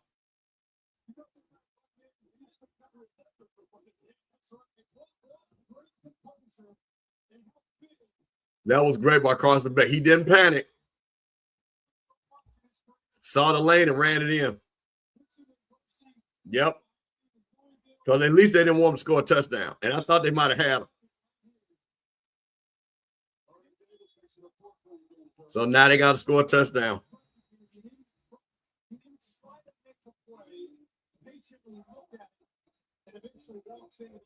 This is the conversion. 3rd and 6. Great effort by CJ Daniels.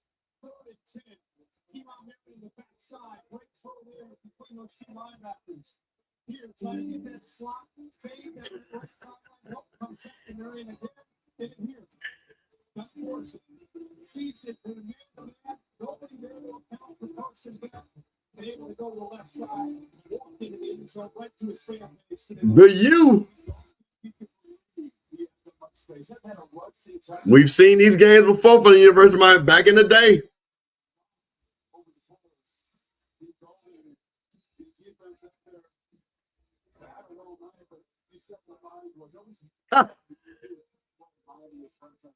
Chris Ball, like this game ain't gonna stop hugging on me.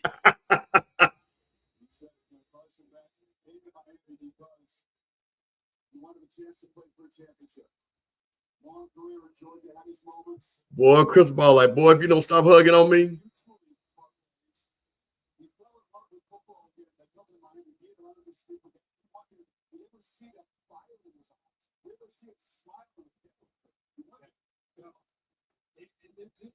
He is a guy that he wants to win so badly. He's a pleaser. And when people get frustrated with him, he gets frustrated with him and their attitude towards him. I think he's found a home here in Miami. It's very fitting, like I said, when he had this moment. Let's go back and look. Bruh, he want that lesson. He told them to get, as soon as this game is over, just come on down to LSU. They got 2 different plane tickets.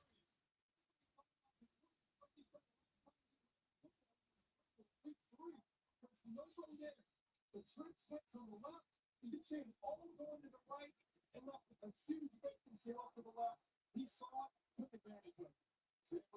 75 yards. And he produced an Ole Miss miracle. Pressure comes, delivers across the middle. Timeout. Rebels with 1 timeout. Hold on to that timeout.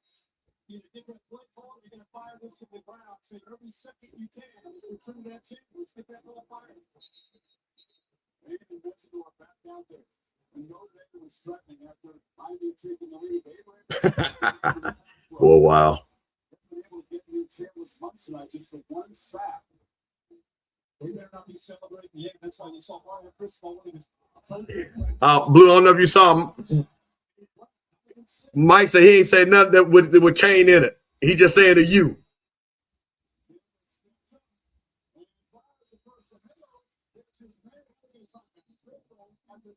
Well, he can throw one into the end zone.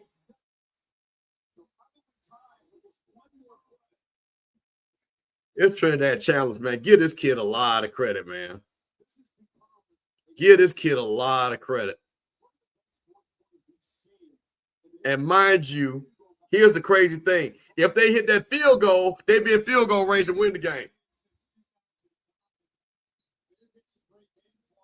He did. Mike said he ain't saying no hurricanes, no canes. He just saying to you. He said he don't want none of that.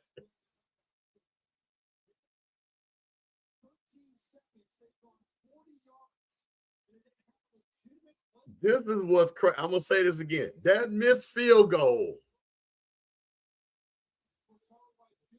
Wow.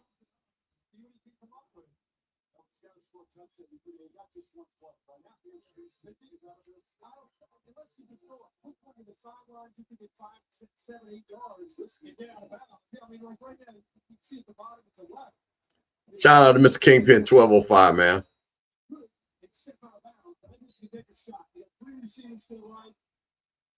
I don't know. I would throw another close one. I don't know. That guy, I don't know. I would throw, I don't know. I would throw, what do you guys think? 6 seconds left. Those guys are 10 yards off. I'm going to take 8, 2 seconds left, and then go for it.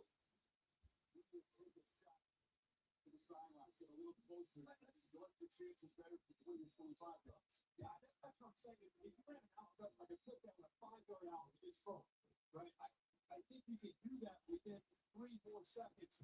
Mine was so far back. At least now you're looking at it 20, 25 yards. Yeah, I'm throwing that out cut. Yep. I'm with you. I'm throwing that out cut. For one season, for one chance to be in this position. That did his work. I think you're right. He thought it was going to be enough. But Chambliss trying to have the last one of this class and get what you see. in the Hurricanes' hometown. Before Miami called the timeout, and everybody's back deep. Now they make some adjustments. Yeah. Now they had enough time to run that out cut. That's 3 seconds.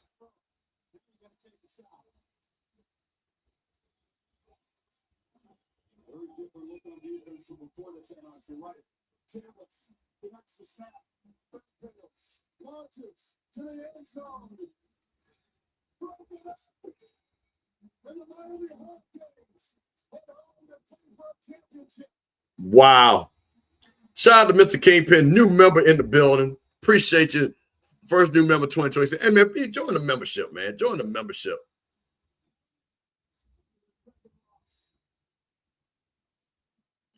Hey, man, listen. We talking, this was a great football game.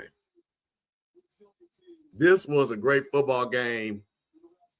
Trinidad Chambliss has made a name for himself. Had black folks in Mississippi begrudgingly rooting for Ole Miss. So I tell you that alone puts you as a legend in the state of Mississippi. Yeah, can't call it there. Yeah.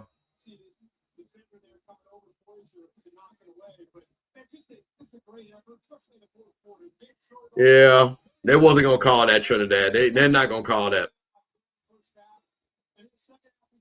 The University of Miami, last team in the playoffs, go home to play for a national championship.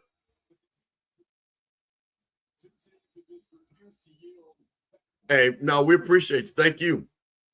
Right, to go home.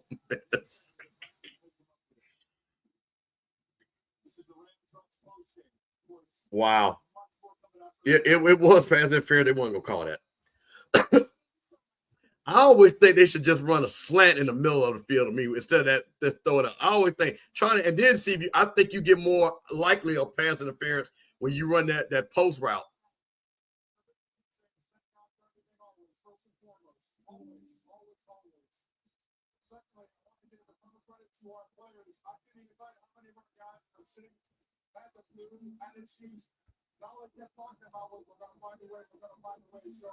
Look, we're focused on, of course, enjoying this one, but we got to get focused on 1-0 one more time. Exactly. Now, passing back with an opportunity there to run in on the game-winning touchdown. He's done with so much. You told him before this game. Yeah, I'm telling you, and I'm going to say this again. If that kid doesn't miss that field goal, Ole Miss is in field goal range, they win the game. That's exactly, Chip.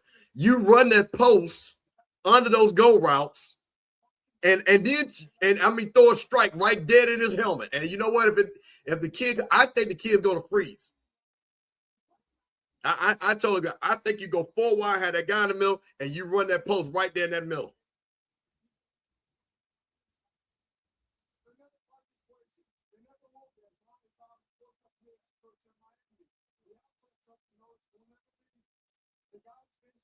You're talking about a guy that understood what the U meant, part of that U, won national championships as an offensive lineman. Unbelievable. Mario Cristobal comes back. Mario Cristobal with your boy. Saying 1-0.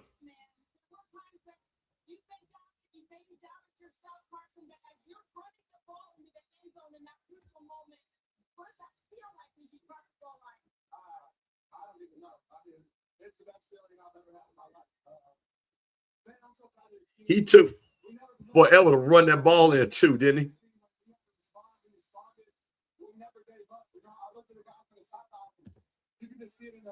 Listen, this right here, and the kid had been iced the whole play all year long. That's the thing about it. And I know he's going to be, and he just hit it a little bit hard. Yeah, they couldn't make the stop when they needed it. Orlando must be LSU guys. They get those coaches back to the booth. Yeah, y'all got to start recruiting. You had everybody anyway, other than Weiss and the running back coach. You didn't need Weiss. Like, who was Charlie Weiss Jr.? I mean, like, Really. Lane is y'all recruiter anyway. Lane in that $25 million in NIL.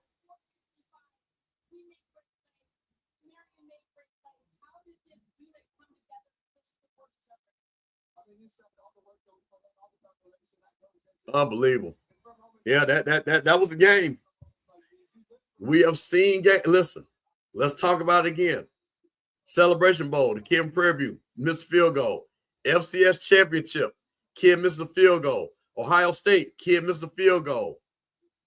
Georgia, I think the Georgia kid missed a field goal. Ole Miss kid missed a field goal. Unbelievable.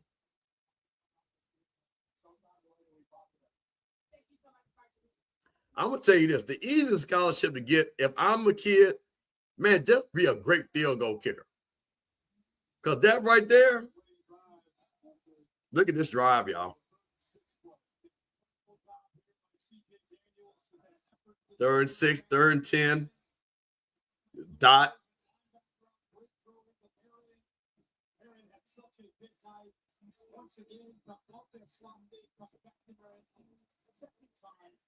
Yeah. Kids in the foreign country will say, what state is this? Never seen it.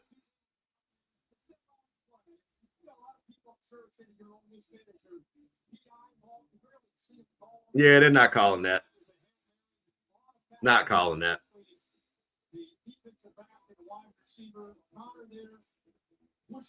Yeah, good punt is easy, but I'm going to tell you this. They ain't checking for punters like they checking for a kicker, though. Yeah. Now, if you're a kicker, you can sign wherever you want to go.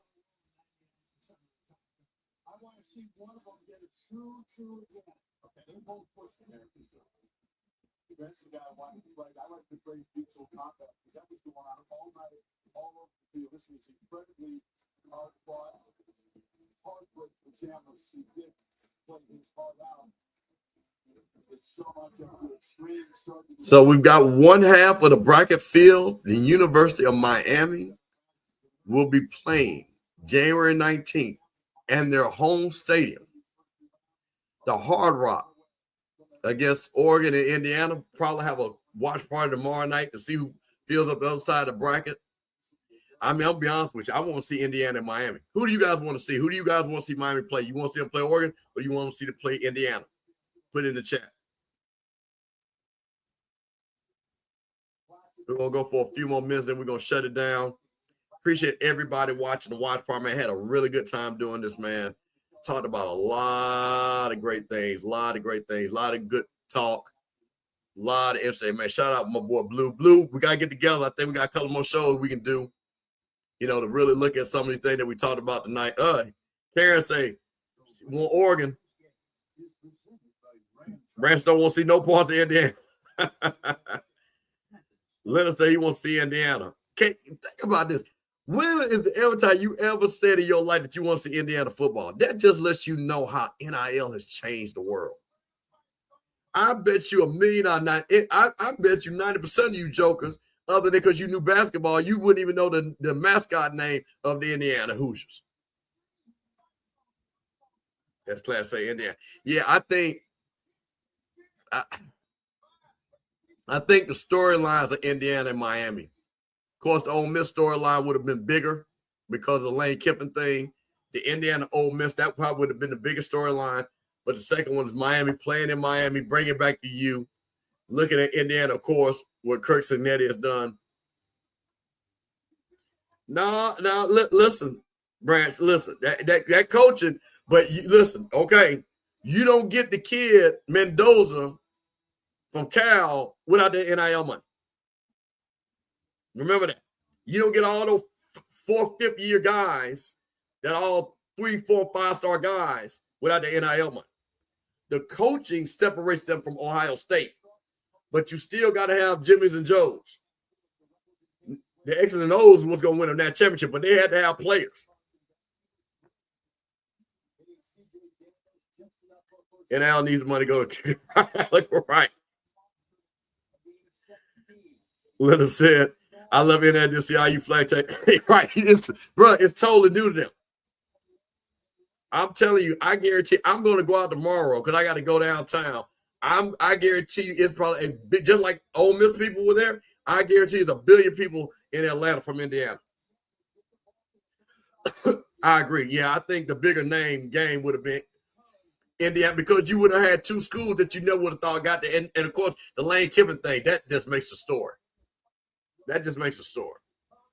Yeah, the better story is Ole Miss in Indiana. I totally agree on that.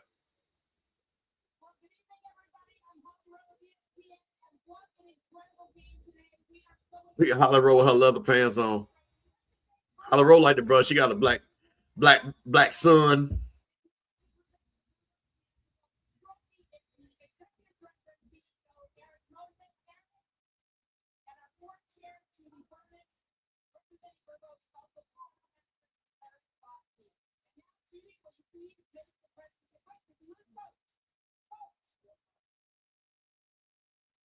Coach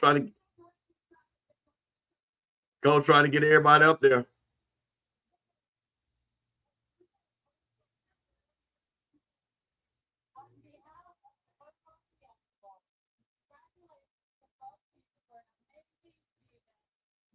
Yeah, they sick.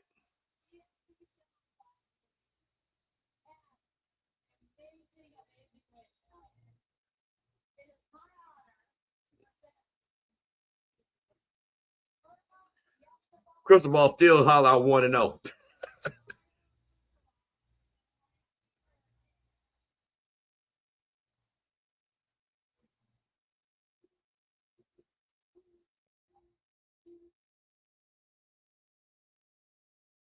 Yeah. Defense let them down. You can't let them score. The thing about you can't let them score a touchdown there.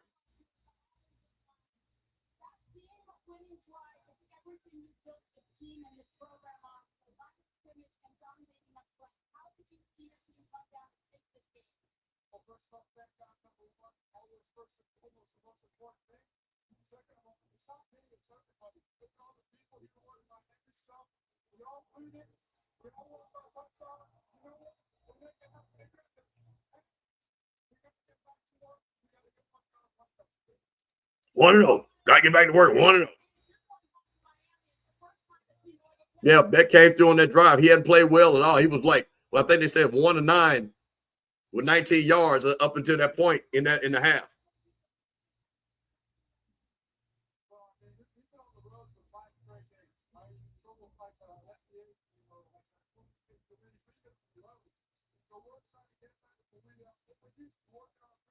That is crazy. Playing for a national championship like back in the old days, back in the old Orange Bowl.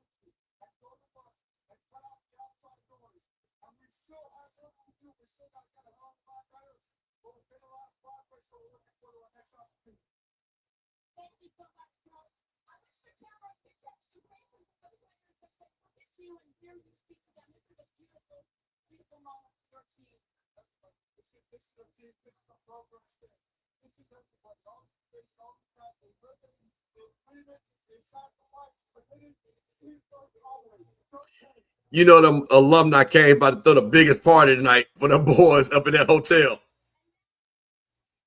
Oh, yeah. Okay. Oh, they got money. Them boys got money up there in Oxford, Mississippi. They got money. You will not notice Mississippi per capita got some of the most millionaires in the South. And they all went to Ole Miss. The old plantation. They got that plantation money. So and trust me, when you're a team like a school like Ole Miss, and now you've had a taste of this, guess what? You want to keep drinking that liquor. You want to keep drinking that liquor.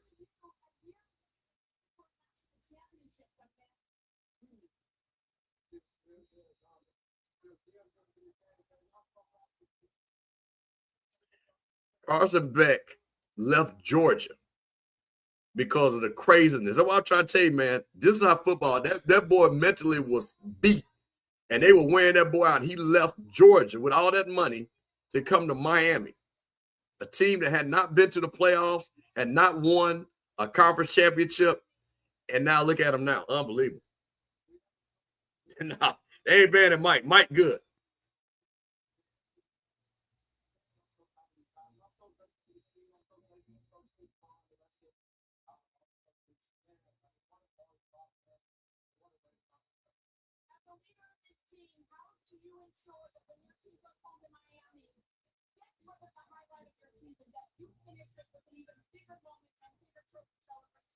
They big time hooked. They on that drug now. Winning is contagious.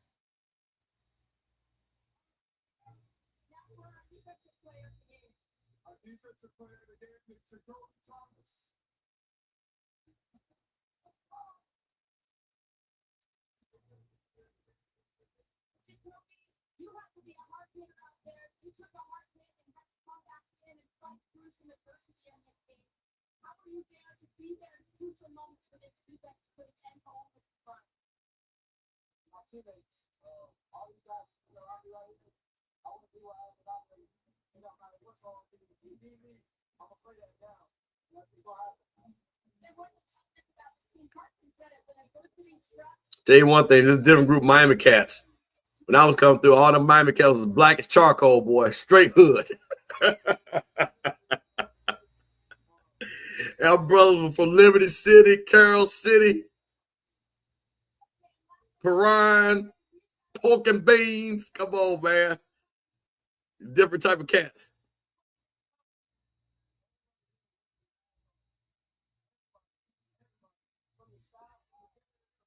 Oh yeah. Oh, a mouthful of gold.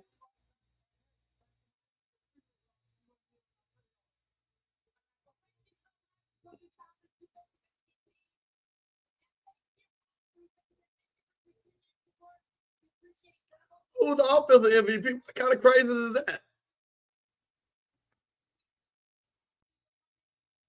Oh, they talked to Beck. I'm sorry. Beck was the offensive MVP. Pumping. Come on, man. The muck.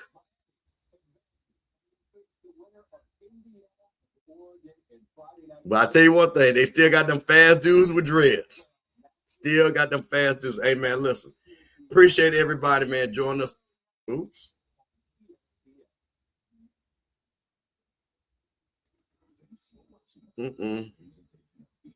Thank you guys can still hear me, man. Let's see. Camera went out. But anyway, guys, we'll be back tomorrow.